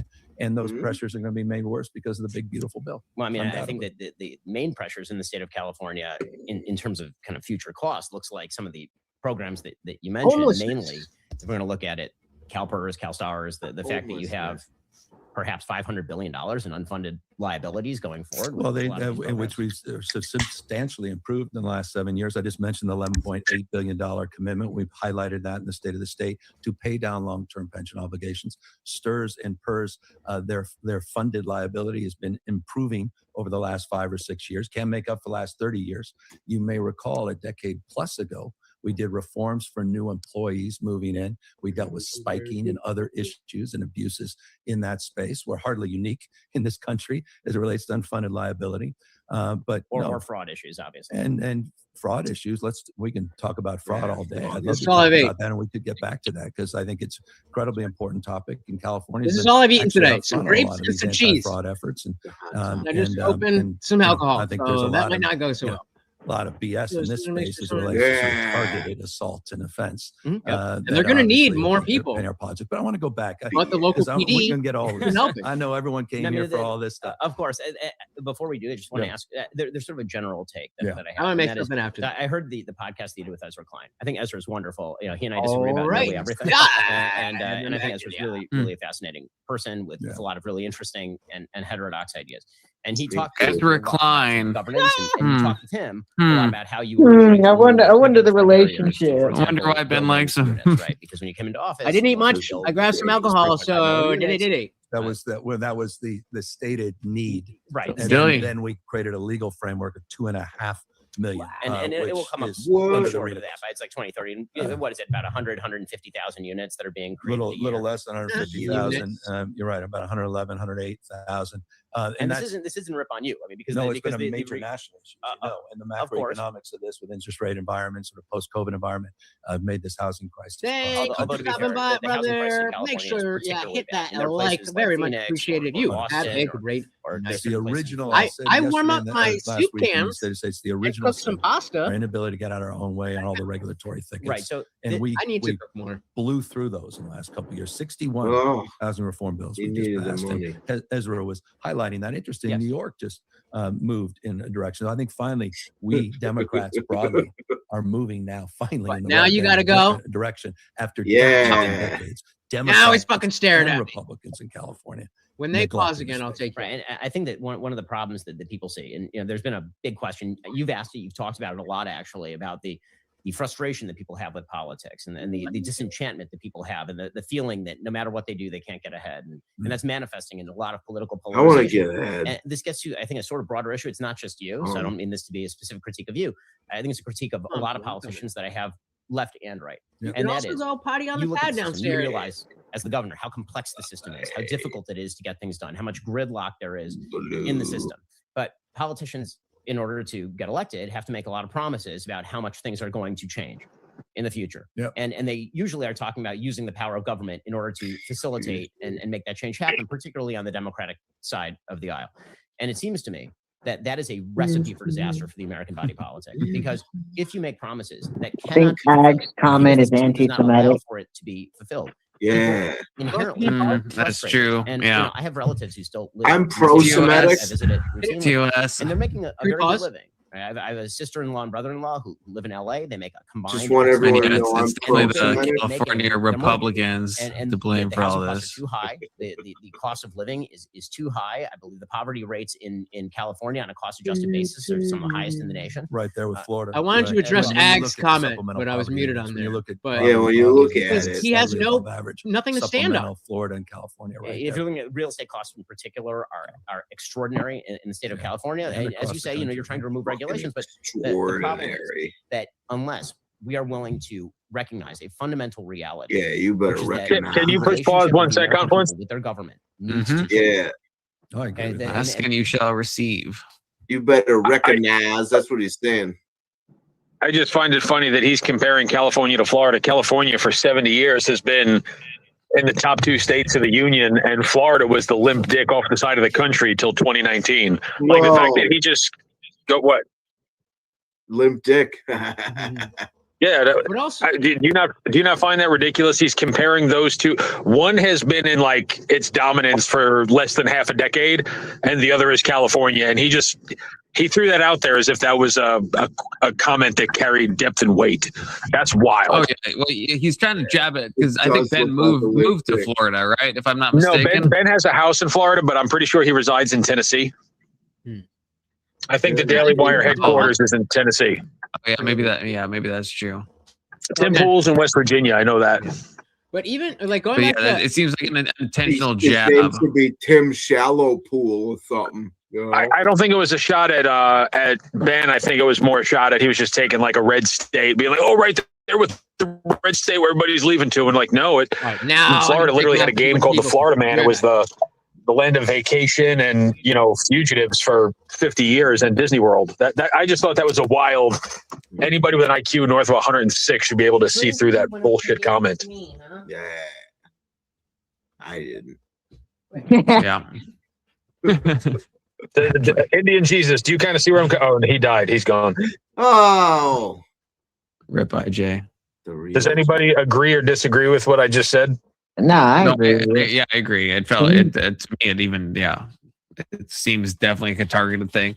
I thought that Ben lived in Florida, but even if he doesn't, it's still he's going after a right wing state and being like, no, California is like it's the same as like Florida though, and it's like it's a terrible comparison in my opinion. I have a question. You guys have taught me a lot, and I'm quick to say when I don't know something. Can someone tell me briefly what is a straw man? It's a man made out of straws. Confluence, you want to explain it, or I can? Yes. A straw man is when you try to give someone's argument, but you like do it or just a less effective way than they would do it. So you take someone's argument and you give a lesser version of it. And the alternative is a steel man, where you try to even go above and beyond what their actual argument is. You try to give an even better, the best possible argument that they could be giving for your position. If I have a milkshake and you have a milkshake and I have a really long straw man, drink your milkshake. To give an example, if Confluence were to say that have the position of, hey, we need to deport people, and I try and straw man his position, I would say he wants to go around and arrest brown people. Yeah. Because that's obviously not what my argument is entailing. It's an intentional or unintentional, but you're weakening the other person's argument, and so it's a bad faith thing whether someone knows it or not, because you're giving an argument that they're not actually giving. You're giving a weaker form of the argument that they're giving. So and then a steel man would be the opposite of that, where you're trying to give the strongest part of their argument, even if they didn't say it. Think of it like a Facebook group that's completely disconnected. So there's no overlords watching what you do. Yeah, really, just the milkshakes illegal activity. Did I lose you guys, or do you still hear me? We didn't hear you respond if you did. I hear you now. But Check it out. That's I appreciate. I was genuinely because I know there's like a lot of, you know what I mean? Like there's terms people try to use to sound intelligent, like those water cooler, like the word of the month. Sure, yeah. Like gaslight. That's serendipitous, indubitably. That's and when people start saying straw man, I'm like, I don't know what a straw man argument is. So Dick, that link I know what a patsy is. That's my word of the month. When did Newsom become governor in California? There we go, microphone. Like 8 years ago. The link I just dropped. Oh yeah. There's term limit, so he's got to be coming up on the end. It's free to join. You can just go, look around, see what it is, and it's basically just a private chat room. 2018. Whoever said that was right. Hang out, and we don't have to worry about getting banned for this or censored or that kind of stuff. Yeah, it's really cool, and you should check since it October out. of 2025 he's been trying to cut. It ain't Jersey pizza. It ain't Jersey pizza. You must have a dull pair of scissors. Too little, too late. Too little, too late. Right. And yeah, Real quick, I changed my mind about this morning or about earlier. It's definitely Shapiro winning this one. Real quick before so far, Israel hasn't been mentioned yet. Oh, yeah, we're it's getting coming. to that. It's According coming. to the timestamps, we're getting there. We're getting there. Fuck, what was I gonna say? Oh, real quick, the last. Well, if they stay cordial, I don't think it's going to matter. But The last thing that Ag was saying, what did the chat Ag pulled up about Ben kind of flipping it around and interviewing Gavin? That's that's because of the fact that Ben has, I mean, whether you agree or disagree, he has an ideological set. It doesn't seem like Gavin Newsom and his ilk have that basis. So he throws his talking points out there, and then it's either agree or disagree. So if you disagree, then you're going to throw it back at him. But he's not going to have anything to combat your pushback because he usually doesn't need it. I do give Gavin like participation points though. Like again, like him having Charlie Kirk on and now Ben Shapiro. That's better than a lot of lefties, right? Like he's at least collected it down. Well, yeah, he's still Bill Maher yet. Edited and like, you know, whereas a brief side quest, the Andrew Callahan interview that we went over the other day with what's the guy's name? Nick Shirley. Yeah. Nick Shirley. Apparently, Nick Shirley came out with a thing because he was recording as well. Apparently, it's a 3-hour or something podcast, and it was edited down by Andrew Callahan to be an hour with a lot of allegations that stuff was intentionally cut. Yep. And so I was looking into that, and I was like, I don't know if that like looks too good. But at least there's with Gavin, there is, to my knowledge, no like Charlie Kirk didn't say that, and Ben didn't say it. So at least that you got to give someone points for that. You know, I don't, and here's why. You indubitably have to, okay? Because it would be anti-serendipitous. So, but the reason I don't is because this is the play. This is the only way to be the next successful Democrat. So whether it's Gavin or whether it's somebody else, then the fact of the matter is you have to open yourself up to the moderates. And so it's not like he's like, well, I want to see what Ben Shapiro has to say. Maybe those people are thinking something really good. No. It's all a fucking show to get the less the disenfranchised leftists. Right. Indian Jesus is absolutely right. It's optics, but you got to appreciate that someone like AOC is intellectually incapable of doing something like that. But this is how this whole thing started. So is Gavin Newsom. No, but at least, but Gavin is still like, I like when I on the elliptical when I was watching Gavin against Charlie, it was still like it was still a good conversation. I don't think AOC could have had a good conversation with Kirk. I can't imagine any world where that could have been good. I don't know. And Kamala, like we saw Kamala. The only thing I know is way after I mentioned this before. She was on Diary of a CEO, right? She wouldn't go on Rogan. She wouldn't go on all this shit. It's because she can't. She actually can't. She doesn't have like the ability to do so. At least Gavin. In his snake form, when he digivolves into his reptilian figure, then he's able to kind of at least do it. Which I don't know. I guess if that's the bar for our politicians, that they can. It's a low attaboy, but it's like it's a little bit of an attaboy, a participation attaboy, if you will. Can't argue with that. What that means is that we need to radically remove to see a fucking button for more building. That we need to radically stop. Say it one more time. Perverting markets when it comes to how we make housing policy. That we need to stop wasting money in taxpayer funding on things like, for example, I don't want to be gigantic. You once called it a boondoggle high-speed rail. That is going to cost in excess of $100 billion.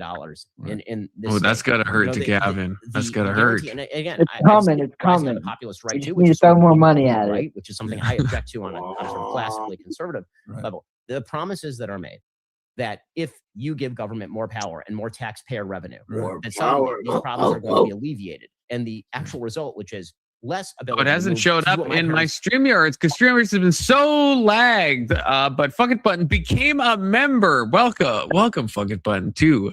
I need the Conflu clan. I haven't come up with a name, but I don't have a cool name like the Disciples, like this guy over here, which like writes itself if you call yourself the Indian Jesus. We've also got the Moral Felon crew. shout out to we got 2 people at the Moral Felon crew level as well.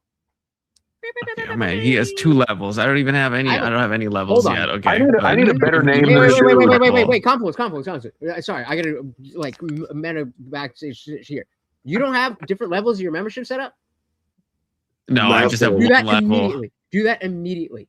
I don't know what I don't know what I would offer the people. I don't know what I would offer them. You know, It doesn't matter. It doesn't matter. Do it immediately. Just do it anyway. There'll be somebody who comes across and is like, "Hey, I like what this guy is doing. I'm just going to sign up at this level." Just Do it now. Do it I just want to be a tier 10. Did I promise esoteric knowledge or something? Because like I feel like I could provide that. So like that's not even a false promise necessarily. If he's the disciple, I need a better name than the dude. What's my new name? Welcome to the pod. Yeah, you're on Wife didn't even recognize your name, the dude. So that's how like far strong your name is, apparently, from your, what you normally go as online. If you remember that, because I said, "Hi, Mrs. Dude," and she's like, "Why? What? Why is he calling me Mrs. Dude?" And then you had to say, "Oh, I'm using the dude on this channel." So obviously that's not your normal online handle. So what the fuck? No, most of the time I just use my first name. Well, then why not here? What are you trying to hide? You're trying to TCAP one of us, aren't you? This has been my theory all along. You're not gonna catch me, bro. You're not gonna catch me. Not gonna catch me slipping. Why would he catch you slipping?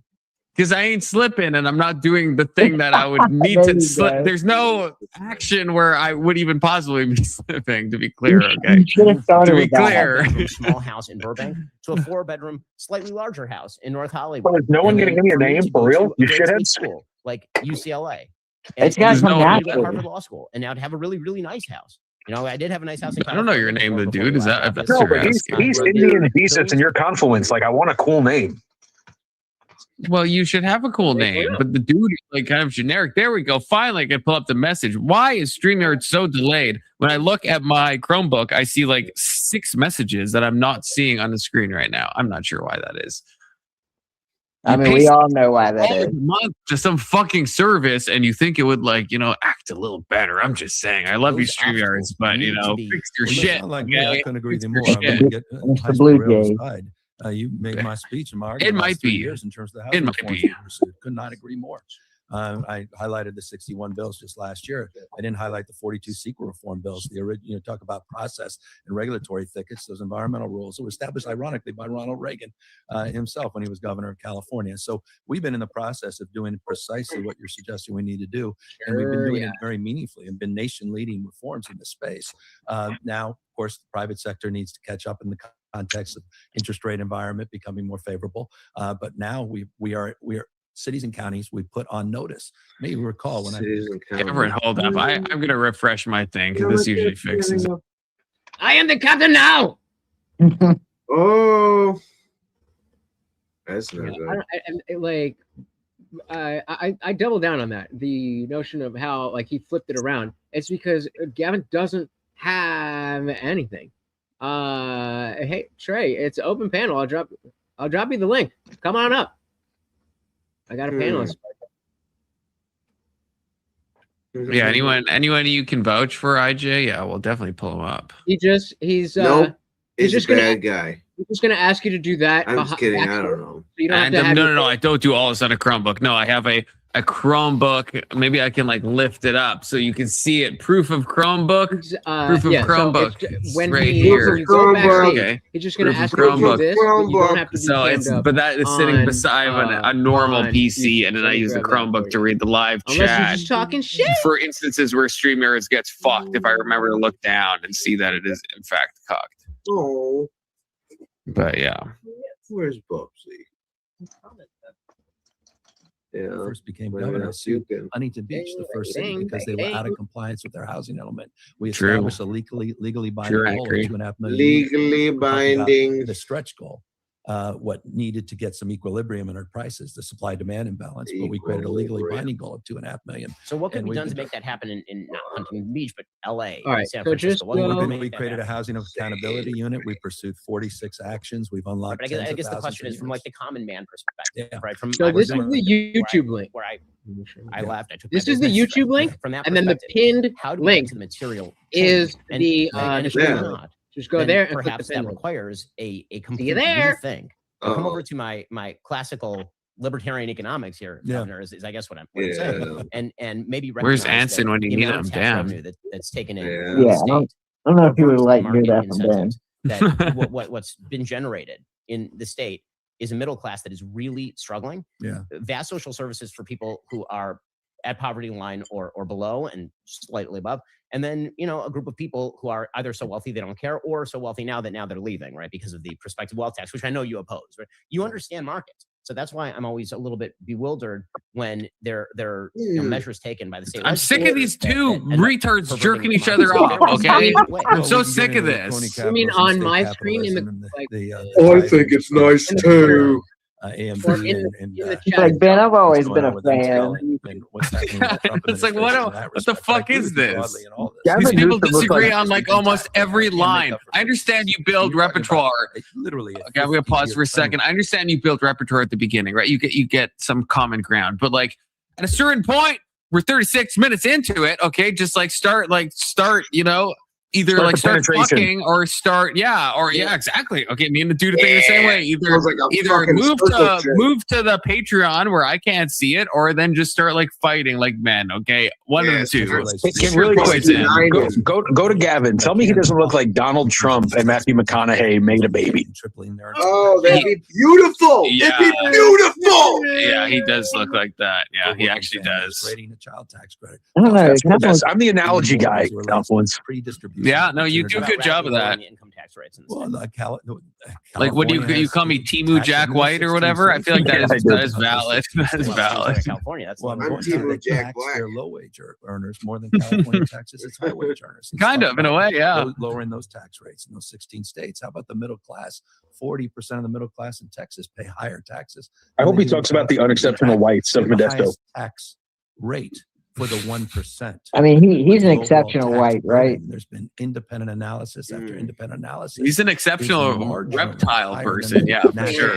For sure. So Who Alex Jones has been He's the yelling at highest us of for all the last snakes. 12 years. 99%. You want to talk about? I got to. grew up I in got to share California, something my with entire you. career in California. I paid every single tax About rate in the state of reptile California. I started.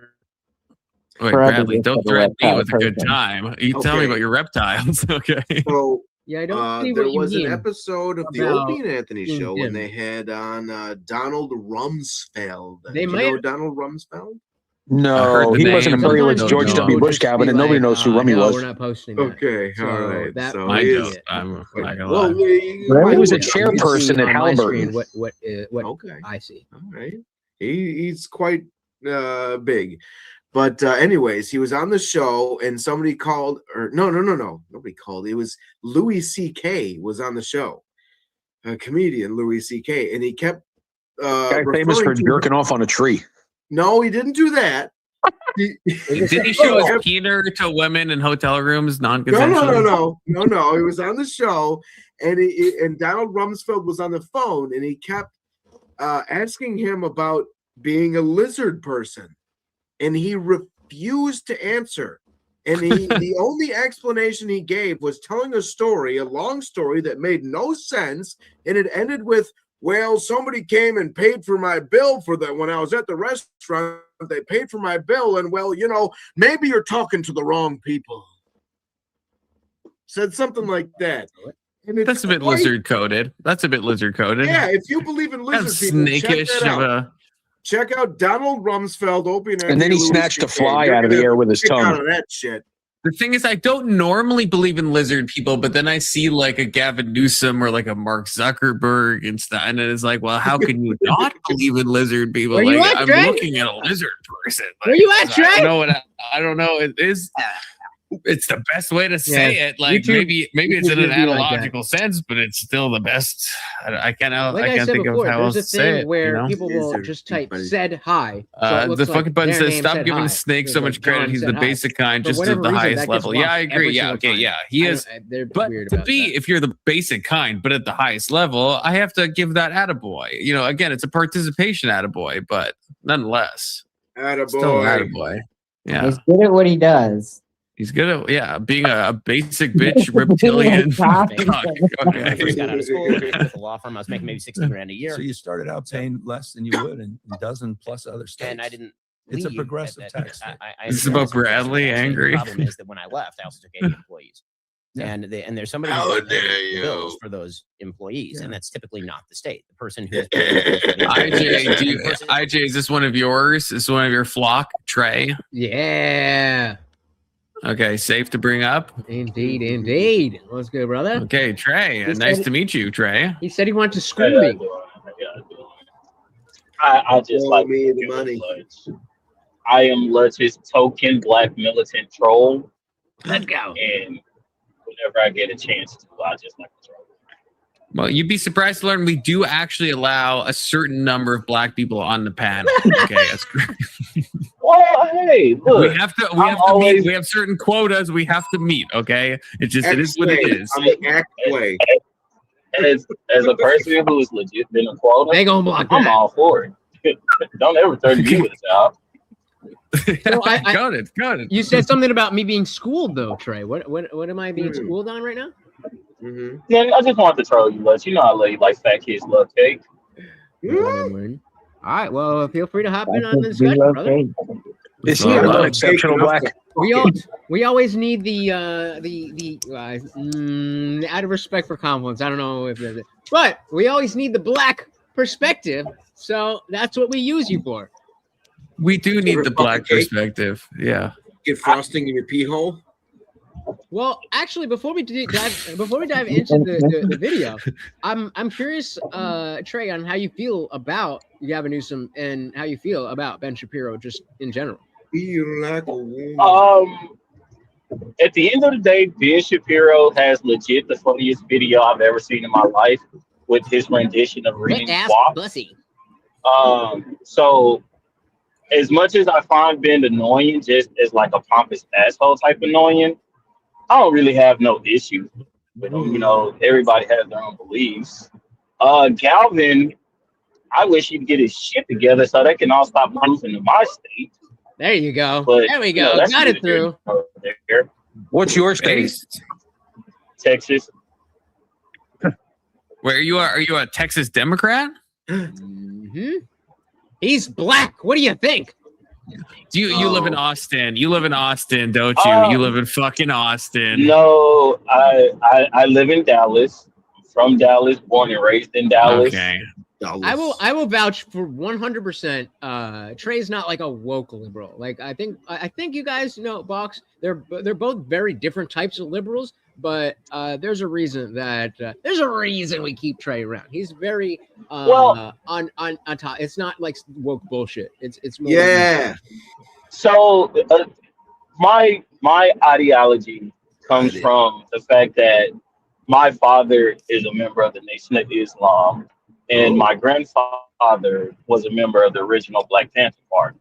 So wait, when you say, grew up with do you mean like when you say this is my ignorance? Do you mean like is that the same thing as like a Black Hebrew Israelite? No, better not be. No. So is that not the same which thing? one, the Nation of Islam or the Black Panther Party? The Nation of Islam. Oh, okay. I thought you were talking. No, not necessarily. It's more of a. It's really a cult if we're gonna keep it 1,000. But the Nation of Islam is basically it was an American offshoot of Islam. I'll take that. That was founded by the Honorable Elijah Muhammad, and it was more so. Wait, isn't that Black Hebrew Israelites? Yeah, the Honorable. Am I crazy? That is not Black. That's not Black Hebrews. That's more the teachings of the 5%ers. So the 5%ers is more the Black Israelites, which is they believe that the Black people, that the original men are really the original 13 tribes of Judah, and not the Israel, the Jewish people. Louis Farrakhan. Okay, I do know. Is that Nation of Islam? Yes, Louis Farrakhan, the Honorable Minister Farrakhan is. I thought Louis Farrakhan was a Black Hebrew Israelite. That's what I always thought. The Honorable Minister Farrakhan is Why do you keep calling him the Honorable? Out of here. because that's how we address the Honorable Minister Farrakhan. Honorable. Are you Nation of Islam? Like, do you subscribe to that? Honorable. No, I don't subscribe to the religion of the Nation of Islam, but I do subscribe to the teachings of He's as honorable black as my left self-sustaining. Is he a judge? Hey, I'm sure. Is he a judge? Yeah, judge my ace. Well, you're calling him the honorable, like the honorable Judge so and so should be presiding. Angry, He's put not that in. honorable. Honor Put Day that- Ballsack. That's Put what that he in is. compliments to chat. People pulls it up. It sounds like you still you like Louis Farrakhan, but you don't subscribe to all of his teaching. Was that fair? No, so I don't Yeah. subscribe to the. I don't subscribe to the actual religion of the Nation. I don't subscribe to it's, his newspaper. It's considered a religion. So I don't subscribe to the actual religion of the Nation of Islam. So maybe But maybe this can help frame it. So like I'm very obviously an atheist. I don't subscribe to the religion of Christianity, but the values that Christianity espouses, the values, not the truth, the values, I follow those. Is that a similar thing that you're saying, Trey, where you don't believe in the? Yes. So what specifically are the values that they believe that you agree with? It comes along more with the respectability politics. Every black man should do for himself. Every black family should do for themselves. Self-sustaining, not depending on the government. It's hard not to take put care it of like you. I'm the best interviewer. Also Hearts community, twins coded. a bit of socialism to a degree that the community must take care of itself by any means necessary. So that's pretty much what it is. Now, do you think, just like real talk, do you think that black people are the real Jews, though? I just want to be clear. Do you think that or no? Are the real chosen people? No, I don't necessarily subscribe to the teachings of the 5%ers. So no. Don't necessarily. I feel like you're hedging a little bit on that, though. Yeah, you're edging. And it's No, not just I mean, chosen I don't- people watch. They believe they are the actual Jews. They believe they're the real Jews.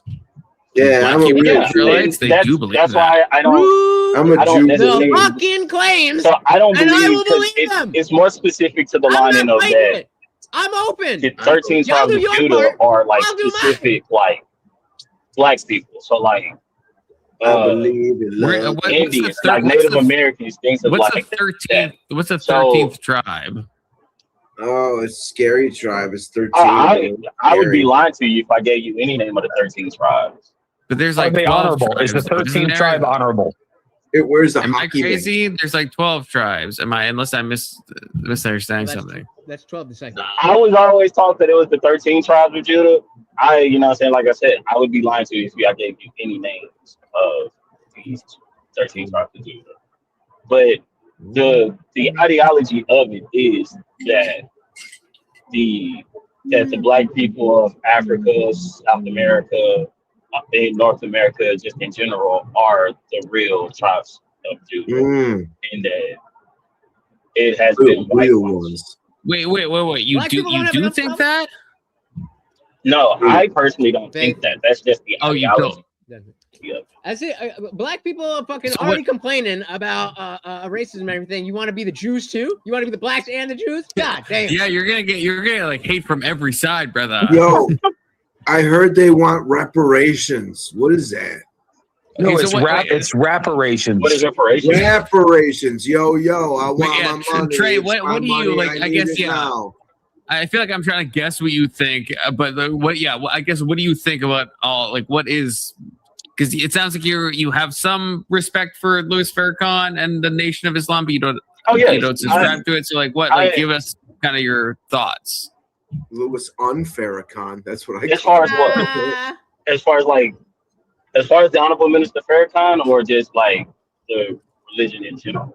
Religion, race How many relations. titles are you going like to add how to his it- name? He went from Louis to honorable to now the honorable minister. Fuck yeah. That's what I said the first time, the Honorable Minister Farrakhan. That's always what I address him as. That's what everybody in the black community addresses him as, the Honorable Minister Farrakhan. I wouldn't say everybody. I wouldn't say everybody. I mean, in the black community addresses outside him of as people that such. most black people that respect him, any black Why person that is he respects him, that's how honorable? he's addressed it. How is he honorable? Tell me. I mean, the things that he's done for his community, the things that he's done for Wait. black people across all communities. Okay, wait, but stay right there. So, okay, you're saying the things he's done for his community. I'm personally not very familiar. What has he done for his community? Yeah, Jack and shit. Well, so he's basically the head of the Nation of Islam at this point, since Malcolm X and the Honorable Elijah Muhammad have both died. But so he's basically helped set up clinics in most black neighborhoods. Most of the main things he's done is in Chicago, where he's from. But he's helped set up clinics. He still helps run breakfast programs in all black neighborhoods across America. Programs? He started the Breakfast Club? Runs those. They run clothes and food drives once a month for every. You give people egg McMuffins. So hold on, but wait. So hold on. So Trey's all of these things seem like good things to me. I would think that as Americans, and if you guys are Christians, and these values are similar values, but come from a different ideology or a different belief set. What is the issue? Like specifically with what Trey just listed, what is the issue with those particular things? The Breakfast Club. Well, hang on. I guess as a Christian and as an American, I'd probably say my biggest disagreement with his ideology is probably the parts I haven't heard about him. Like when you say Islam, do you subscribe to Islamic teachings? Me, no. I am a Christian. Okay. I grew up as a Christian. Hey, I mean, I ain't got no problem with it. Okay, can I hit you? Can I hit you with something that maybe you disagree with heavily? But this is just what I've heard. Can I hit you with something? Sure. It's not going to be slavery. Okay, so Louis Farrakhan, where my mind goes, is in the same place, kind of like what Al Sharpton. Obsessed with me. And I see Remember them how both, I told and you I say I don't have exist? a lot of knowledge on either of them. But I see them as race baiters. That's how I see it. That they're trying to like kind of sow division between the races, and I think that's like counterproductive. But I could be totally off. This is just kind of like my when I hear the name Louis Farrakhan, when I hear the name Al Sharpton, when I hear certain names, I just feel like race baiter. Am I wrong there? So Farrakhan, no. Al Sharpton, yes. Al Sharpton, Jesse Jackson, those are definitely people that we consider race baiters as well. They really lost a lot of their steam after the mid 90s is when a lot of us really stopped fucking with like Jesse Jackson and Al Sharpton. That's more of the upper crust black people, the bourgeoisie black people that still like hold him in some regards. But for the most part, most black people, we don't take them two people serious. We still take down Minister Farrakhan very serious. Okay, so maybe I'd have to look into him more then. So you don't think he's like trying to divide along racial lines and like do all that shit that Sharpton does? Me personally, no. I wouldn't say that. I wouldn't say that he does. So is this fair, Trey, about Farrakhan, that you don't think that he is race baiting in the way that Al Sharpton does, but it's not unfair for someone like me or Confluence to look at Farrakhan and come to that conclusion, even if it's incorrect? I think you have to take the time period into context. I fall in the middle. I wouldn't completely I wouldn't be like, oh no, y'all completely crazy. Right. But I think to understand kind of more of what I think you would have to understand the Nation of Islam more to kind of understand what he's saying to a degree. Yeah. And so in the same way where I don't with a lot of it. So I was gonna say with a lot of it, it comes from him really trying to get black folks to be self-sustained instead of depending on the government or, just in general. He would rather us be together and practice all of these things in our community as one instead of I think that's a Louis Farrakhan did this at a time when, super quick, Reverend Al Sharpton rose to power in the late 80s and the mid 90s. Louis Farrakhan did this probably 45 years ago at a time when it served a purpose. Jim Crow was breathing its last, breaths. Yeah, but Louis Farrakhan's still alive, right? I think. Yeah, he's like 95. He's still cooking. Old ass man. Yeah. Right, but to confuse those two, one made a living on Fox News, CNBC, MSNBC, to being a talking head, and he was a social media influencer before social media existed. Louis Farrakhan's actually an important person in American history. Yeah, I think it's a little bit unfair. Maybe I'm misunderstanding you. Al Sharpton was born like a long time after like Louis Farrakhan. Like Al Sharpton was born in like the 50s. Louis Farrakhan is born, I don't know. I guess if he's 90 something, then he's I can't do math. I never do math on stream, but before the 50s. So it's not like a time. It's not like Al Sharpton came after. So him and Malcolm X and Dr. King, they're all around the same age. And so but Dr. King died at 39. But when it comes to like Jesse Jackson, so when it comes to like Al Sharpton and Jesse Jackson, we literally, cause like we don't pay them no mind. Like they are more like we consider them white people problems. Like we don't even pay them enough mind that like we only just basically watch y'all get mad at them. And so it's fair. Like I said, only like really upper crust black people, like bourgeoisie black people, really only like try to still take them somewhat serious. Well, most black people I know don't give a flying fuck about at that point. I would question if it's more of a black thing or if it's a liberal thing that has the blackness in it. You know what I mean? Like people, those type of people are not going to the people that you're like, oh, we don't fucks with them. The upper crusty people. That sounds more like a liberal thing than a black thing. I mean, it's both, but you know what I mean? Does that picking up on now? Oh yeah. Not I gotta say, everyone, I'm getting out of here. I hope everyone has a good night. Peace and love to everyone, no matter what. Peace and love. And guess what? Hang loose. Chicken butt. Oh, Sevens Bradley. What's up, brother? What's up, bud? Okay, wait. So I have a little banner that I'm about to add. Okay. Okay. So I know with like with the Black Hebrew Israelites, they definitely seem to me, and I think to a lot of people, as a black supremacist group. Do you think that Louis Farrakhan and the Nation of Islam, are they black supremacists? Or do you think it's a misunderstanding of what they're teaching, or what? I would call them more black separatists. I think like they were like one of the biggest fights. Yeah, they would follow line more of the teachers of Marcus Garvey. So one of the biggest fights actually with Dr. King and Malcolm X back then was that Malcolm X them felt like we shouldn't integrate.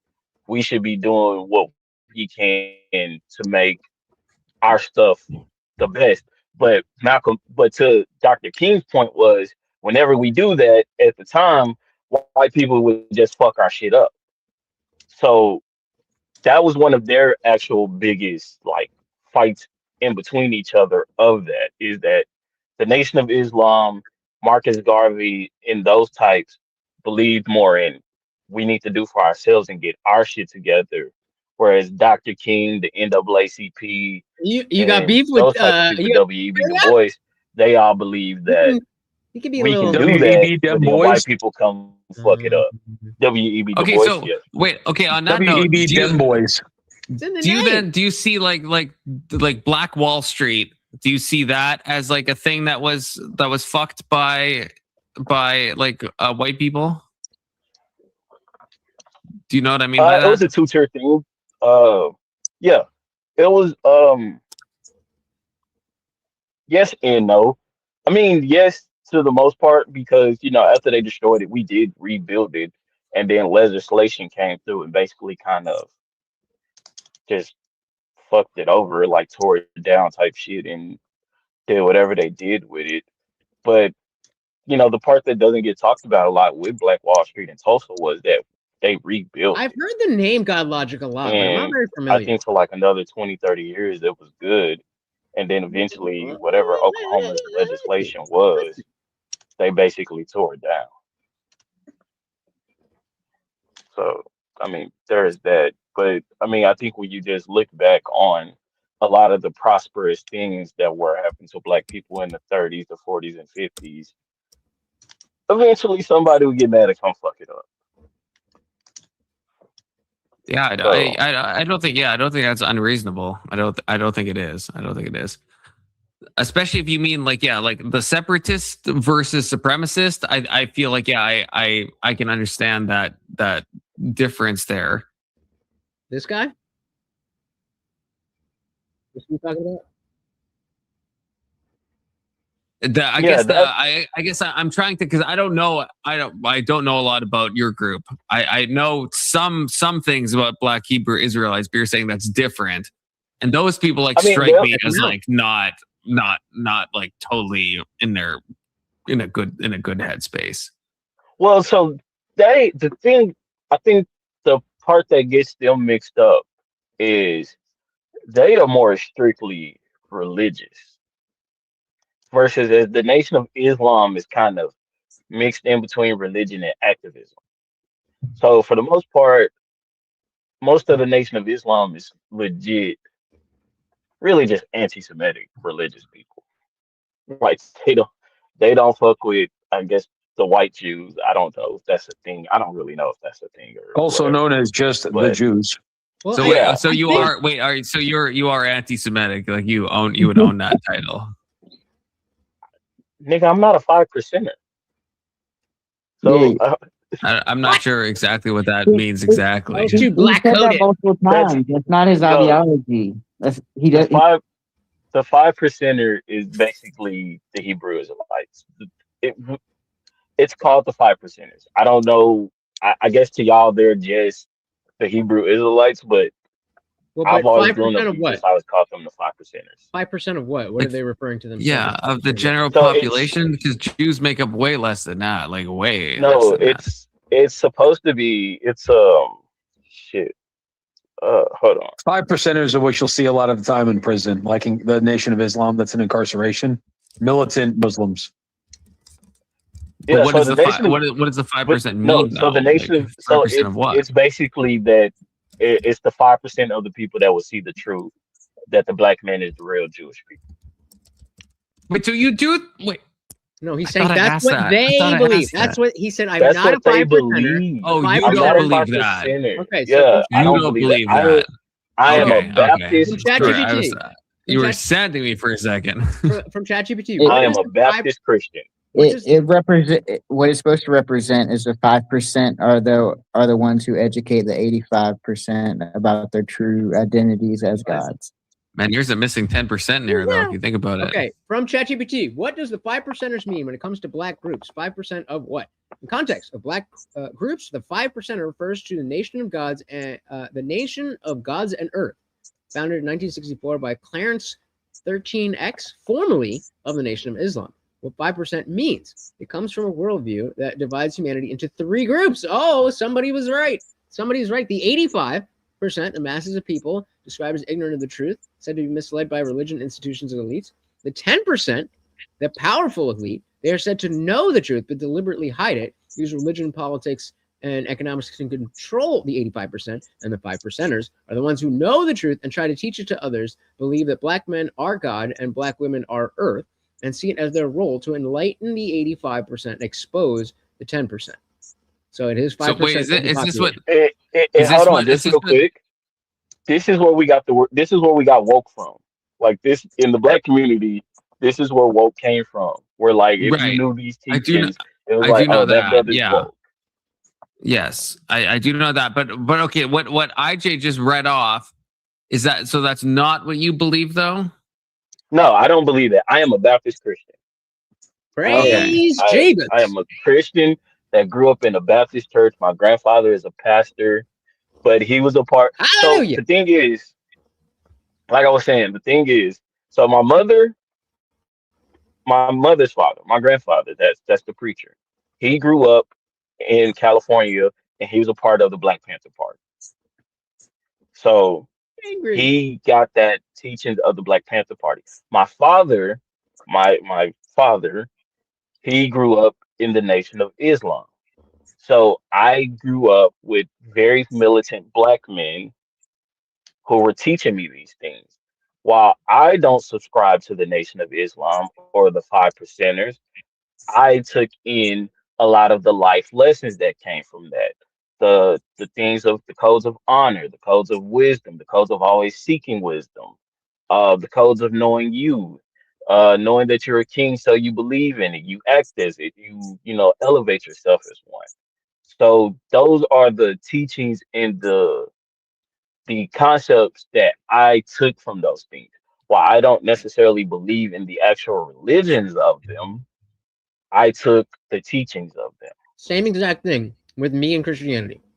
I was brought up in it.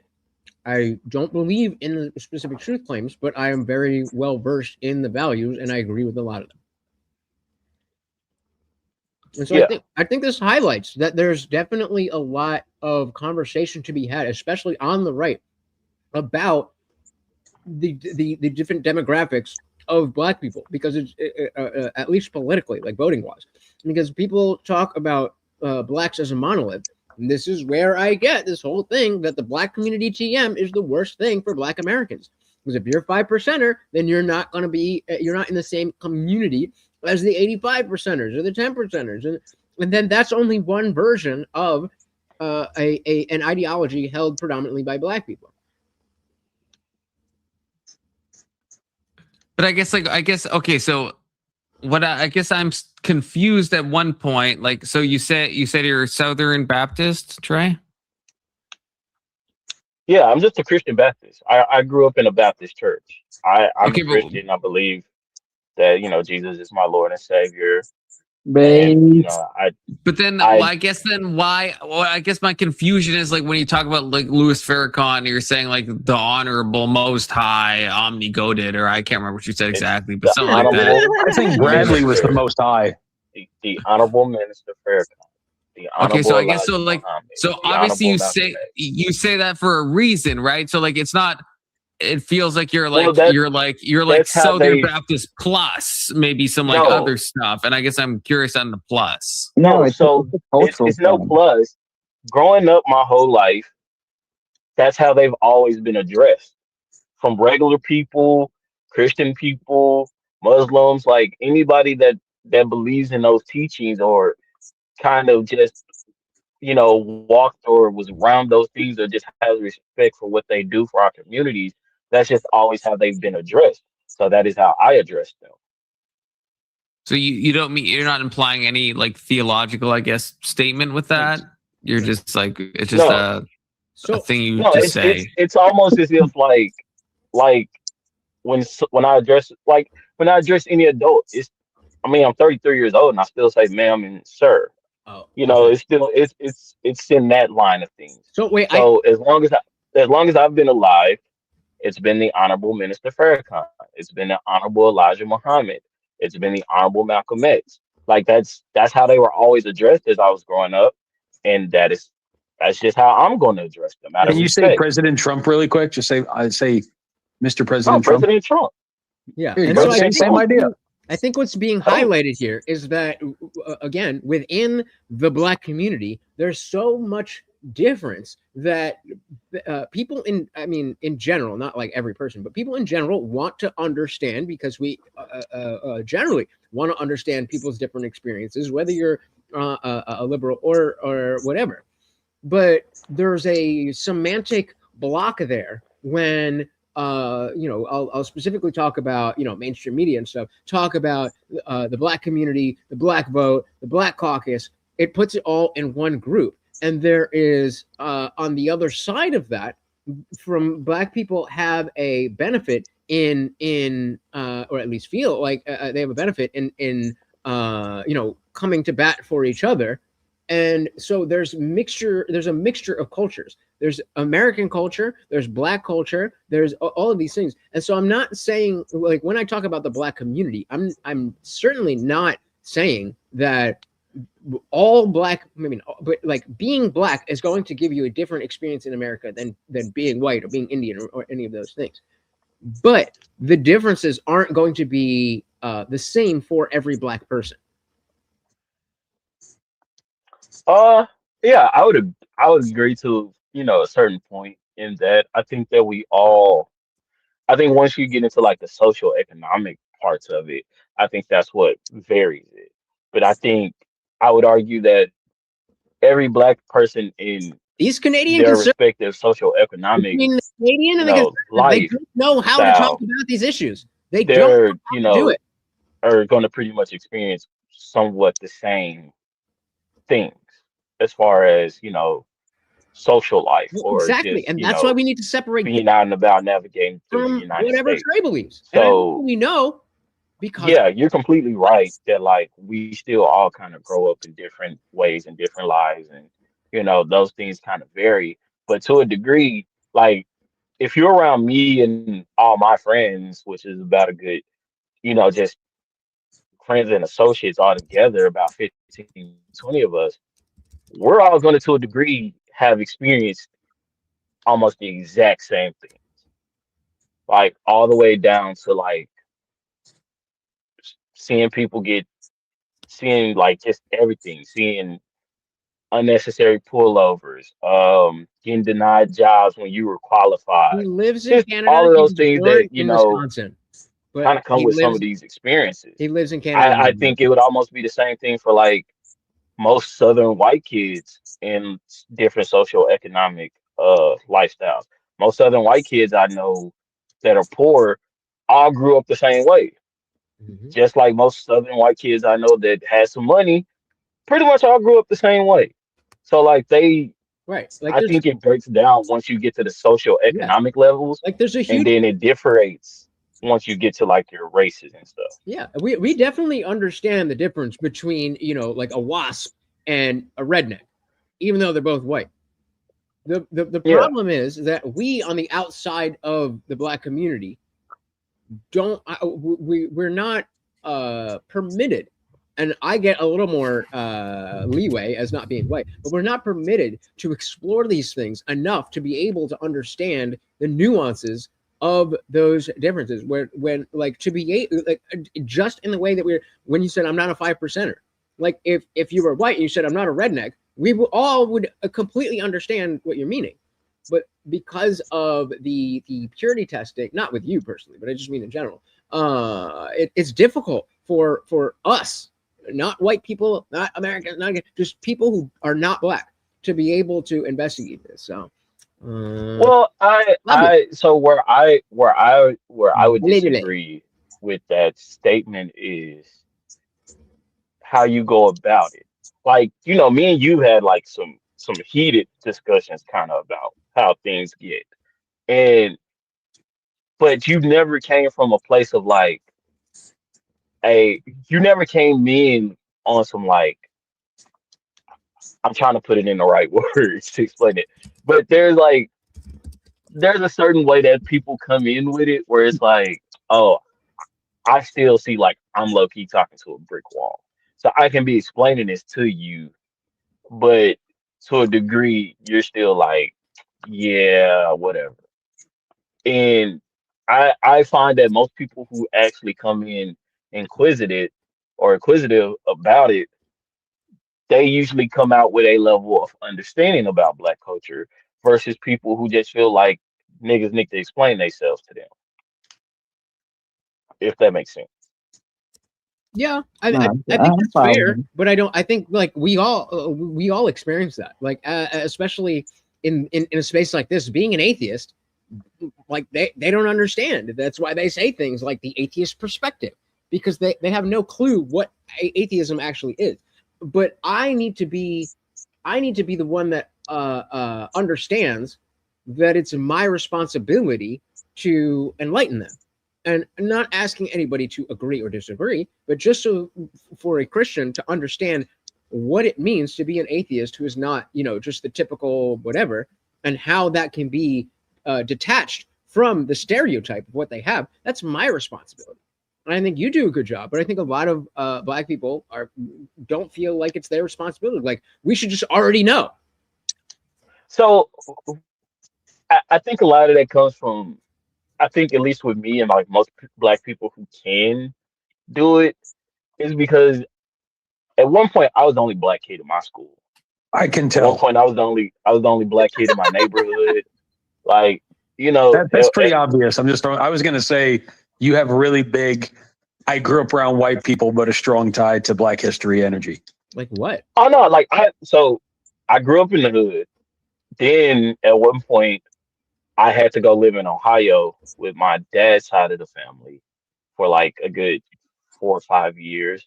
And then when I moved back to Texas, I lived in an all black suburb where it was definitely middle to upper class, but it was nothing but black folks. So, but when I lived in Ohio, I kept realizing that I constantly kept having to explain things. And so I learned that I had to explain things because when I was when I first moved to Ohio and we're in class and I'm like, oh, I'm from Texas, and everybody's like, oh, what moved you out here? And I'm like, oh, I have to stay with my aunt on my dad's side of the family. Everybody instantly assumed because my mom was doing crack. And was she in though? the first time the boy Shout out said to it to me, he's like, Diane. oh, why is your mom a Welcome crackhead? to I the punched him in his party. shit We love because we just don't play the mama game. him. So my uncle had to sit me down and basically talk to me like, Same hey, kind of fraud. I don't know. you're going to school with a bunch of white kids. You're going to have to like low key explain things. Like you can't understand that they understand it. Right. So then, so then I had to find myself explaining shit. Like I had to explain, like I even had to explain that Texas shit. Like, yes, I know how to ride a horse, but I lied to you. I don't need y'all just being stereotypical that all Texans know how to ride a horse. So I lied that I didn't know how to ride a horse, even though I clearly know how to ride a horse.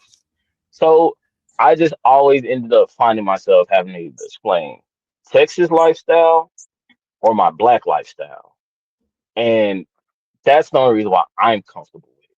Most black people I know literally go to school with black kids, live around black kids. Like they're only around black people usually till about college. Do you College think or the there's any work. problem with Black culture? He's talking about his own life. Yes and no. What part is false? Where's my microphone? I think every culture has their problems. I think that we got fucked over, um, and we never really recovered from it. I would say that my generation is doing the recovery Oh for God, bro, y'all just stand on the shoulders of giants. That's a wild take. How so? I just said your generation stands on the shoulders of giants. Your generation's done Yeah, how so? very little. But I'm asking how so? Like when I say that I feel like my generation is kind of changing the narrative on a lot of things. How so have No, we your not? generation's reaping the benefits of your predecessors. Okay, so Wait. First of all, explain that. are you a Zoomer? What's the first of all? What's the generation? Zoomer, millennial? What are you talking about? I'm a millennial. You're millennial, Trey? I'm a millennial. I'm 33 years old. So the dude, what is it that you were right. saying that previous generations did? Again, I'm not challenging. I'm just not understanding. What is it that? Oh, like right now, blacks are in med school and law school at an all-time. What I'm saying is those roads were paved, probably starting with the Honorable Minister Farrakhan. Another 33. The young millennial generation has probably contributed. Name one thing that your generation's contributed to society, sir, specifically to Black culture. Oh, you're talking about? Oh, I was just talking about us fixing our shit. I wasn't talking about society. I was talking about my community fixing our shit, our issues that we had that were bad. You pivoted when you said that you guys were fucked over a long time ago, and your generation was doing I don't know if you said reconstruction, but you said something along those lines, or the repair. Yeah. So when I say that, I'm talking about the gang culture. I'm talking about the fatherlessness. Even though a lot of that was caused through jail and death, not necessarily niggas not wanting to be dads. But that's more so the things that I was getting at. My generation and my nephew's generation, they're not really into the whole gang culture thing. A lot of them are trying to have long-term relationships and get married. A lot of them are being active fathers. I myself am an active father. I myself am married. So a lot of my generation is fixing a lot of the things that the crack era completely destroyed in our community. And so when I said I think our generation is repairing those things, from what I am seeing as far as out in the world, and thanks to social media, we're literally all connected through just our phones, that it feels like a lot of Black people have looked at what happened to us in the crack era and was like, all right, we're going to change these things. So can I? And I would argue, yeah. So I think to bridge the gap here, it seems like, and I don't want to put words in anybody's mouth, but I'm just what I'm gathering, that Trey is saying that specifically talking about the crack epidemic, and he's saying fix our own shit, and then on the other side, well, I'll just speak for myself. You're saying that, but then we have this term Black fatigue, which is becoming more and more rampant. And I want to ask if you think that so okay, Trey, do you think that the fact that we have Black fatigue as a term that people understand today goes against what you're saying, goes towards what the dude is saying, that millennials aren't fixing anything, or no, and why not? I would say no, and the reason I would say that is, I mean, everything is filmed nowadays. I can literally get online and go watch young white kids crash out, steal, and do all of the same things that we're saying Black fatigue is and doing. So that's why I would say no. I would also Statistically, argue, kind of not, though. I guess, right? That's kind of the thing. How so? Like what? Well, like I guess. Okay, so I guess if I can pull up, so Section 230. He says Black culture is not any better, neither is Father's homes. What's being repaired exactly?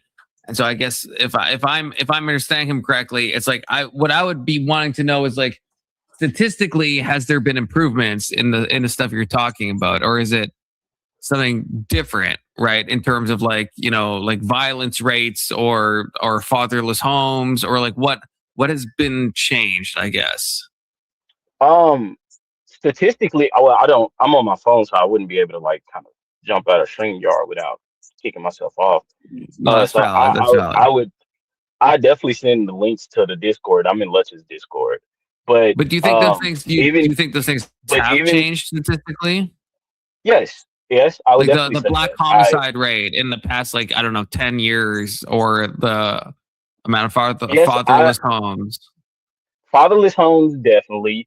Homicide rate, it's starting to go down. If you look at places like Baltimore with Mayor Scott, he just posted that they are literally down homicides. I want to say it was 40%. I'll check that number again and put it in the Discord. But they're down 40%. Chicago is down 20%. These things are turning. So is this a fair statement that both sides would agree with? That Black fatigue is a real thing, but that's always been there, and we have social media and cameras. On top of that, the Black fatigue we're seeing is a bigger highlight of a smaller percentage of the Black community. I would agree to that. I wouldn't have any issues with that statement. Like I'll even say this. I know for a fact that a video got posted on Twitter like 2 days ago of a quote unquote Black fatigue moment, which cool. But that same video went viral in 2016, and they reposted that video as if it was something that happened like that day. And so for me, that was like, ugh, like this video went viral, damn near 8 years ago, and you're reposting it like it happened today to say, look at this Black fatigue. And so it doesn't stop. Like certain niggas is gonna be certain niggas. I don't think that's ever gonna stop, me personally. But however, I think that is a way lower percentage versus what we want to say it is. I think it's fair. What do you guys like? The dude. What do you guys think about that? He's such a respectful young man. I don't really want to. Hey, he's a big boy. He's a big boy. He can take it. I am a big boy. Trust me, I can take it. It's not gonna hurt my feelings. Have you lived? You said so. You lived in Ohio. Were you in the Cincinnati or the Cleveland metropolitan area? I was in Columbus. Oh, I was just in Columbia. Small world. Yeah, Columbia, Ohio is actually Native American for heroin addicted whites. I think Dave Chappelle taught us that. Ohio is a really shitty place. You know that I'm thinking most of like when you say the reconstruction or the repair that's being done to that community, I think a lot of that's going to be parallel to, you know, the young black movement towards conservative ideals or a return to Christianity, what I would consider like traditional American values, regardless of color. I think it's more of an assimilation towards conservatism and a movement away from the idea that simply black excellence comes from being black, which was a black separatist, you know, instituted idea. You know, there's a lot of, I joke around on this channel, I call them unexceptional whites. And if you turn on social media, I see a lot of black Americans with very unwarranted confidence in sharing their opinions. And I think that someone made a reference earlier, it's a socioeconomic thing more than a racial issue. But I think that most liberal dominated black areas they're self-propagating areas of unrest. You know, that's me being as politically correct as I can. So what I will say is, and maybe this is skewed growing up in the South, that most black places I know, for the most part, most people are socially conservative as far as how we tend to act in public. Most black people, like, granted, I grew up in the hood. I have friends that are in the NFL, all the way to dead, to murderers, to like, You're we so all well grew up together. spoken, Trey. You're so articulate. Don't do that. You know I hate that. You know Microaggression by the brown guy. You know I hate that. I was tongue in cheek. I know, but it is one of those things. Actually, I've got a question for you. What do you think propagates the IQ discrepancy between the races? That's a fair, and I don't have an opinion on it. I'm asking you. What do you think causes the gap? Oh, I couldn't give you no definitive or real answer. Me personally, I think it's as someone who struggled through school, not just from being bad or anything, just sitting down and looking at a board and learning wasn't my type of learning. I mean, I would argue that a lot of it Trey didn't catch it either. Trey didn't catch it either. I specifically said that because I didn't catch it. You caught it. Niggas ain't good. I was going to call that out because he said that. Like, Trey didn't catch nothing to do with that. The IQ is what you're born with. It's raw horsepower. It's not a cultivated intellect. You want some good drugs? You know where to go. See, I wouldn't know. Then I wouldn't give you. I couldn't give you no definitive answer. When I think of IQ, I think of learned altogether. I know a lot of. It stands for intelligent quotient, as represented by the Stanford Binet. Right, but this association. This seems to be more. But it's not just something you're. It's not just boring. To be clear, there's also like environmental factors as well, right? Right. Well, that's why Nepal has an average IQ of like 60 or some insane shit, right? Yeah, like lead will predictably lower your IQ, for example, right? There's a lot of like environmental stuff that can happen. But maybe there's more prevalent in certain communities. Even outside of all of that stuff, I think there are, I hate to be cliche and bring up idiocracy, but what was the initial reason of why everybody got so dumb is because the low IQ people of any race were having more kids than the smart ones who are like, oh, we got to make sure everything's perfect and we want to do this and we have that. And so I think that there is in the black community a little bit more, or maybe a lot of it more, acceptance of promiscuity, not staying in the nuclear family. And so you have, it's not that black people are inherently less smart. It's that the less smart black people are procreating at a higher rate than the less smart white people. I don't know if that's true. I mean, how could that not be the case? I wouldn't. How could that not be? I wouldn't fully. I I wouldn't think- fully disagree. How? I think we have more poverty in the white community than the black community on percentage base. Wait, no, that's not. Okay. Let's check it. But Sam, What do you mean makes by them percentage racist. based? Like I Why would do you say, need to okay, be so you racist would because other view. people are racist. I think it's anything under 32,000, and then you would view the percentage of the race like that this. makes that much. I don't like versus the race of white people, and I think white people are overrepresented in that category compared to blacks.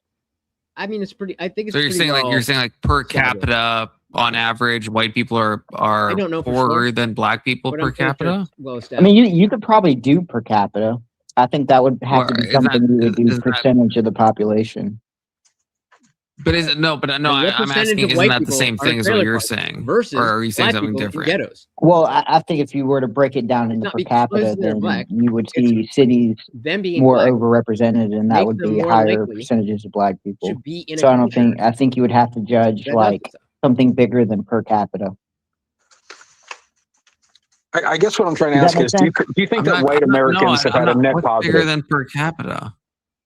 But I don't think like I wouldn't know if you could use you probably could use state based, but I would say No, you but would per have to capita get is just the, like the number of people, like the total. So nothing to do with states, right? Just like Right. is the but- right? Wait, did No, I I'm miss? pretty sure the per capita statistic.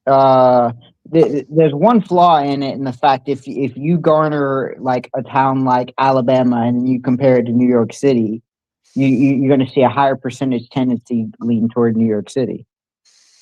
Right. No, but I guess Right, what I'm we're just saying, talking if in you, general. I guess what I'm just saying, Yeah, if you so you take could- all the black people, right, and like and then all the white people, and then you account for their population differences, then like, how many of them are below the poverty line versus the other one? Like, if you make all the populations equal, are you saying that white people you think are statistically poorer? Yeah, I would make that argument. Okay, that's I'll have to Like on a check that. I percentage guess base. I've I mean, never. you can. Just from I guess a little bit that I know, I would say it would lean that way. But wait, did we? I'm sorry if I missed it, but I thought I presented the notion that in either just across the board, lower IQ people are more likely to have more children, and that Yeah. So if we agree with that, then how would we not? I don't think there's anything to agree with. That's quantifiable. Okay, so But did you not separate that in comparative toward race? I'm saying it Yeah, happens it- in race, but I'm it saying seems- across the board, lower IQ people tend to have more children than higher IQ people. Well, So yeah, but so because if you would low have more IQ is lower. So let's just go by you guys are talking about. What do we got here? Hold on. This Yeah, is get in here, what Alex. me and Big Soda were talking about. This is just AI, so again, grain of salt, of course, but this is saying, it's like almost double that, even like per capita, taking population into account, it's twice the amount of the average white American. Socioeconomic standards are a huge margin here. Okay. Get in here, Alex. Defend me. Socioeconomic standards are huge. I know. I didn't hear what you said. They make they're an extraordinarily large factor in IQ assessment and scoring. So that's true, because typically high IQ begets high IQ, and high IQ makes money. So if there's more low IQ children, then it's the fact that the It's children not are that. low IQ, coming from low IQ parents, not that they're inherently this color or that color, but because we see it more in the black community, then there's going to be more low IQ people in the black community having kids per capita than white people. So hold on. White low IQ people having kids per capita. So if I affect your nutrition in early childhood, or expose you to lead or pollutants, or inflict chronic stress on you, or push you in a crap school, or make it so you don't spend a lot of time with your parents, that will drop your IQ score probably more than anything else on its own. And that's just like your immediate family life. That doesn't even like include any kind of prenatal stress your mom was under, your low birth weight, how much language exposure you had, how bad your sleep is. If you've Are you exposed left leaning, to sir? violence. Just out of curiosity. No, I'm okay. I've done too much research on this lately. Like these things are all these things are all very relevant to IQ. IQ measures something real, but it doesn't measure the capacity nobody's of a arguing against that. person's genetics, right? Yeah, I don't think we're talking about like a race realistic point of view. I know. So what I'm saying is, from what I remember, I think the Black community's IQ, like average IQ scores, are increasing faster than white people's IQ scores at this point. Not that they've caught up, but they're increasing at a faster rate, at least. But it depends on like the family life. It depends on if you've been taking a lot of time tests, if people teach you to think abstractly, if you have a good vocabulary. Like these things are all important, and they depend on your environment. It's not necessarily anything to do with your. It's not necessarily to do with like culture of a race so much as like what area you were born in, if that makes sense. So not necessarily a general race culture, but more of a environmental culture. Yeah. So if you take like 50 white people and 50 Black people and put them in the same building, right? Chances are their IQ scores, their kids' IQ scores, will be pretty much about the same, or at least within. Yeah, but you're eliminating the culture though at that point, right? That would just be proving or disproving race realism. Well, no. It's not. You can't do the experiment you're right? suggesting and try to be eliminating the culture. People still have their own culture even within the same building. Not if you like. I feel like not in your example. What do you mean? Why? Like if you like pluck 50 people out of one group, of one ethnic group, and you pluck 50 people out of another, then you're kind of like you are separating them from their cultural background, aren't you? No, hell no. That's why I said 50 instead of just like 2, right? Like 50 people is enough for people to maintain a cultural relevance around themselves. No, I think that's preposterous for a generation. Trust me. No, I think that's absurd. We can stay around if you guys want to. Nah, I think 50 that's families. spot on. Yeah, no, yeah, I don't think. I think culture is like a broad fucking net. I think like if you just pluck there's subcultures in every culture, though. You Right, wouldn't but say- these- you wouldn't these- say the these- blacks of New York act the same as the blacks in South Carolina. they don't act the same, but there's a reason that we have a cultural homogeneity to some extent, right? And like there's a reason that the stats are similar in all these cities. Like I was looking up before about the homicide rates. The homicide rates, because I was trying to when I was at this is back of an hour ago or whatever when I was talking with Trey.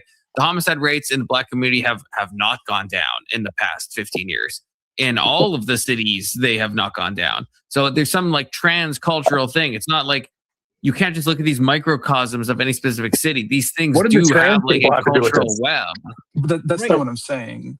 But we have to go back to the notion, and I even if you disagree with it, I don't think anybody's contended with the notion that we're seeing a smaller percentage do an extremely large percentage of the crime.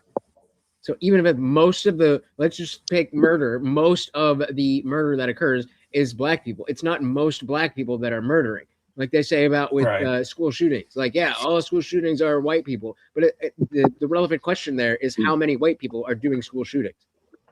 It seems like in those cases the number of people, the person has a higher body count compared to the average of different races, rather than it's just more people committing crime, right? Yeah. But I guess you can talk about the culture of the cities. So I also would say to dispute your point of that is separating us from culturally. I think, like he said, once you put enough people of pretty much the same thing around each other, it still kind of evens back out. Like if you think about it, I'll speak for me. Where I grew up, it was about 30 houses. You know, the neighborhood I grew up in is 30 houses. So if you put one, that's literally 30 families around each other, and we all have the same set of things. So if you were to put 50 families of, you know, each one, I guess, is he?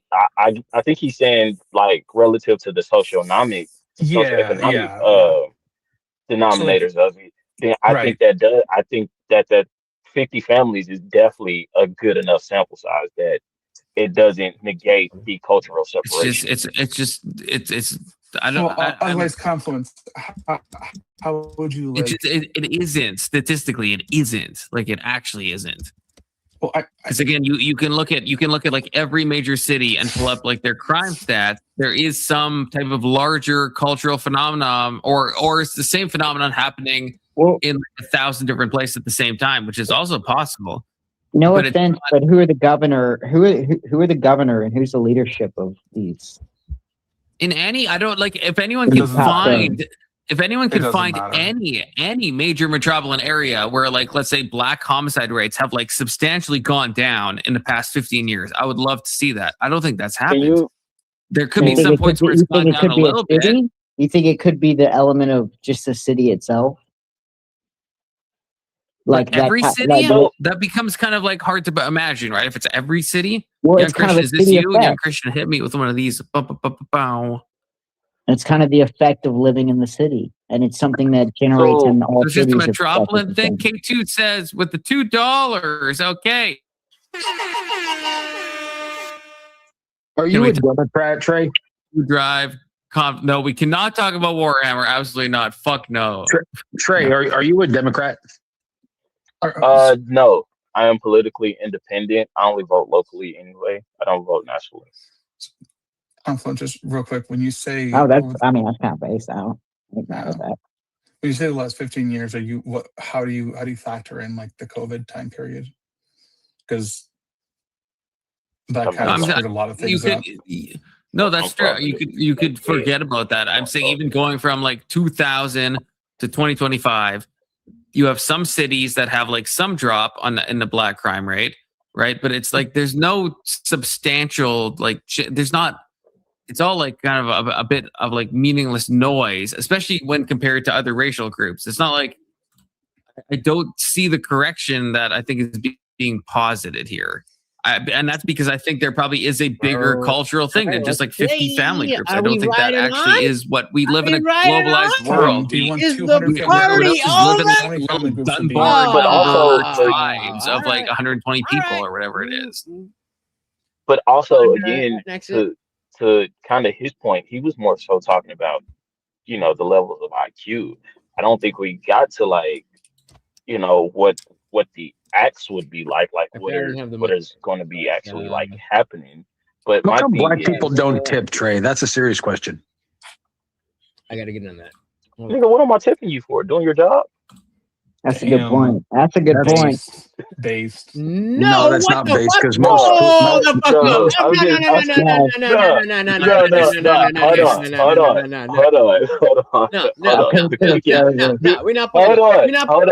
playing that. No, motherfucker. No. The chef in me came out. No, you know that you're walking into the restaurant understanding that I'm making $2.15 an hour. And if you let the manager or the fucking state pay these people, fine. But stop using me to subsidize the job. How much do you make? Hold on, the chef in me.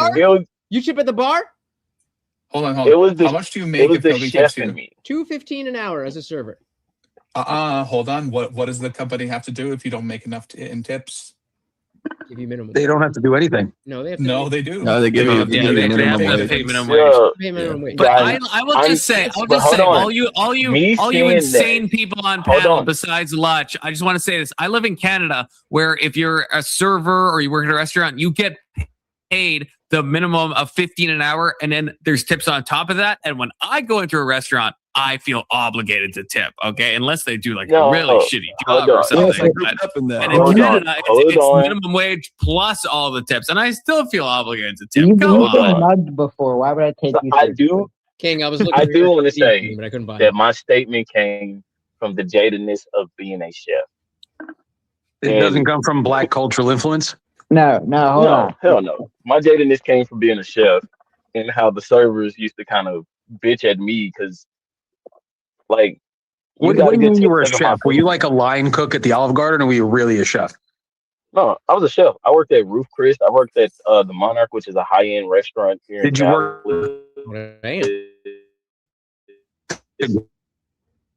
Grill at Ruth's Chris, or did you do saute, or what? My way up to assistant kitchen manager. Okay, But that's good.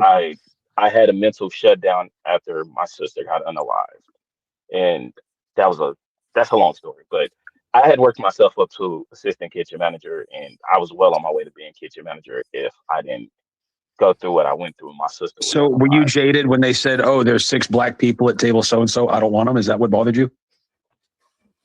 No, it was just always them just complaining about. Like I remember one girl, she got tipped $50 and was like, "Oh, they're so cheap." How much was the bill? The bill. How long were they think, like- there? This is my point. This is a social contract. But I think the bill. In the same I way, think the bill was good, and I start screaming the N-word. There's an Actually- understanding that it's not just You got freedom it, of speech. What do you mean, guys? You can't get mad at me because I No, but look, It's the look at exact same Baltimore. tip. Also- What do you mean tipping. You can't get mad at me for not tipping. Look at Voldemort. Baltimore, Maryland. Oh, Lunch. Why do you need me to subsidize how much people get paid? at their job? Because Yep. they don't pay servers. Well, then don't work there. Okay, fine. But Alex, then did you don't go find the there. one city? Yeah, I will. No, there's multiple The cities. I'll do This is that. just one of City. them. There's multiple cities. This is No, just one of them. most black people I We know all tip. understand I that the think server that- is not the one choosing to rely on the tips. I've never understood tip culture. It's a weird insanity. Well, why to do me. Fine. You don't think they know Outside- that they have to rely on the tips if they become a waiter? Outside of the fact of choosing that job, do we disagree with the notion that it is not up to the server once that job has been taken? It is not up to the server whether he relies on your tips or not. I disagree. What I believe is that industry, I since, don't know what you're asking. since it's a woman-dominated industry, what has happened is it's built a culture around people find it acceptable to be paid $2.15 an hour, and businesses now know that people So the want to question be was, paid that's for not that on the because server, they right? think The that server didn't make that decision. This is for you, Alex. I don't. This is what Yes, I'm you did. finding. You If you, signed I up don't know if for you have a it. stat. You Post in the back chat. You continue what Already established. destroying the industry. You're not listening. Yeah. Once How the did we get job on is race? taken, How did this happen? once We've the been on job race. is taken, We've been on once the race for job a is fucking taken, hot minute. Yeah, once the Christian, job is keep up. taken, Check your Discord. the job is taken. Yeah, I'm listening. I'm The listening. job is What are we saying, taken. Lutch? Oh. After the point at which I am employed by a restaurant as a server, do we agree that I have no power whether or not to rely on your tips or to not rely on your tips? You have no power. No, but you that's have no irrelevant. power. So That's if irrelevant. then you do have you going you do- into a you- restaurant understanding that and then deciding not to go and tip that server is not helping the server. It's not changing the system. It's just making somebody pay for your food.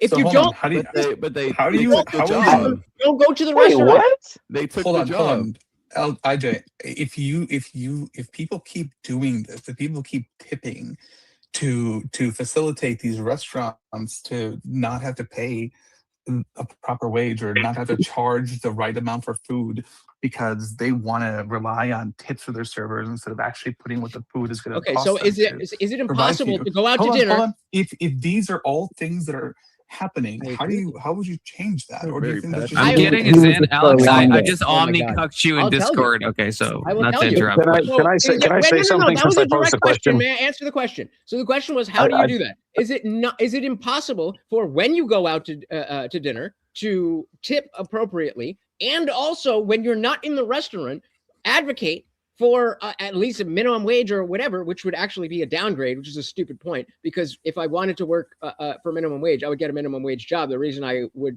get a serving job is because I'd make more than that because of the You social don't get to construct. have it both ways. Well, I could do. You know how to do that, all that, but faster. Stop Not paying go me to the tip. restaurant. Not go to the restaurant. Well, Now you don't have to that tip too, yeah. anybody, and you're not infringing on a social contract. Can Well, I no, offer we'll still perspective have since I asked the restaurants. question? We'll have restaurants. We just won't have servers. May I please ask There a you question go. may I ask a question or make a point since I brought up the question? Yeah, go for it, dude. So the idea that when you go for service and you want it to be good, I'm a big fan of incentivized compensation. So the idea, if they charge you an affordable cost for the dish, that person's going to go the extra mile trying to make your night out with the missus or your friends a little bit more. That's what forget the word gratuity. It's almost incentivized work. You know, like my cleaning lady gets a little bit something extra from me if she does a great job. My barber gets, at least $15 when he cuts, especially if he's friendly. Now, if you're going to try to like standardize the wage, there's no impetus for that person to hustle their ass off, getting you your fourth fucking Shirley Temple, keeping the plate clean, getting you to go bag. And that's what there's You get better showmanship. service It's in a restaurant or at a retail store where they get paid hourly. Which one do you get better service? Do you get better service at a retail store or where they're paid hourly, or at a tipped establishment? I think I could find anecdotals for both. Foot Locker. Okay, so I'm in on the whole then, not anecdotally, statistically, are you more likely to get better service in an establishment where it's based on tips, or are you more likely to get better service on in a place where they are paid hourly and it doesn't really matter what the fuck you say or do, they're getting that money anyway? Can you show me the stat in which I could use to then I'm not asking. I'm asking your personal opinion. Do you? Well, then it wouldn't be statistically. It would just be my opinion. Okay, so that's what I'm asking. I'm asking, in your opinion, do you feel like you would get better service on average in an establishment where tipping is expected, or a retail type store where people are getting paid no matter what you do or don't do? And I would say I have anecdotes for both. I think that's a pretty. I would with Indian Jesus. If you're a little bit worldly or cultured, specifically from a metropolitan area, if I go into the Dollar General, if I go into the Spinks or the Quick Trip, or if I go into 7-Eleven, it's very. Or if I go to Chipotle or Subway, where someone's just working an assembly line, versus where I have like a 45-minute sit down dialogue with somebody, the service is normally much better when it's incentivized. Same reason when you go to buy a car, why someone's a hell of a lot more friendly, because they're only getting paid whether or not. And you can almost look at a commission. Basically, you're paying tips for when you buy a car. They're not calling it a tip. They're building it into the price for a commission. Well, see, the conundrum that we're in is we're just supporting an industry that has no reason to improve. Support the industry. And so if we stop participating, support the industry. Stay home. Stay home. Buy your own fucking food. You do not notice forcing you to go to restaurants. What the fuck are you talking about? That has nothing to do with my argument, because I was just giving my opinion on what I do. You said you're being forced to engage in a system. Did you not just say that? As in, if I go to a restaurant, that's what happens. Then don't. I'm forced to have a toothbrush in my mouth when I put my toothbrush in my mouth. What? Well, see, the dilemma. That's not what force means. Well, no, the dilemma is I quit engaging with it, and then the business gets destroyed. And as you can tell, dining businesses have been getting destroyed. Now you better fucking subscribe. So I mean, and a lot of that is due to poor service. It is. It's also due to poor management. Better service? Run the industry into the ground. It'll come back better, and then we'll have something new. Why do you go to work? Because I get paid a check. So if you got less than the money in that check, would you work as hard? That it would be illegal. That's not the question. The question is, if you got paid less, would you work as hard? So you're asking me what would happen if my company did something illegal? Question. If you got paid less for your job, you would work the same amount, or no, you would work less? I would be upset with most illegal behavior. I don't know what you're asking me. There's no other answer besides it's illegal. I need to. So let's say you make $100 for the job that you have right now, just so we're using round numbers. You make $100. Okay. So and you work 100%. So if you got $85 instead, would you still work 100%? Yes or no? Yes, I would still work 100% at 85% of my pay, or no, I would not work 100% at my 85% pay. Yes or no? My company would void their Yes or contract. no? Yes or no? Yes or no? Yes or no? Look, I don't know what you're asking me because You're fucking retarded. I've agreed to a contract and where I work a certain amount, and so I don't know what it is to be paid under that amount. Money, and so you're trying to pretend that in serving it's some different reason that people work for money. When you go to work for the same exact reason, and if you got paid less, you would do less work. If you got a better job, you would expect more money. If you got a lesser job, you'd expect less money. This is not fucking hard. But see, the problem is my industry. If they were to do that, if they were to start voiding a bunch of contracts, they would have no employees and they would run themselves into the ground like they deserve. Only 1.5 work. Contract working.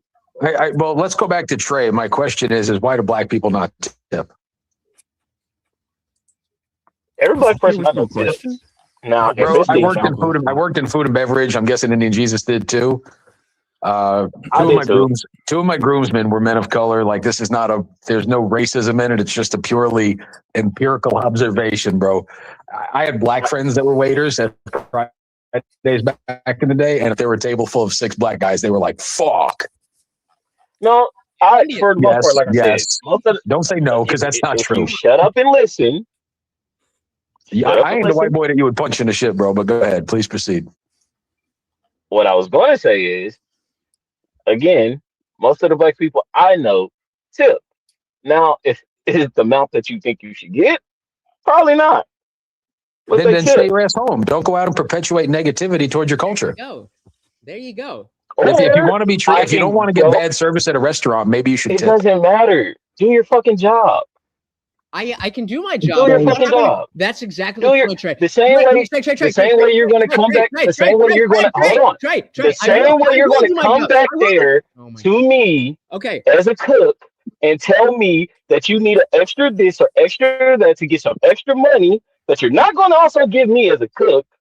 Now you're going into the same way. Total bullshit. I don't know what the fuck you're talking about, but you're saying. But I told you that my jadedness. Shut the fuck up. I'm telling you. I told you that my jadedness comes from me being a cook. Shut the fuck up. Shut the fuck up. So you're saying just do your job, right? What is my job? To listen to what the fuck you what you order and bring it to you, right? So if I just fucking what do you want, wrote it down and was a dick like I want to be, I'd be like I got other shit to do. I don't fucking care about you right now. That's still doing my fucking job.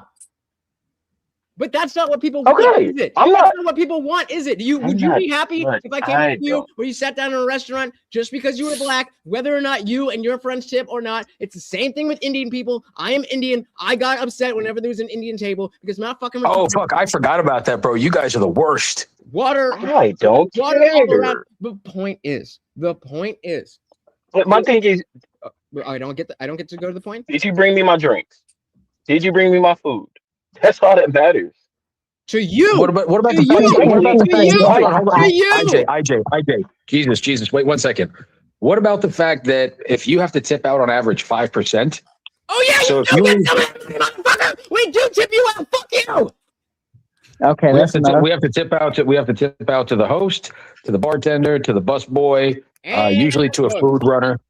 And the kitchen. So if you're tipping out 5%, if somebody leaves like $9 on a $100 bill, and then they have to clean up after your kids' Cheerios and 17 Diet Cokes, and you're leaving them $4 or $5, you're a scumbag. Hey, do you think the dishes boy gets paid more than $2.15 an hour? I'm not calling you a name. I'm just simply assessing your character as No, it I'm pertains saying, to like what I'm saying is, in that being called a scumbag, I've been called worse. So it's not going to hurt. It's not going to normally hurt their feelings. I wouldn't expect me calling you a name to hurt your feelings, but if you felt like that internally, knowing that you made somebody that works for $4, you should feel pretty shitty. Food. That is on the restaurant right now. That is on the someone who's worked in restaurants. That is on the restaurant. Even as a cook, I've felt this way. That is on the restaurant.